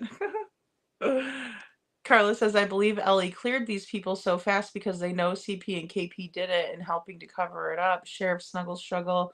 I bet he knows Yellow Jacket very well, in my opinion. It makes me wonder because I mean they can't be even bothered to come out. It kind of makes me wonder. Lord, too many commercials. I feel like I'm watching TV. Oh no, Margaret. Clarification $13.99.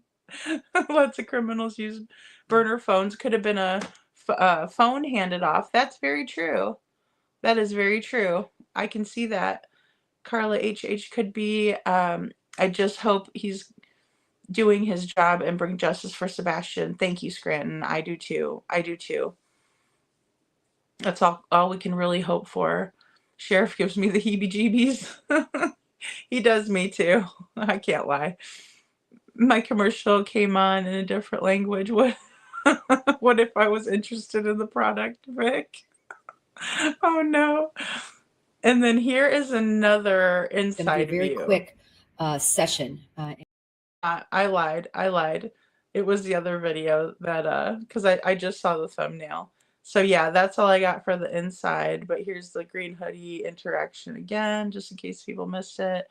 Carla says, Carrie Starr, I've been saying contact Congressman Ombudsman of Tennessee, senators, and scream to have Hendersonville LE looked into for corruption. That's a good idea, Carla. Kaika, Star says, Kaika, he's the one that said he preferred to call grape a snuggle struggle, right? Yeah. Mm-hmm. Figures camera couldn't have been up a bit more. I know, Vic, I know. Carrie Starr says, yes, we need to push them in federal authorities now with the new admin. They may do something about it. Hey, wait, what? Good to see you. Yellow Jacket is a germaphobe. Wait, what says? Yeah, that's what we're trying to figure out. Like, why they're wearing the mask. If they could have like autoimmune or just really don't like germs at all. Like germaphobe for sure. I'm sorry, maybe others can defend him, but I can't personally see an improved man. No, I don't see him as improved. I wish that he would come out and he could have given, a 5-minute speech and showed Sebastian's photo. I would have really respected that if he'd have done that. Anyone look at Vegas Lady's video? I did it. Detroit Rock City. Carla, I'm so glad Dog came on this case. He gives me hope. Yes, I'm glad too. Thank you, Wait What, for hitting that like button. And Billy B says, I think it was meant to come out so people can spot something different or jog someone's memory. That's very true, Billy B. I think that too.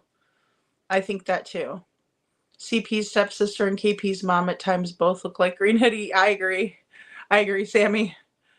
I agree. There was a local senator who put an article in the local papers about this corruption in Sumner County too. Oh wow, I didn't see that, Carrie. That's interesting.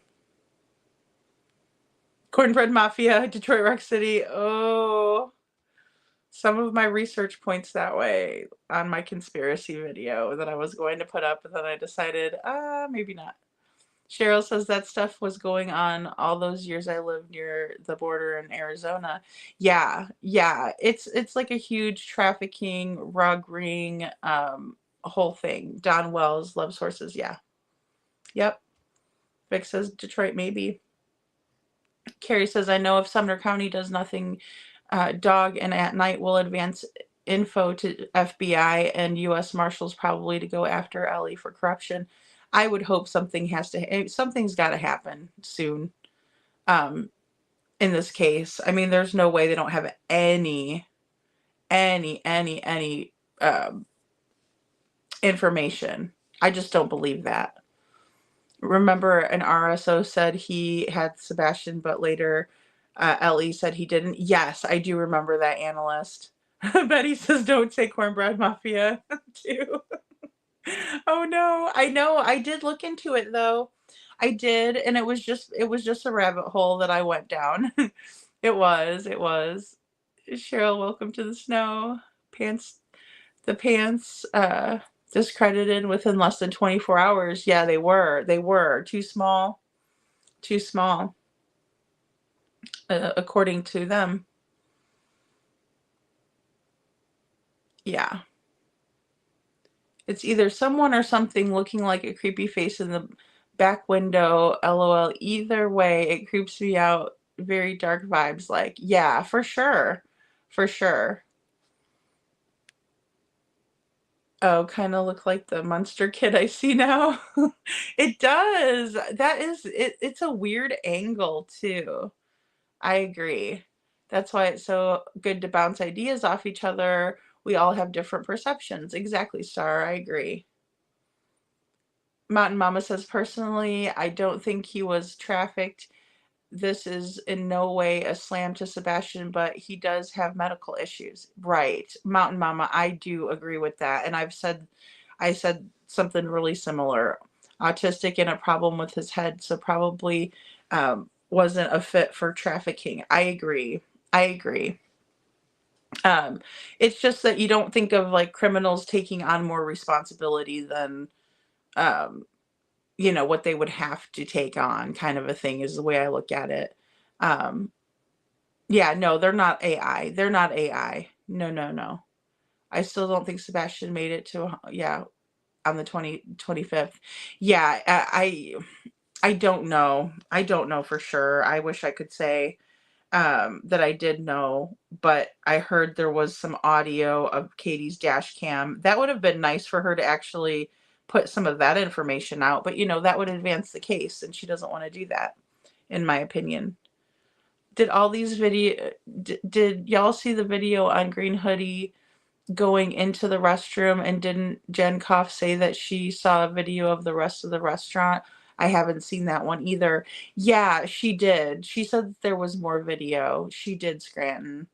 And Love Horses says if you turn your head sideways, the face looks like Eddie Munster. It does. It does look like Eddie Munster. And I'm wondering if that's Sebastian's reflection. Not to say that Sebastian doesn't look like Eddie Munster, but just in the car, it might be a reflection. Yeah. I know I heard people saying that earlier too. Love Horses if you turn your head. This chick looks around and watches her. Yep, Cheryl. Yep. Princess Buttercup, Vic. It might be Eddie Munster in the back seat. Oh no. Oh no. I love horses. That's what I saw. Star says Sebastian was ravenous. Yeah, he looked like he was really hungry. And like I was talking to someone about this too. It's like, you know, Katie never even mentioned that they had lunch. She just talks about him doing the spaghetti pancakes for breakfast, and then they went to BJ's. He had a colossal popcorn. Although when we further checked that out, there is no colossal popcorn at BJ's. So the closest thing that we could find was a colossal pretzel. And even so, that's not lunch. And so did they have lunch when they went to to drop off the snacks that they bought from BJ's? It's just weird. Looks like he's always seated there. Somebody's so weird in this, or everybody is so weird in this case. What the hell? Oh gosh, Vic, I've said that so many times too. Hey, Tracy. Tracy says they had a year to ask for help. They didn't. Why now? I'm watching from near the beginning. Oh, I know. I don't know why they did that, Tracy. It's ridiculous. It is. It's ridiculous. It's because they're not genuine. Knowing this is the last sighting of Sebastian. I know, Star. She is looking for someone for sure. Yeah, she's looking around, and I don't know who she's looking for, but she's definitely looking for someone. When KP looks over her left shoulder, the look on her face is terrifying. I agree. She looks very vindictive and very sneaky. Yeah. Yes, Vic says, welcome to Sebastian's case, Cheryl. Yes, Cheryl, we're so glad to have you.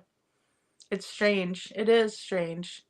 Carrie CTB reported on that and then got threats. Yeah, I mean, that's the thing. People, all you have to say is truth in this case and you get threats. Betty says Scranton Strangler, yes. When she looks over her left shoulder, she looks like a bad mama jamma. Yeah, she does. She does. Cheryl, just wait. It is, it might behoove us to go over these interviews again, maybe a ghost in the reflection too. I'll tell you, that's what Steve Fisher's video looks like, as a ghost in the street. Love Horses says, how can she act so nonchalant knowing what is coming to her son? Oh, I know. And I think that's why she didn't eat. I really do. I think she knew it was going to go down. I think that's why she could only really get a couple French fries down. And Princess Buttercup says, yep, I don't think I trust Craddock. Excuse me, but he's sus. Plus, the previous sheriff mysteriously unaliving. Yeah, then Craddock takes his place. Then CP, KP feel like they are safe. I don't know. Smell of corruption. Hate to say. Yeah, I agree. I agree, Princess Buttercup. Why would KP park right in front of if she's doing something nefarious? Does that seem weird to anyone? Yeah, it does seem weird to me. Definitely. Definitely. Um, you know, I think that she thought that she wasn't going to be in the camera view because it is hard to tell. And where that camera was, it looks like it was up in that corner all the way on the other side. And so maybe she just misjudged because it does look like it's all the way, way far away from the door. Odd glasses found in New York BS house to not his. Yeah, the glasses weren't his. That's true, analyst. She didn't get a carry-out box. No. Oh, glad you're back, Star. They said alibi. Yeah, it could have been an alibi. Definitely love horses. Yeah, that's true. Could be an alibi. That didn't happen at the Texas Roadhouse. No, I'm thinking he did make it home, and I'm thinking the 3 a.m. flashlight video is something. And Princess Buttercup says, yes, Scranton, true. That 3-hour call was always a clue. Thought early on that they should have looked at the phone records from months before to see if that's normal, because I bet it's not, and was a cover-up. Or, excuse me, and was a cover call, in my opinion. Yeah, there's something to that 3-hour call as well, I believe. Vic says KP went flying over to the Texas Roadhouse to view video. Just why? Yeah, she did that. They hurried over there when this was released. They did. They hurried over there and demanded the video. I want that video. Da da da. Well, you should have done that to begin with. But again, Katie, you were the last one with him, so you're the most suspicious one of all of them. Detroit Rock City says, or it could have been an alibi being seen on camera. Exactly. Yeah, I believe that. I believe that. Tracy says, Green Hoodie just using the bathroom exact same time Sebastian was there and leaving. Yeah, and she hung out in the parking lot before that, Tracy, too, which is really weird. She was on her phone in the video. She sure was the whole time almost. Or the most of the video that we saw. Carrie Starr says they all changed their phone number a week or so before Sebastian disappeared. Not phones, but phone numbers. KP, TB, and CB. Really? I didn't know that, Carrie. I never heard that before. And Tracy said KP then pushing the car camera to LE a week later. Right. Kaika says she didn't eat because she knew she had to do some carrying and running and being cunning. I agree, Kaika. I agree. Vic says those feet keep telling on themselves. They do. They do. And it's amazing to me. Love Horses says CP's perfect time keeping to second from here to there is sus to me. It is. It's sus to me too, when he uses exact times like that, but he can't tell us whether he was home in the beginning of February or not. I mean, that is weird. And Anne says, I remember someone else's channel saying that CP was there that night until 10 p.m. Yeah, I do remember there being a lot of speculation on that as well, Anne. And I do believe that he was in the area. I do. I do believe that.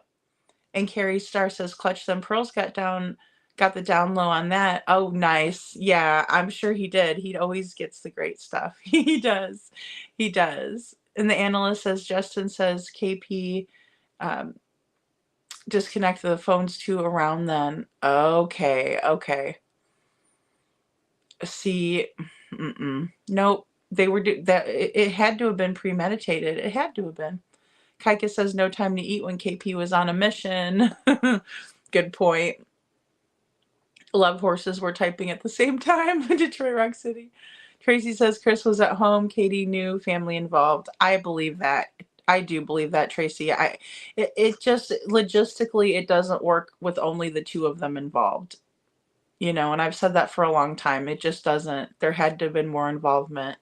And Starflower, good to see you. Starflower says, who knows the exact mileage to anywhere unless you Google it?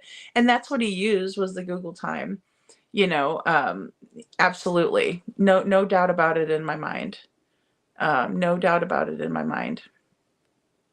I did want to read this one to you guys too.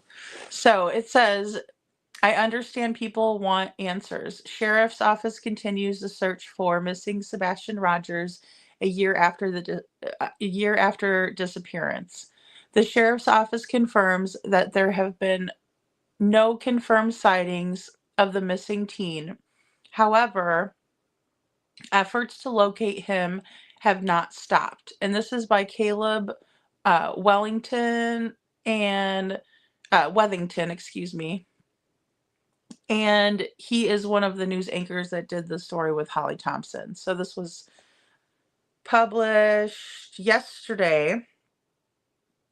Well, it would have been 2 days ago, February 25th, 2025, about 5 o'clock. And it says Hendersonville, Tennessee, WSMV. Our hearts remain with Sebastian's family, friends, and everyone in the community who continues to hope for answers. Sumner County Sheriff's Eric Craddock said, as Sebastian Rogers has been missing for 1 year on February 26th. Craddock and the sheriff's office issued a long post on Facebook on the eve of the 1 year since the missing teen with autism disappeared from his Hendersonville home. This has been a long and difficult journey, but I want to assure the public that this investigation remains active and ongoing. Our team continues to follow every lead, analyze every piece of evidence, and seek the truth about what happened to Sebastian, the sheriff said.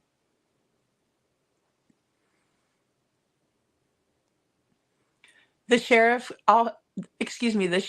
office confirms that there have been no confirmed sightings of the missing teen. However, efforts to locate him have not stopped.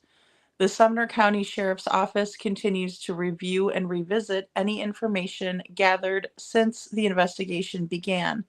TBI agents continue to provide assistance in following up on leads and tips that continue to be submitted and developed. As part of the continued investigation, officials develop information that while Sebastian was reported missing on February 26, 2024, the last time he was confirmed to have been seen was February 25th, 2024. The Amber Alert poster and FBI reward poster have been updated to reflect that information, Craddock said. That's interesting. So we'll read that again. As part of that continued investigation, officials developed information that while Sebastian was reported missing on February 26, 2024, the last time he was confirmed to have been seen was February 25th, 2024. The Amber Alert poster and FBI reward poster have been updated to reflect that information, said Craddock. And then on here, it looks like it wasn't. This was in their article, by the way. Still says reported missing. Let's see. Sorry, it's so small. Let me take a look. Okay, so they did. All right, so reported missing 26. Sebastian was last seen on February 25th, 2024, in a black shirt, black sweatpants, and glasses. Sebastian has a medical condition that may have impair his ability to return home safely. So same thing, but they did change that over. And then this says, the sheriff added that he knows the public wants answers and they are concerned about Sebastian. However, I urge everyone to rely on verified information from law enforcement and not online speculation. The Amber Alert remains active for Sebastian Rogers. Law enforcement officers continue to consider and investigate any and all options to determine what may have happened to Sebastian and where he may be. Because each tip called or sent in is reviewed, officers are urging people to only provide credible information, as misinformation and false narratives being pursued through some social media channels divert valuable resources and can jeopardize the investigation, he said. The sheriff's office is urging anyone with information to share it with the TBI tip line, 1-800 TBI Find. If your tip includes a sighting or someone who may resemble Sebastian, please send any photos to tips to TBI at tbi.tn.gov. The sheriff urges any photographic information be sent immediately, as time may be of the essence in relevant sightings. And that was what the sheriff wrote. Have a good night, Carla. Thanks for being here. So, that's what we have on the 1 year mark when Sebastian was reported missing. So today, Tracy says, Scranton, I don't know, but who gave the 25th, then it became 26th, was in the middle of the night last seen? If so, by who? Yeah, it is. It's so confusing, guys. It really is. Carrie Starr says, at night and dog, take all the information, all the leads, investigate each one, then turn over the credible ones to LE. I mean, they probably do vet a lot of the leads that come in, I would imagine. Has his phone picture been sent? I have not sent this over, but I think I probably should send it to the TBI. I know that they don't want anything from social media, but I think that, I mean, it looks to me, and I'll show you guys again for anybody that's new coming in. It looks like a video on this guy's phone. Most definitely a video, in my opinion. And the way that he's standing, I just don't see it being a reflection off of. And Star says, last seen by KP on the 25th, allegedly reported missing on the 26th, hence the confusion. Yeah, I mean, it just causes a lot of confusion, speculation. I got changed. Good to see you. Prayers and blessings. Nice to see you here. And Carrie Star says, please send to at night too. I will. Yeah, I'll send it to both. I will, guys. I will.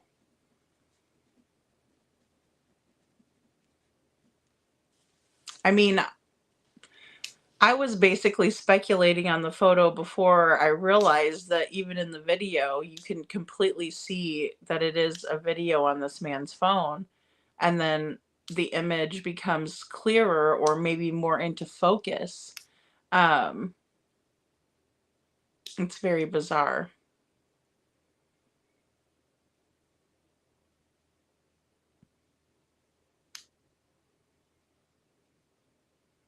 I don't know why he's only wearing one glove, Deborah Dixon. That is weird. That is really weird. And then look, he won't touch. And I do think he is a germaphobe because you guys are telling me. But then look, he won't touch things with his hand. And that's what germaphobes do. Like, they refuse to touch things with their hands. Obviously, because our hands carry so many germs. But that's a good point, Deborah, that yeah.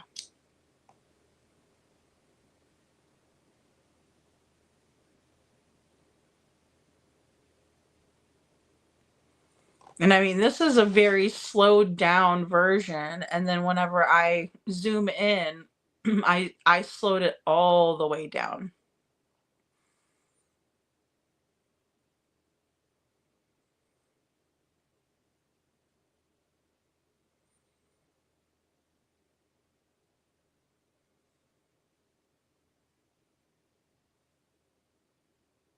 Ooh, that sounds good, Vic. Detroit Rock City says, yes, lady, it's definitely a video and he might not want to leave his DNA. Oh, true that. True that. Because, yeah, the one that he doesn't have a glove on, he won't touch anything.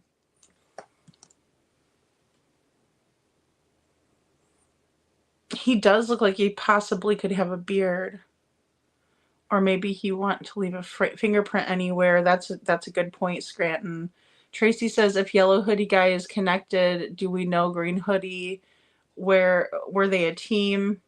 Was Yellow Hoodie guy questioned? I would hope so, because, you know, and that's the thing, we don't know. We just don't know. It's very, very strange.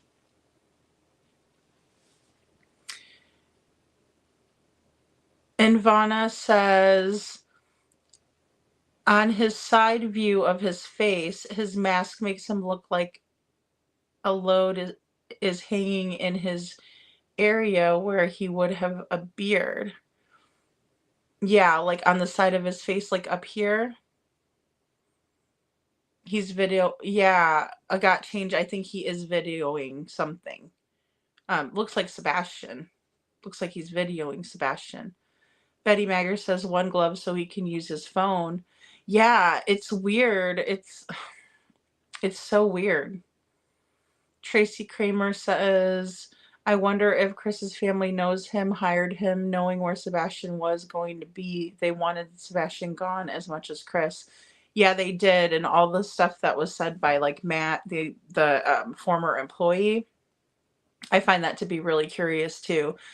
Just the fact of like how Chris and the Bauer Sox and all of them operate. You know what I mean? They seem to be a very united force, especially when it comes to silencing people, harassing people, bullying people, terrorizing people, slashing people's tires, bribing people. Talk about the mafia. And Tracy Kramer says, I thought it looks like Katie Yellow Jacket guy's phone. You do think it looks like Katie, Tracy? Somebody said they could see Katie's shadow in the background. Princess Buttercup says, well, he's either a germaphobe or doesn't want to leave behind his prints or evidence. I don't know. Look, yep. Yeah. And someone else said that too the other night.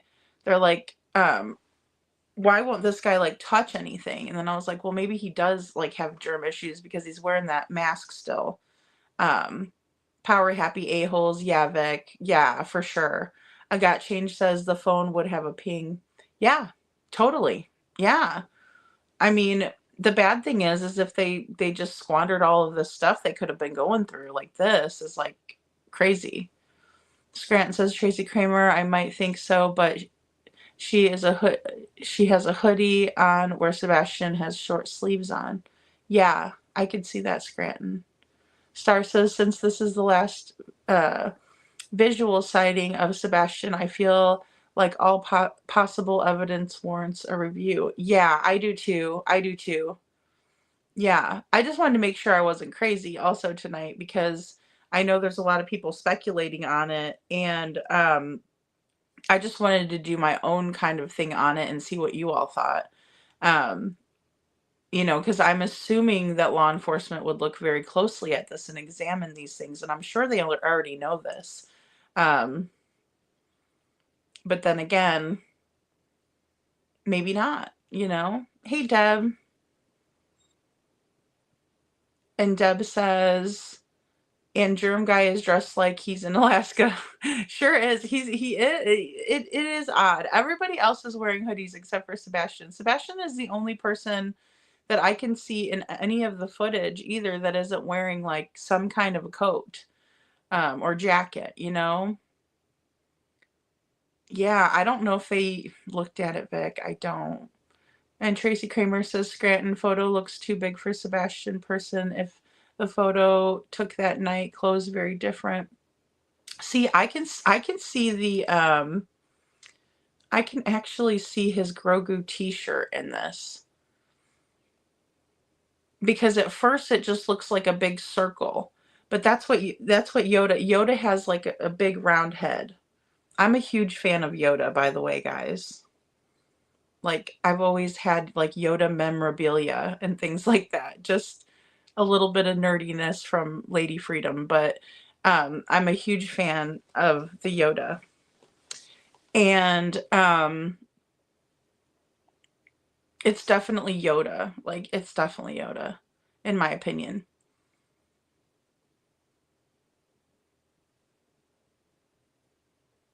Yeah, see, that's another thing, Scranton, that is bothersome. Yeah. That Seth said that, Sebastian runs cold. Yeah. Because I'm the type of person, I run really warm, especially like when I sleep and stuff. Like, I don't wear pants to sleep in. You know what I mean? I wear like a t-shirt and shorts. Like, no matter how cold it is outside, I'm wearing shorts. Because I run hot. But Seth did say that Sebastian runs cold. Teenagers, especially males, seem less bothered by the elements. True that, Star. True that. Tracy says, but then did they give a photo of Sebastian from another time so he would know who to look for? See, I thought it was a still photo as well, but watch this video again. I slowed it down all the way as much as I could. I mean, I could have saved it again and then slowed it down again. But as much as I could slow it, I slowed it. And then this version is even slowed down more because Dog slowed it. And so I really do believe it's a video because you can see the picture moving. And that's the only way a still picture would be moving is if it was in a video. Does that make sense? Did I say that wrong? The only way it would be moving is if it was a video. And you can see it. It's definitely moving, right? So there's Yoda. You can see Yoda.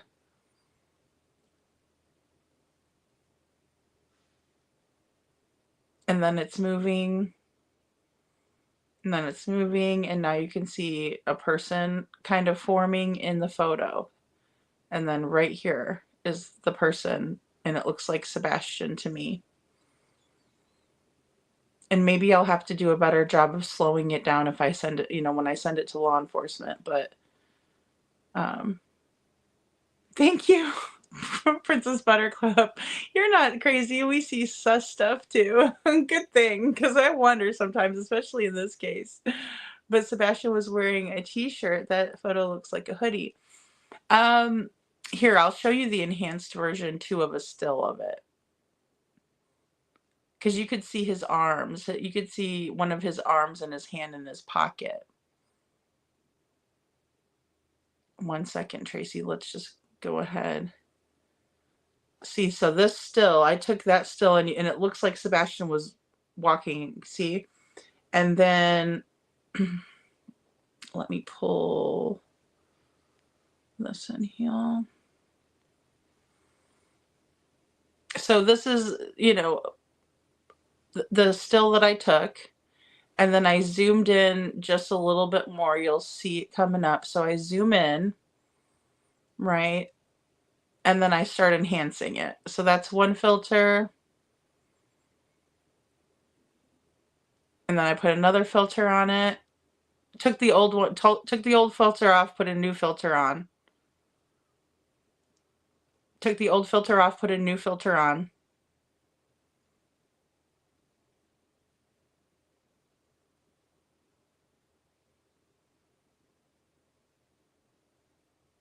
Just to show you guys different filters, and that's a whole nother filter that I added onto it. It's just eerie. I just couldn't believe that the image was moving like it was. My eyes bleed watching that phone. I know. Tracy, it's hard to see. He's in a t-shirt. You could see his arms. Yeah. Hey, Charlie Tree. Good to see you. Thanks for coming in. How'd they get that? It was just from the Texas Roadhouse video, just outside of it, and I just zoomed into the Yellow Jacket phone. He's in a t-shirt, Detroit. He found pants and a shirt. I see 2 arms, but the left one better than the right. Yeah, you can see them. You can see them better, like as the picture forms in. In my opinion, you can see it better as the picture forms in. Yeah, yeah, yeah. I'm going to, Lori. I'm going to. I just wanted to make sure I wasn't wasting anybody's time too. But I really don't feel like I am, you know. I mean, I'll definitely send it over to that TBI email. That can't hurt anything. I got Change Freaking Fuzzy. That's hard to do. One hand angled or a replay. Yeah, it is. No, it is. It looks like he wasn't fully focused on whatever he was filming either. It looks like it didn't even come into focus until, because it looks like he was really filming Sebastian's shirt at first, and then the rest of it comes into view. Yeah, thanks for being here, Charlie Tree. At the door, huh? Yeah, it's weird. It's weird that he comes outside with them. It's weird that he used that door and not the employee door. It's weird that he won't touch nothing with his hands. He doesn't know what to do with his hands. Fingerprints. Yeah. Yeah, Lori, that's what I'm guessing. You know, I mean, I'm kind of stuck in between germaphobe and doesn't want to leave the DNA. Tracy says, was he the one Katie was looking for inside the Texas, Roadhouse? Katie looking around if she was waiting to see. Yeah, possibly. That's what I'm guessing now, because I didn't even know. I didn't even realize that this was so pronounced, or that it was a video on his phone until today when I took a closer look.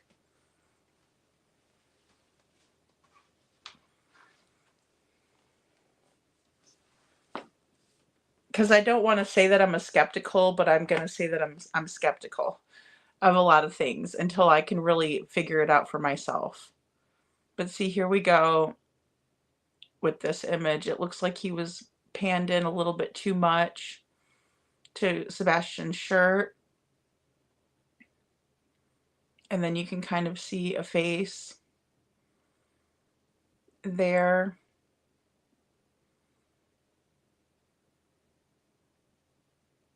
And this is where it actually forms into focus. And then it looks like Sebastian's turning away, and that was the end of his video. And Vonna says, if that is Sebastian in the video, which I completely believe that it is, you are very likely looking at his kidnapper. No other good reason for Sebastian to be on anyone's video. I mean, Vonna, I can't disagree with that. That's what's really creeping me out. Like, there's no reason for this old creepy man to have Sebastian on his phone. There's no reason. And I mean, we talked about that it may be like his grandson or his son or somebody, but it sure does look like a Grogu t-shirt, and it sure does look like the same stature of Sebastian. Hey, Seven True, good to see you. Split screen, trying to do a split screen when KK takes, sorry, hey KJ Mac, takes the pic and it shows their phone. Yeah, I could do that. That's a really good idea. I could do that. I almost want to slow it down even more, but the video is so slowed that I didn't want to slow it down too much, and then you guys would be like, okay, what am I waiting to see? You know, because it does almost have to be in motion for you to kind of see the change in it. KJ Max says, is there video of him coming back out the door and leaving the area entirely? Is his jacket reversible? Did he reverse it and lose the glove and mask later? Very possible. I don't know if there is more video. I want to say, well, there is. I want to say that there is video of them leaving, like even the black hoodie guy and the yellow jacket guy. And it's possible that he does have a reversible. I can't tell what kind of jacket it is, really. I mean, it looks like a raincoat to me.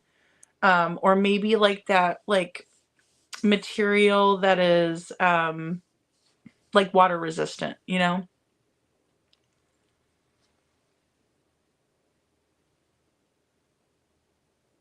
And Scranton says, and if he is a DoorDash, then would have record of a DoorDash picking up order at the exact day and time, and who it would have been. Yeah, that's a great point, Scranton. Exactly. And Tracy says,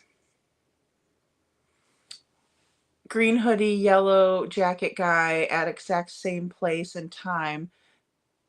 That was Chris's family involved. Chris at home or his family, his truck was there. This was definitely a plot to take him, just busy at the Texas road. Well, and it was super, super busy, Tracy. That is a really good point. I mean, there's gotta be a reason that they went to that Texas Roadhouse, and then also it's just that could be one of them too, that it's just super duper busy there, you know, and it's just hard to see everything that's going on. Um, Vonna says, maybe send this to Sebastian's dad. I'm not trusting the PD. Yeah, yeah. I wish that I had Seth's email. I might be able to try to see if I can find it somehow. He looks so overdressed, Vic. Yeah, I agree. Like he's wearing double up, right? He's got two hoods. One, the the white hoodie that he's wearing under the yellow jacket. He's very bundled up compared. And Anne says, Lady Freedom, I feel that Sebastian Rogers is still alive. He is in a safe house somewhere near his house. Yeah, Anne, I'm really hoping that's the case. You know, I kind of go between that. And with this, I'm wondering if it was an abduction when you look at this. I mean, there's no reason for that guy to have a child on his phone like that, especially if he's taping Sebastian. Or recording him. Sorry, guys. I was showing my age a little bit. I got changed says I didn't see any order yet. I heard the where questioning DoorDash man. Yeah, it's weird that he didn't pick up any food while he was over there because usually those DoorDashers, I mean, obviously it's called DoorDash for a reason. Like they're quick, right? They go to the place wherever they're at. They pick the order up and they're out, you know, and they're on to deliver it. A windbreaker. Thank you, Detroit Rock City. That's what I was looking for. That's exactly what I was looking for. I'm like, the water resistant material. Princess Buttercup says it's extremely sus to say the least, and at the very least worth exploring or looking into more. Yellow Jacket, we see you. Right? I mean, it's just weird. And then it just looks like Sebastian's mannerism.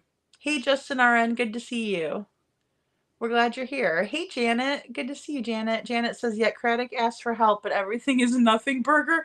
I know. That's why I'm like so hesitant because I'm like, is he going to, you know, dear Lady Freedom, you're an asshole and an idiot, and I don't like your videos. Like, that's what I'm expecting to, you know, to get back from him. But, you know, I mean, I also want to make sure that we're sending over information if we have it.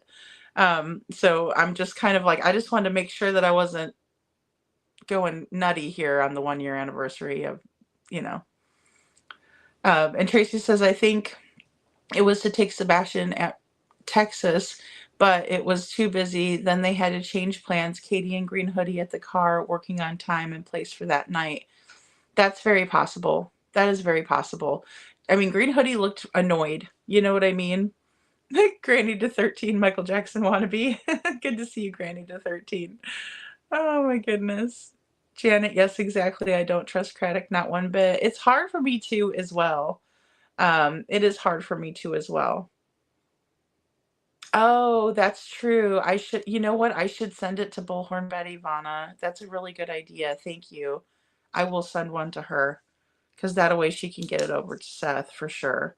And I'll just say, could you please forward this to Seth? Yeah, because I don't want to be like a weirdo either and be like, hey, what's Seth's email? That's kind of weird. And KJ Max says he does look overly bundled compared to everyone else. Yeah, and then Sebastian looks like underdressed compared to everybody else. You know, I kind of noticed that too. Hey, Mally Cat, good to see you. Oh, I'm glad you're here. I haven't seen you in a little bit. And Princess Buttercup says busy to blend in my opinion, easy to get lost in the crowd and not seem that suspicious. It's all very strange. I agree. Yeah, two hoodied creepy dudes. Yeah. Yeah. The analyst says, in my opinion, Yellow Jacket was Texas Roadhouse Del Food. He overheard and records something and told at the window. Black hoodie, Texas Roadhouse. He told and both stopped and looked. Yeah, because they definitely both stopped and looked. Like, that is the weirdest thing to me. Most definitely. When you do split screen, you can unsee it, in my opinion. You can't unsee it, in my opinion. Okay, split screen, 7 true. Okay. And I don't even know. Thank you, Justin RN. Thank you. I don't even know if I can do a split. I think I can. I'm trying to think of how I would do it. Vanna says if they took Sebastian to Texas, it's very easy to then take him to Mexico. Well, yeah. And I mean, we can't really discount anything at this point. Did anyone see the Yellow Jacket take any food at all? I've watched this many times and don't ever see food exchange. I don't remember. I don't recall it either. I cannot remember at all. No, I can't remember them ever doing anything with food. And you would think if he's waiting out there for food, then he would have grabbed, or even if it was like the curbside delivery thing, then he would have grabbed like a go bag and brought it out. And Tracy says, but then if it was a kidnapping abduction, I know Chris and his family wanted him gone to bring Faith back, but why go to this length? There's no telling unless they just really wanted to stick it to Seth, but I hate to go that route because then that's like, basically speculating for them or thinking for them or saying this is what they would do when I really don't know. Um, you know, but that's a good question, Tracy. The analyst says he probably took to the car. He's extra more than Black Jacket via mask, so not good. So to not add germs. Oh, right. I see what you're saying, analyst. That makes sense. That does make sense. And Seven says pretty spooky, and I never thought about because they said they allegedly cleared people. I know, but why would that guy have that on his phone? Like, that's what's killing me too. Cheryl says Detroit Rock City, I see a phone swap. See, and that's very possible. I mean, them coming out the doors, they came out the doors the exact same time. They just did. There's the door swung open.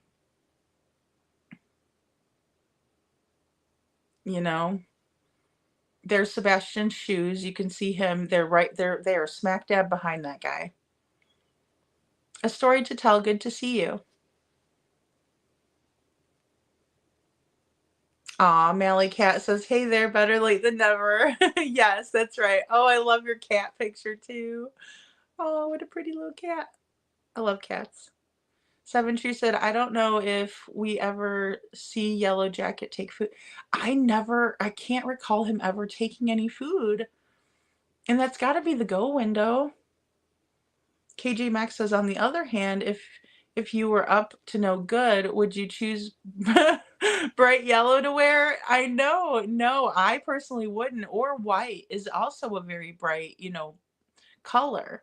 No, I would not. But then again, it is kind of like a baggier coat. So maybe so he can hide something in his sleeve, possibly, but I wouldn't. No, I think that would draw attention. That's a really good point. And Vic says, in my opinion, Edgar was home. Sebastian was telling you that he was there, and he went after Sebastian, got him in a chokehold. Oh, yeah. Oh, gosh. I don't know, because Chris's arms were real tore up, and I don't think that was from the Morkies. Cheryl says that video shown here, don't show food takeout video, didn't run to see it. Well, and see, there is more footage, so I'm wondering if at some point he does bring out an order of something. I Got Change says they haven't seen this. They were just speaking of the other camera where someone or people running. Oh, I see, I see. Doesn't Seth's mom live in Texas? Yes, love horses. She does allegedly. Sebastian's teeth marks, Vic. I know, that's what I think it is too. And Justin RN says that he does take a small bag. Thank you, Justin RN. I couldn't recall if I saw them taking any food or not, or if it was the guy in the black, you know. And Vanna says the traffic kids are often taken back into Mexico and from there shipped out from the coast to other countries. Oh, that is so sad. Oh, what a world we live in. So sad. Love horses.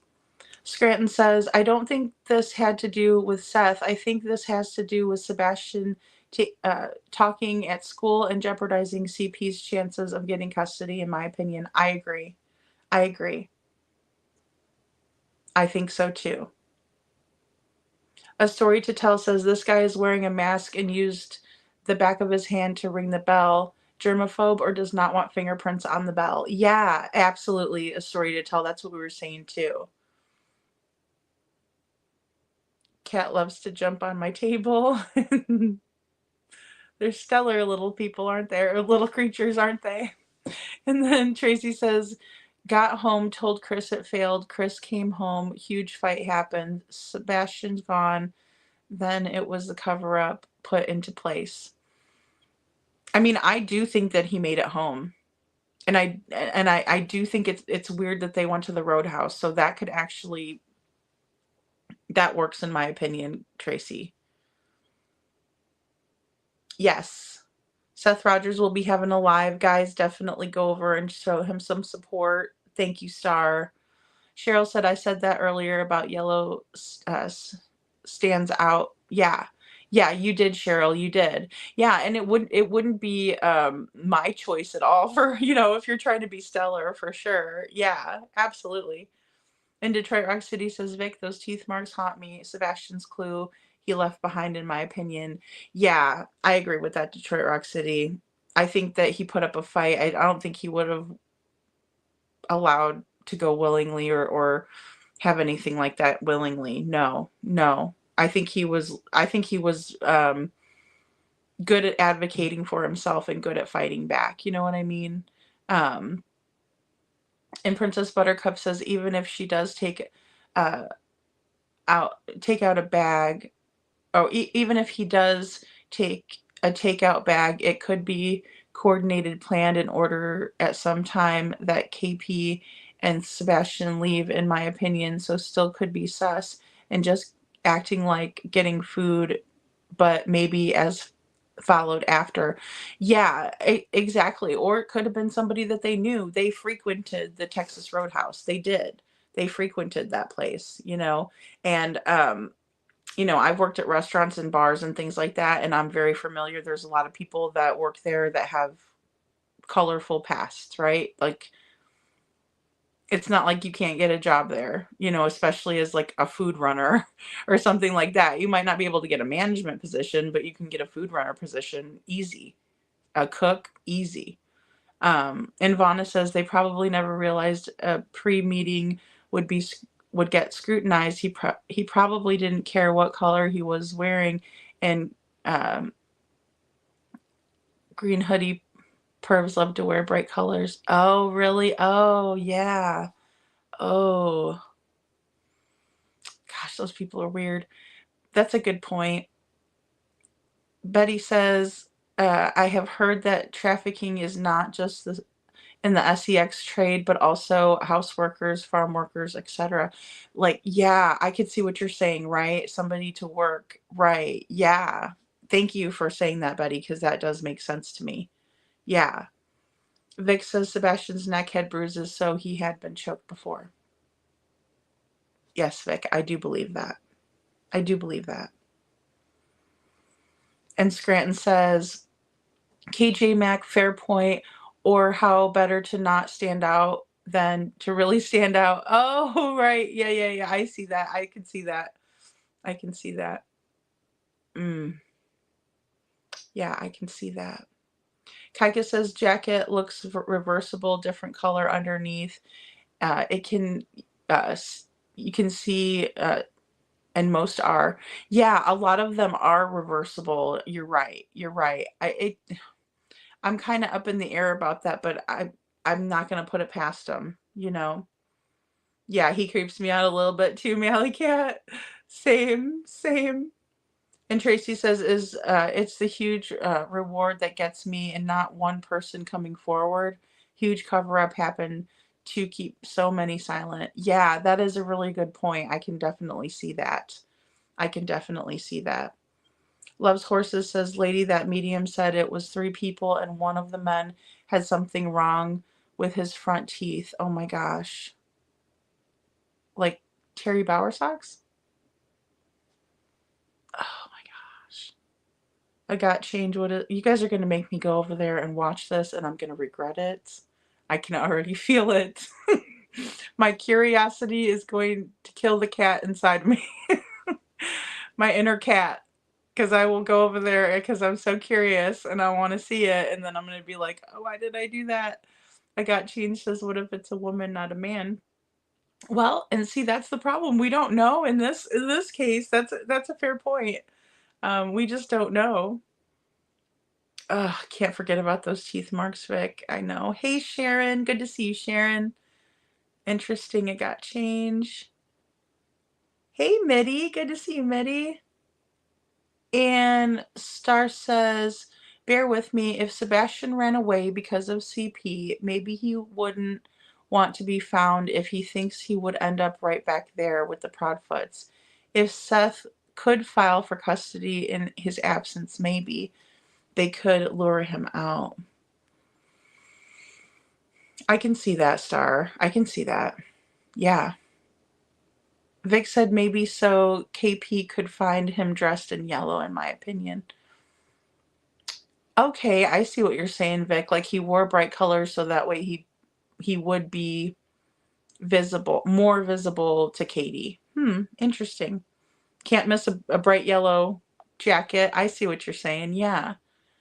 And Tracy says, yes, marks on Chris's arm and him wearing short sleeve shirt, knowing they would be seen, shows how cocky Chris really is. Ugh. He is. He is something, isn't he? He's just something. Mitty says, does Yellow Jacket have the picture of Sebastian eating in the Texas Roadhouse on his phone? Well, I think it's from outside, but you can tell me what you think.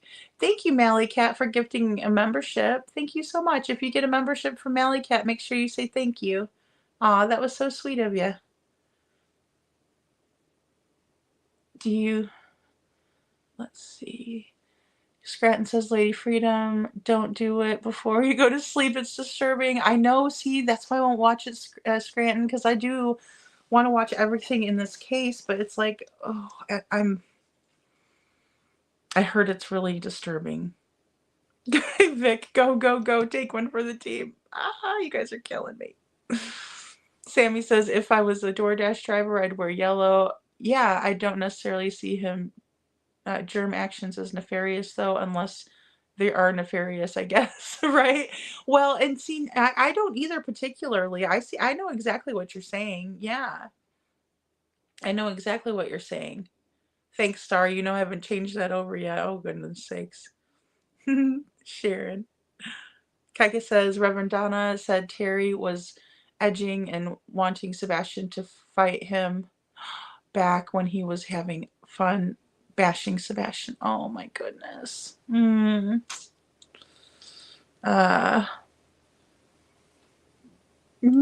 I haven't. I need to. I do. I need to. Sweet Pilo. I need to go watch. I know, guys. I'm gonna try. But not before bed. I think I'll make that my afternoon activity tomorrow. To be clever, I'm not convinced he ran away. Oh, excuse me, to be clear, sorry. I'm not convinced he ran away. I'm just playing the devil's advocate. Yeah, for sure. I get it. I get it, Star. Just an RN. Oh my God, you should watch some of it. Oh, I know. I just didn't want to. I don't know. I will be careful. It's just so sad. You know what I mean? Oh, did you get a membership 7? All right. Okay, here it is, guys, and you can kind of see it coming into focus.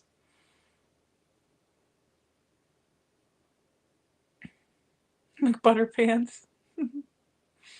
I know, and that's the problem because that's why they are gaining so much weight because they haven't been looking for him, at all. If you just sit around all day, that's going to happen to every single one of us. That would happen, I mean, it's not just them. I'm not singling them out. I could tell you some. Reverend Donna said, dark green truck with the frame. You hang stuff and Danny. Oh my gosh. Ooh, Sharon. Good night, Anne. Good night. Have a good night, sweetheart. Just an RN. Yes, wait till daytime to watch Donna's video. Oh. Yeah, Lori. Yeah. My problem is that I'll be sitting here right after this live and I'll be like, okay, I'm gonna watch it. That's that's how I get. Her vision still haunts me a bit. Oh my goodness, just an RN. Aw. Yay, thanks, Mally Cat. Tracy Kramer, also Katie's family, is at her mom, a registered CA. Yep. And her sister, stepsister. Yeah. Watch it with us and we can help you through it. Oh, I know. Should I play it? Oh God. I don't know. I don't like the reaction because Sharon, I'm gonna be sitting here and you guys are gonna be like, oh my gosh, lady's having a conniption over here. Betty says if you watch it, maybe just skim through the transcript to the Sebastian part because she is very graphic about her own daughter's death. Oh no. And Tyler Ryan in the Vallow case. Oh, Tylee and JJ in the Vallow case. I know you're so sensitive. Oh, it's hard. I can't, I don't know that I want to watch anything because it's just around this time of year, and I don't know. I am emotional. I am. Mitty says it looks like Sebastian sitting in the booth. It almost looks like the picture Katie took of him. I know. I was thinking that until I saw it moving around, and then I'm like, maybe it's a video. But a lot of people think that, Mitty, that it's from the inside, and I'm not discounting that one bit. I'm really not. You did have to stop watching Detroit. Oh my God. Donna is the one I was talking about, lady. I know. You guys have all been asking me to watch it, and it's like, Sammy, and if y'all see me opening a gas station door handles with my foot, you better not judge me, Sammy. A lot of people don't like touching it. Like, I'm like that. If I use like a public restroom, I'll like keep my whatever I've washed my hands and like dried them off. I'll open it. I hit myself. I open it with with the napkin or the paper towel because, so I'm kind of like that. And then also if I use like a public restroom, I don't use my hand. I'll take my foot and so I do that. I do that. Aw, thank you, Sharon. It's just like, oh man. Oh, thank you, Seven True. Let me look. I think that's what dropped earlier. I'm like, I dropped something earlier. It was my phone, apparently. As I had it. Look. Let me see here.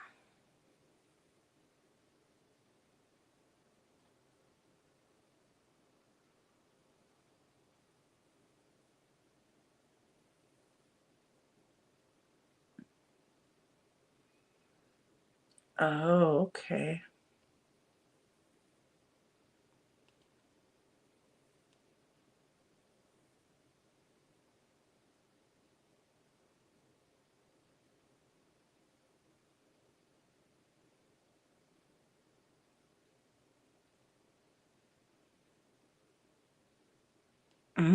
Okay. Let me see.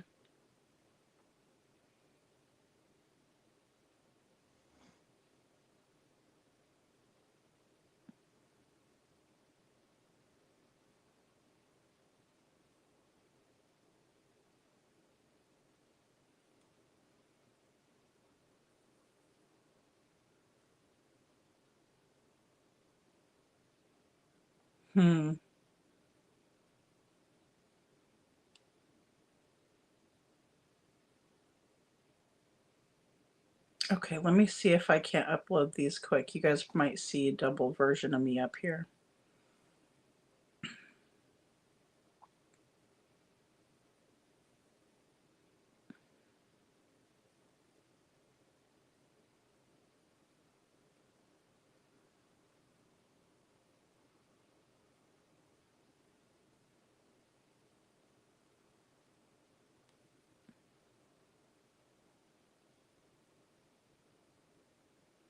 Okay.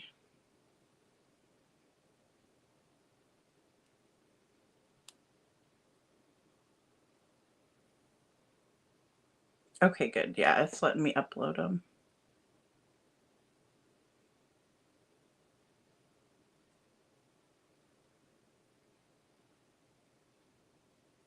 Oh, it only let me upload 3 because it says I got too many. Hold on. I already read the articles from today, so I can delete those babies.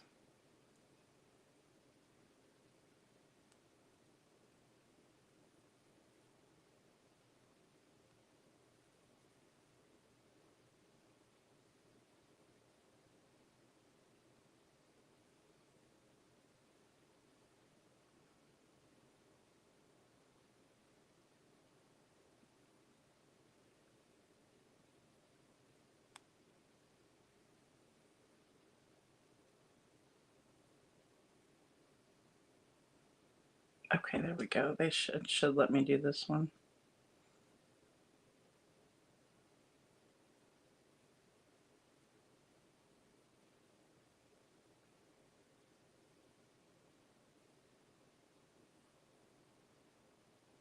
Okay, I got too many.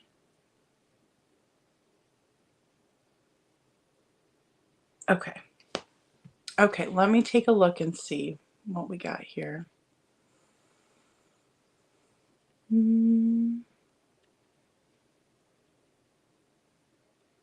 Okay, so we got the guy outside. And then we have Katie's phone on the inside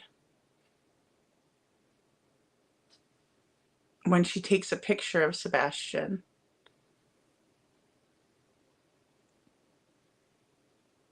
Boy, somebody really got that zoomed in good. 7. Wow, thank you. Let's see, hopefully it's not all the same one.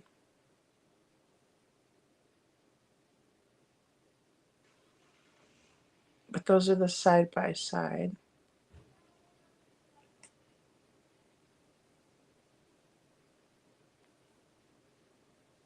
That one's a closer one.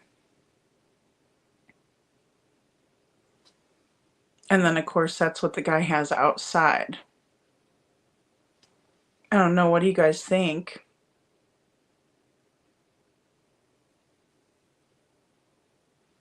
Sharon says, okay, afterwards I must message Brian Guy. Asked if his brother still had dark green truck. He replied, yes. Oh. Oh, wow. Star, I'm triggered. I can't imagine why. Charlie Tree says, it's hard with all these people being so rotten to their kids. It is hard. It is very hard. I don't know why they would be rotten to their kids like this, especially just Sebastian. He's just a sweetheart. Do you think that's why Dog reposted this Yellow Jacket guy? I'm wondering, Mally Cat, because it's just like, it's odd, right? Like, what is he wanting us to see? And I know that it may have been Green Hoodie Guy, you know? Have a blessed night, Mally Cat. Thank you. Good night. Seth says he knows 911. Oh, yeah. Oh, definitely. I believe he does, too. I believe Sebastian knows 911. I just don't think Chris knows what 911 is. He's the one that's questionable with the 911 because he definitely didn't call them. He three-wayed the sheriff's office. Called one of his buddies. That just really does look a lot a lot like it could be. I mean, it does. Yeah, demonic parents. I know. You know what? I will try to like crop those up too.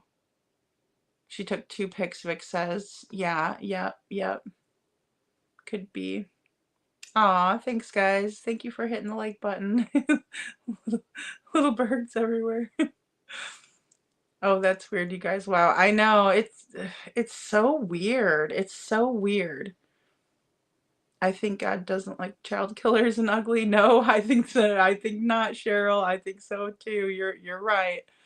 Ivana says, did Ali not take the Stinky Feet's phones and examine them forensically? They said they did. They said they did. They said they took them the day, either that same day or the next day that their phones were taken. But if they gave up burner phones or something, it's like, I don't know that they investigated that heavily. I hope they did.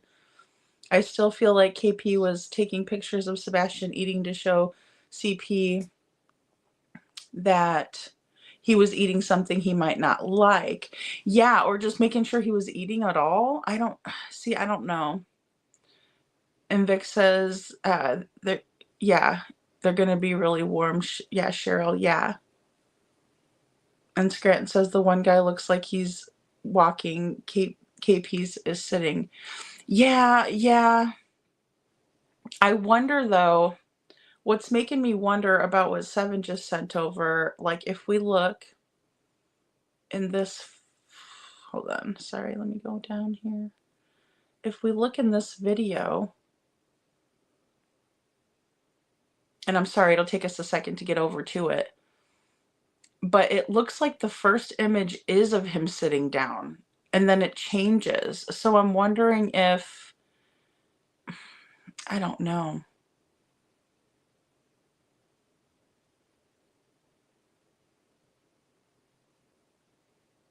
I don't know. I'm wondering if maybe he had a video and a still.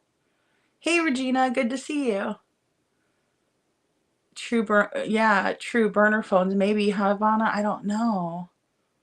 Wonder if they took Bowersock's and Melissa's. I mean, I would think they needed to check that whole darn family out. They know the dirt they do. They have to. Loves Horses says, I thought dog had an arrow pointed at the one with the caption, does anybody see anything? Yeah, see, not in this one. This is an older one. Regina says, tell you one thing I've noticed, KP does not wear the Apple Watch anymore. Oh, yeah, that's a good point, Regina. That is a really good point. Hey, Music Tourette's, good to see you. I'm behind, but she wants him alone, a little fake. Yeah. Oh, yeah. Or what? She wants him home, a little fake. Yeah, absolutely, Music Tourette's. I agree. I agree. I wonder if they took Bowersock's and Melissa. Gosh, Regina, that is such a good point. You know? I do somewhere. Is that Richard Bishop, the Yellow Jacket? See, that's what we're trying to figure out, Regina. We can't really figure out who that is. I'm not sure. Some people think it's Richard Bishop. And then there was another guy over at the Freedom Church, too. Is Richard Bishop a pastor? He's supposed to be an attorney. You know? Burner phones, burner phones.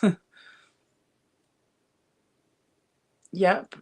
Where's the watch? Did Ellie take it? You know, they should have. They should have.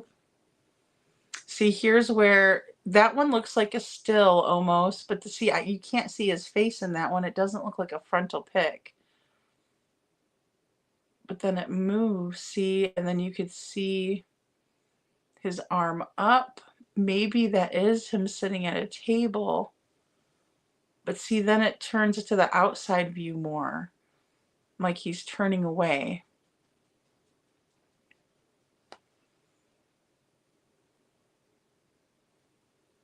Yeah, Vic, exactly. Who knows, too.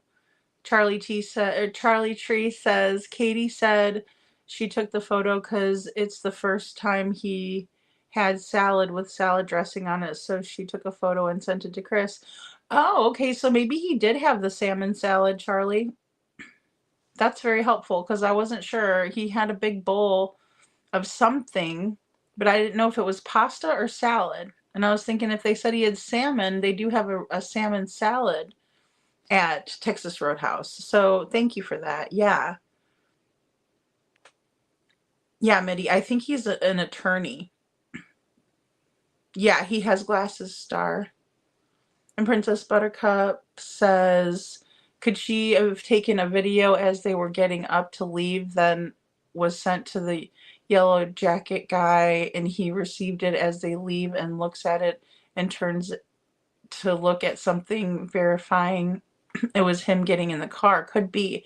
Yeah, that's what I'm thinking, that maybe they were both. Maybe it was a video from inside the restaurant and then one from outside the restaurant. I'm wondering.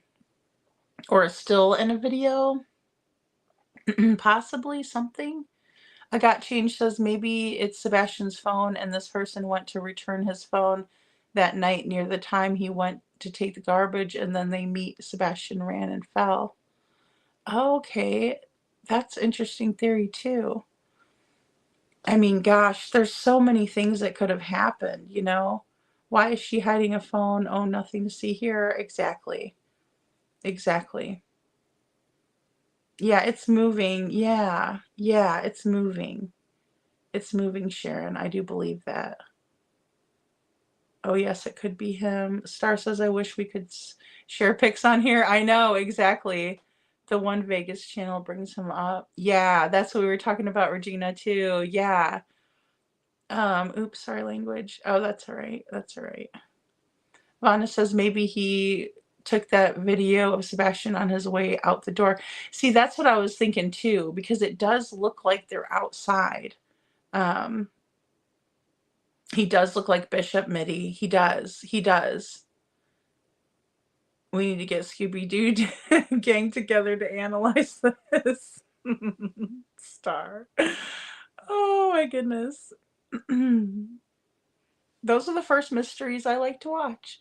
And Vonda says, because Sebastian's hands are in his pocket like they were outside, so maybe right before he left the restaurant.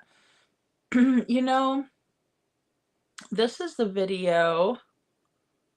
Let me see. I have the one from inside the restaurant. What did I do with it now? It's going to be very quick. I do declare. There we go. Sharon says they're being watched in the Texas Roadhouse. No, just a glimpse. It was more than normal than they were watched. I think so too. I think so too. I heard 2 stories about the pic too, Scranton. I remember him saying on Elevated Truth, he's like, she sent that picture to me. He was mad because they were talking about his truck and how he was probably in the area. Oh no, Vic. Star, are you being trigger happy over there with the comments? Star's like a ninja with modding. Like sometimes she'll just like, you know?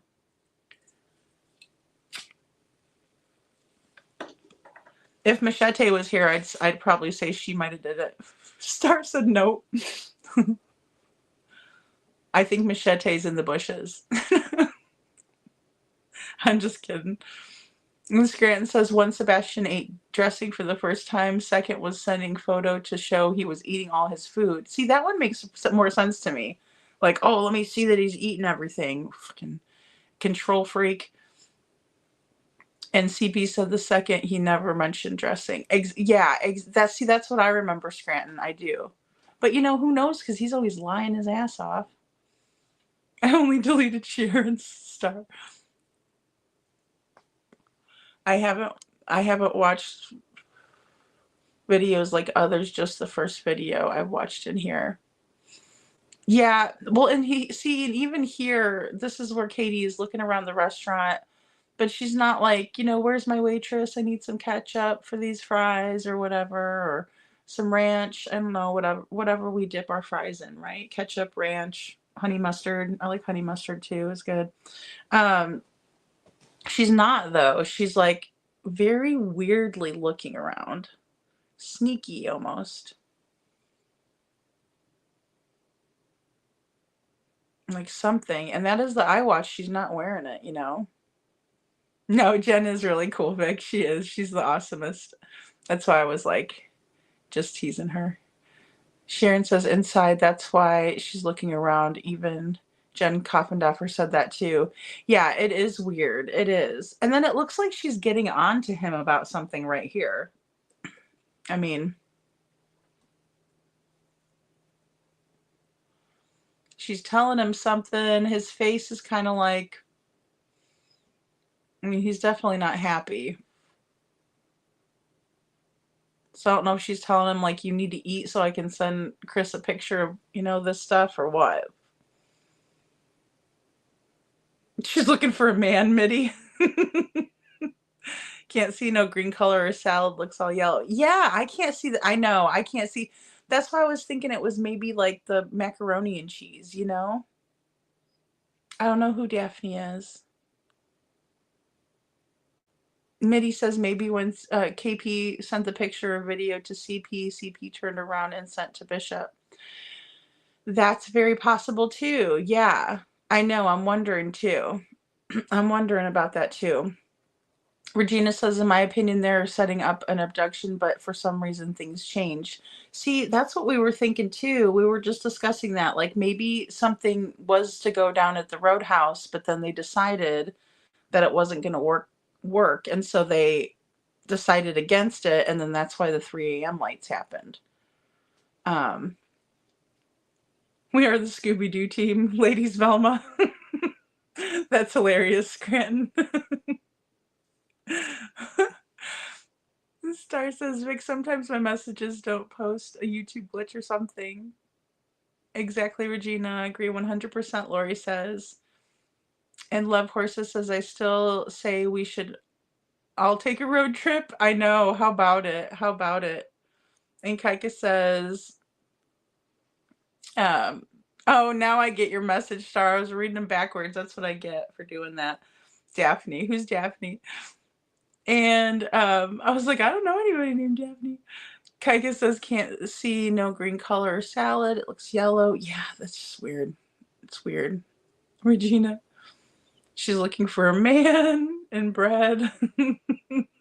Kaika. Cheryl, no ketchup on the table. Yeah, so there's ketchup on the table. Exactly. Yeah, like they have all the condiments on the table. So it can't be that, right?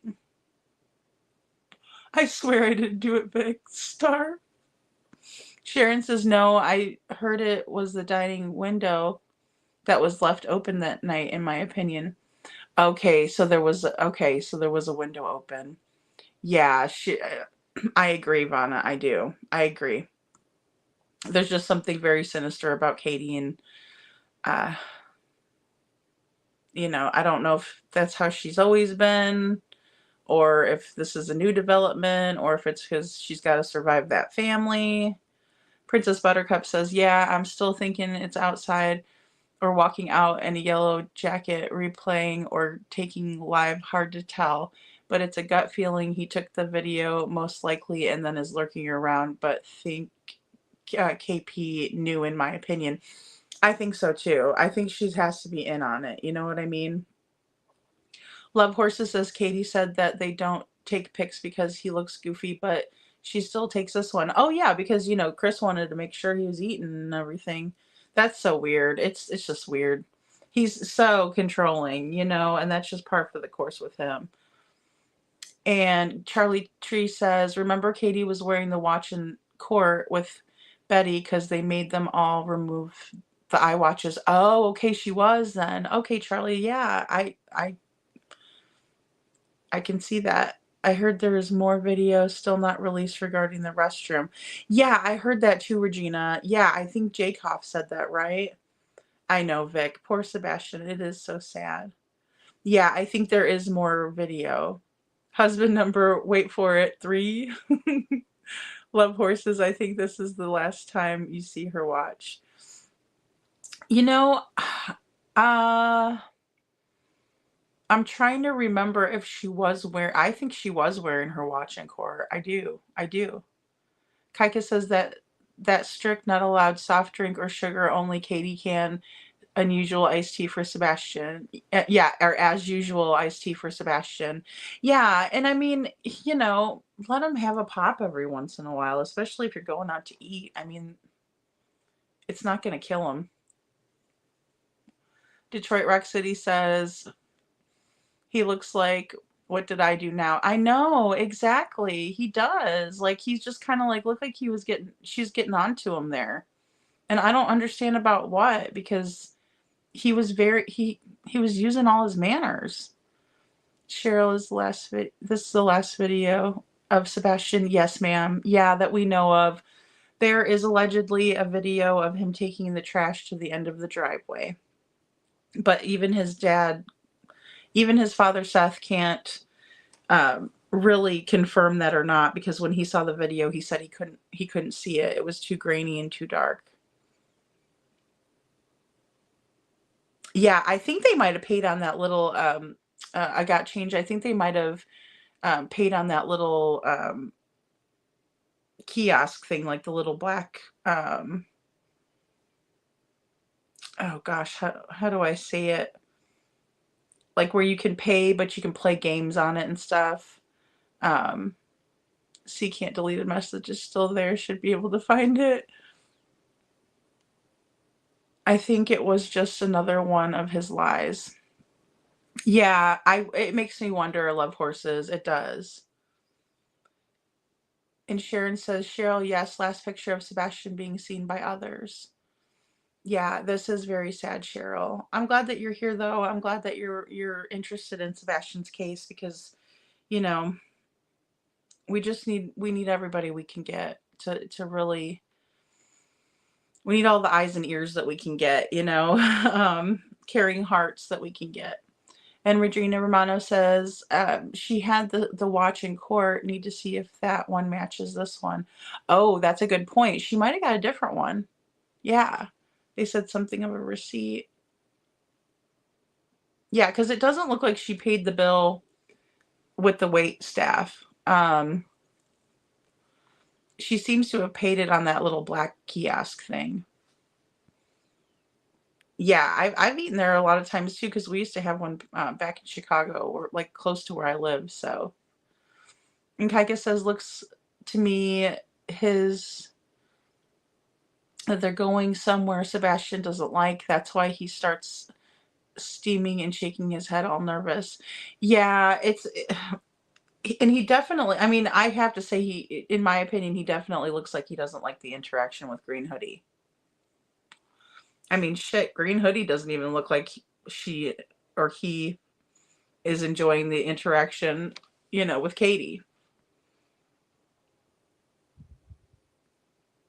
Yeah, their food is really good, Star. It is. That's what Donna said, love horses. Oh, gosh. Princess Buttercup says, but could have been a burner she had, so they wouldn't have seen the picture or video was sent to someone maybe. She did actually send CP that photo on her real phone so that she could deny others sent a video pic. Oh, that's a good point, Princess Buttercup. That is. Sharon says, Trisha, what you also watch Reverend Donna listen. Oh, when I watch Reverend Donna listen, she also talks about a servo up further. Okay. And Vanna says, I have to go visit Sleepy's house. Thank you. Of course. Thank you for being here. Thank you for being here. Oh, I appreciate that. Thank you. Now we've discovered the video on the man's phone. Lock up. Don't trust strange calls. I would think, yeah, the stinky feet would get mad. Yeah. Yeah, I'm totally going to send it off right after I get off here. And I'm going to have to go to sleepy time myself. He doesn't care if he eats. And Vic, I know it's just all about control. You know what I mean? It's all about control. Thank you so much, Vanna. And Cheryl says, oh, there's steak in the best rolls. Don't forget the butter. Oh, I know. Oh my God. I don't know how they didn't order. That was another big red flag for me. Like them not ordering a steak, and nobody ordered a steak. Well, Sebastian doesn't really care for it, but Sharon says, yes, there is more videos around the table area too. Okay, yeah, yes, I thought so too. Detroit Rock City says, like Scooby-Doo, they rip off the mask, the evil mask at the end and find out the true villain. I wish, right? Wouldn't that be lovely? That's what we need in our lives. We do. Yes, butter always makes everything better, Star. She doesn't want to lose this life. Yeah, that is a top theory of mine. You know, she picked a man over her son, you know, unfortunately.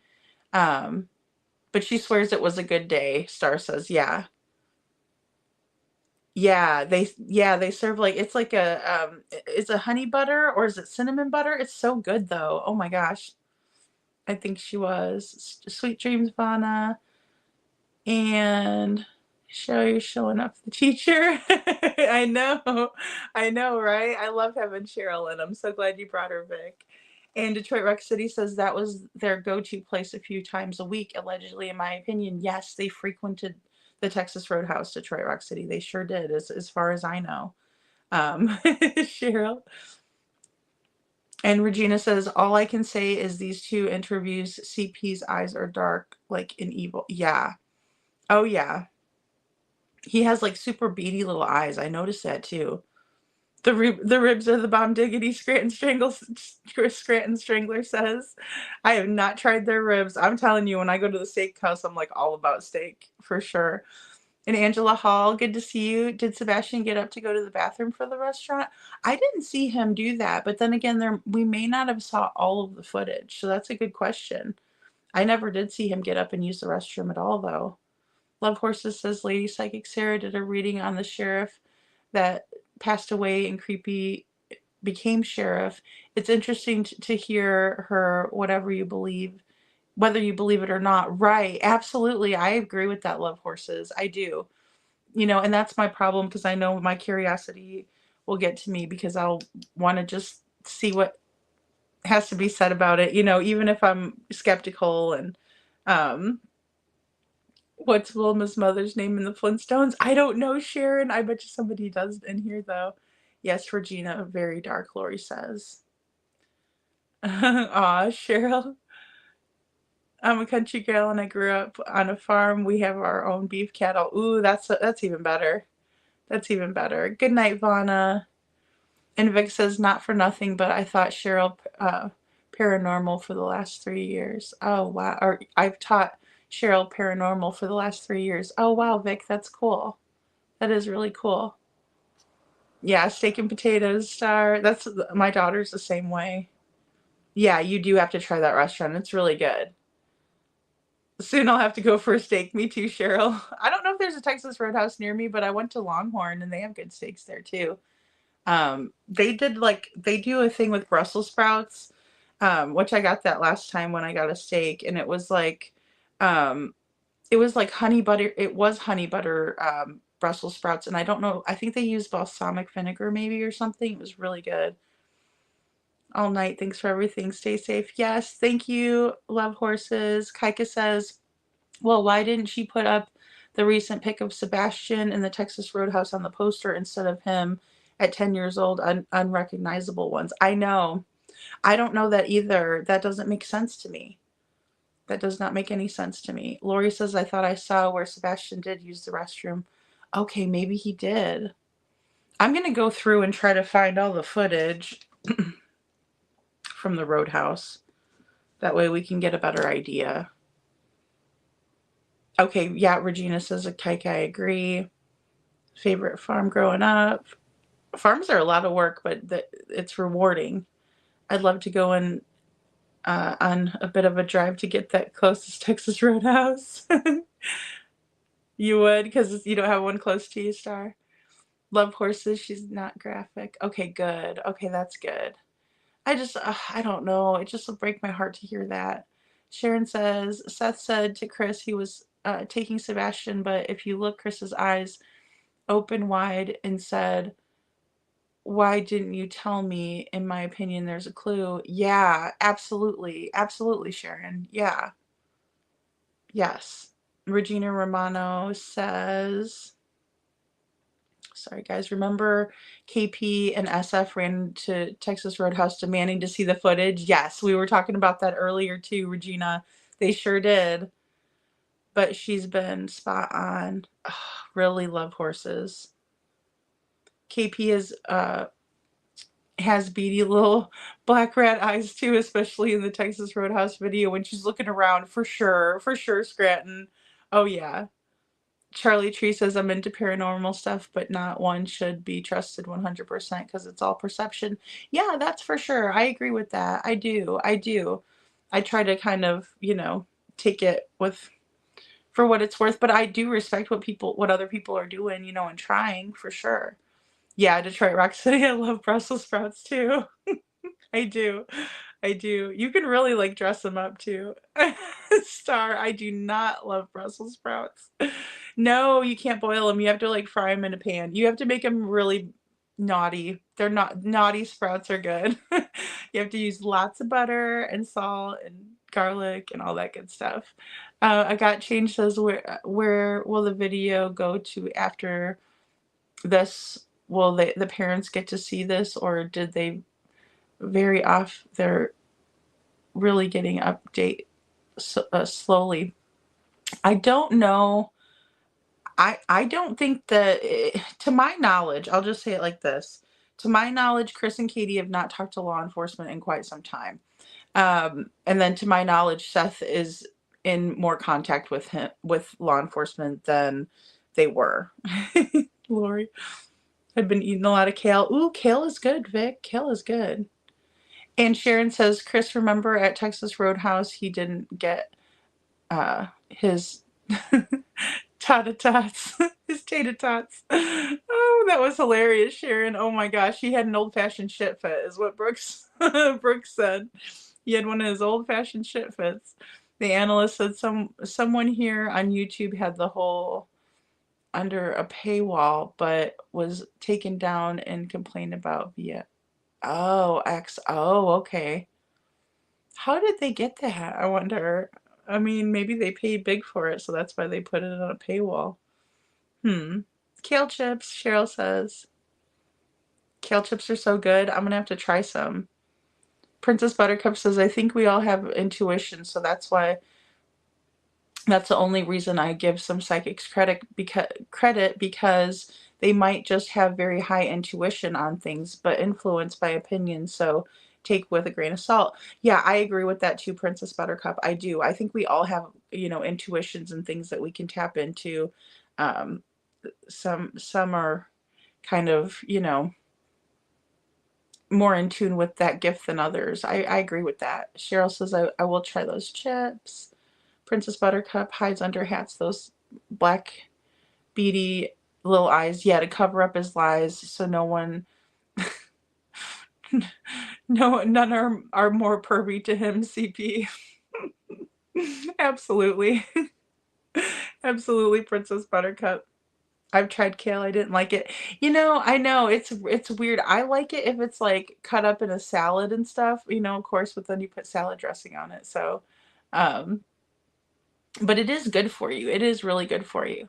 And Charlie Tree says those comments between Chris and Seth, the why don't you tell me from Chris to Seth, they were not on camera at the time, so unable to see the eyes. It was on Web Sleuth. Oh, yes, I do remember that, Charlie. I do. And Teacher Vic, you raise your vibrations up. Spirits can come down. I know. Again, I'm like, I kind of, yeah, I know what you mean, Vic. I do. And Detroit Rock City says, I'd rather eat Scooby snacks. Detroit.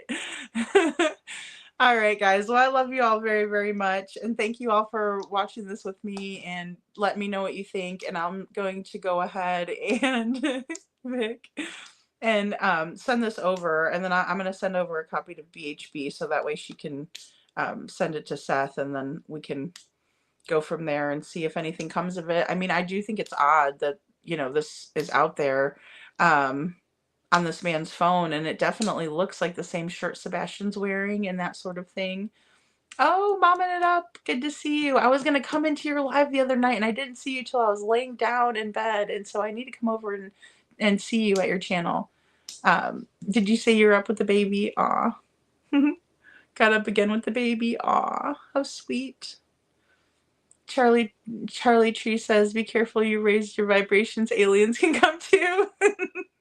I know, that's what I'm afraid of, Charlie. You got it. You see me. You see me. Aw, love you, Sharon. Aw, thanks, guys. It was night, Regina. It was good to see all of you guys. Thanks so much for coming in here. Yes, thank you. Thank you for emailing me, momming it up. I'm going to check. Jocelyn, good night. Lori, could you send to Justin to get... Yeah. Yeah, also Josh, too. Yeah, I will. That's a good idea. That's a great idea. I will send it over to Justin. For sure, for sure. For sure. Oh, thank you, Detroit Rock City. Oh, I love having you here too. Thank you. Thank you. Good night, you guys. All right, you all take care. I will talk to you soon.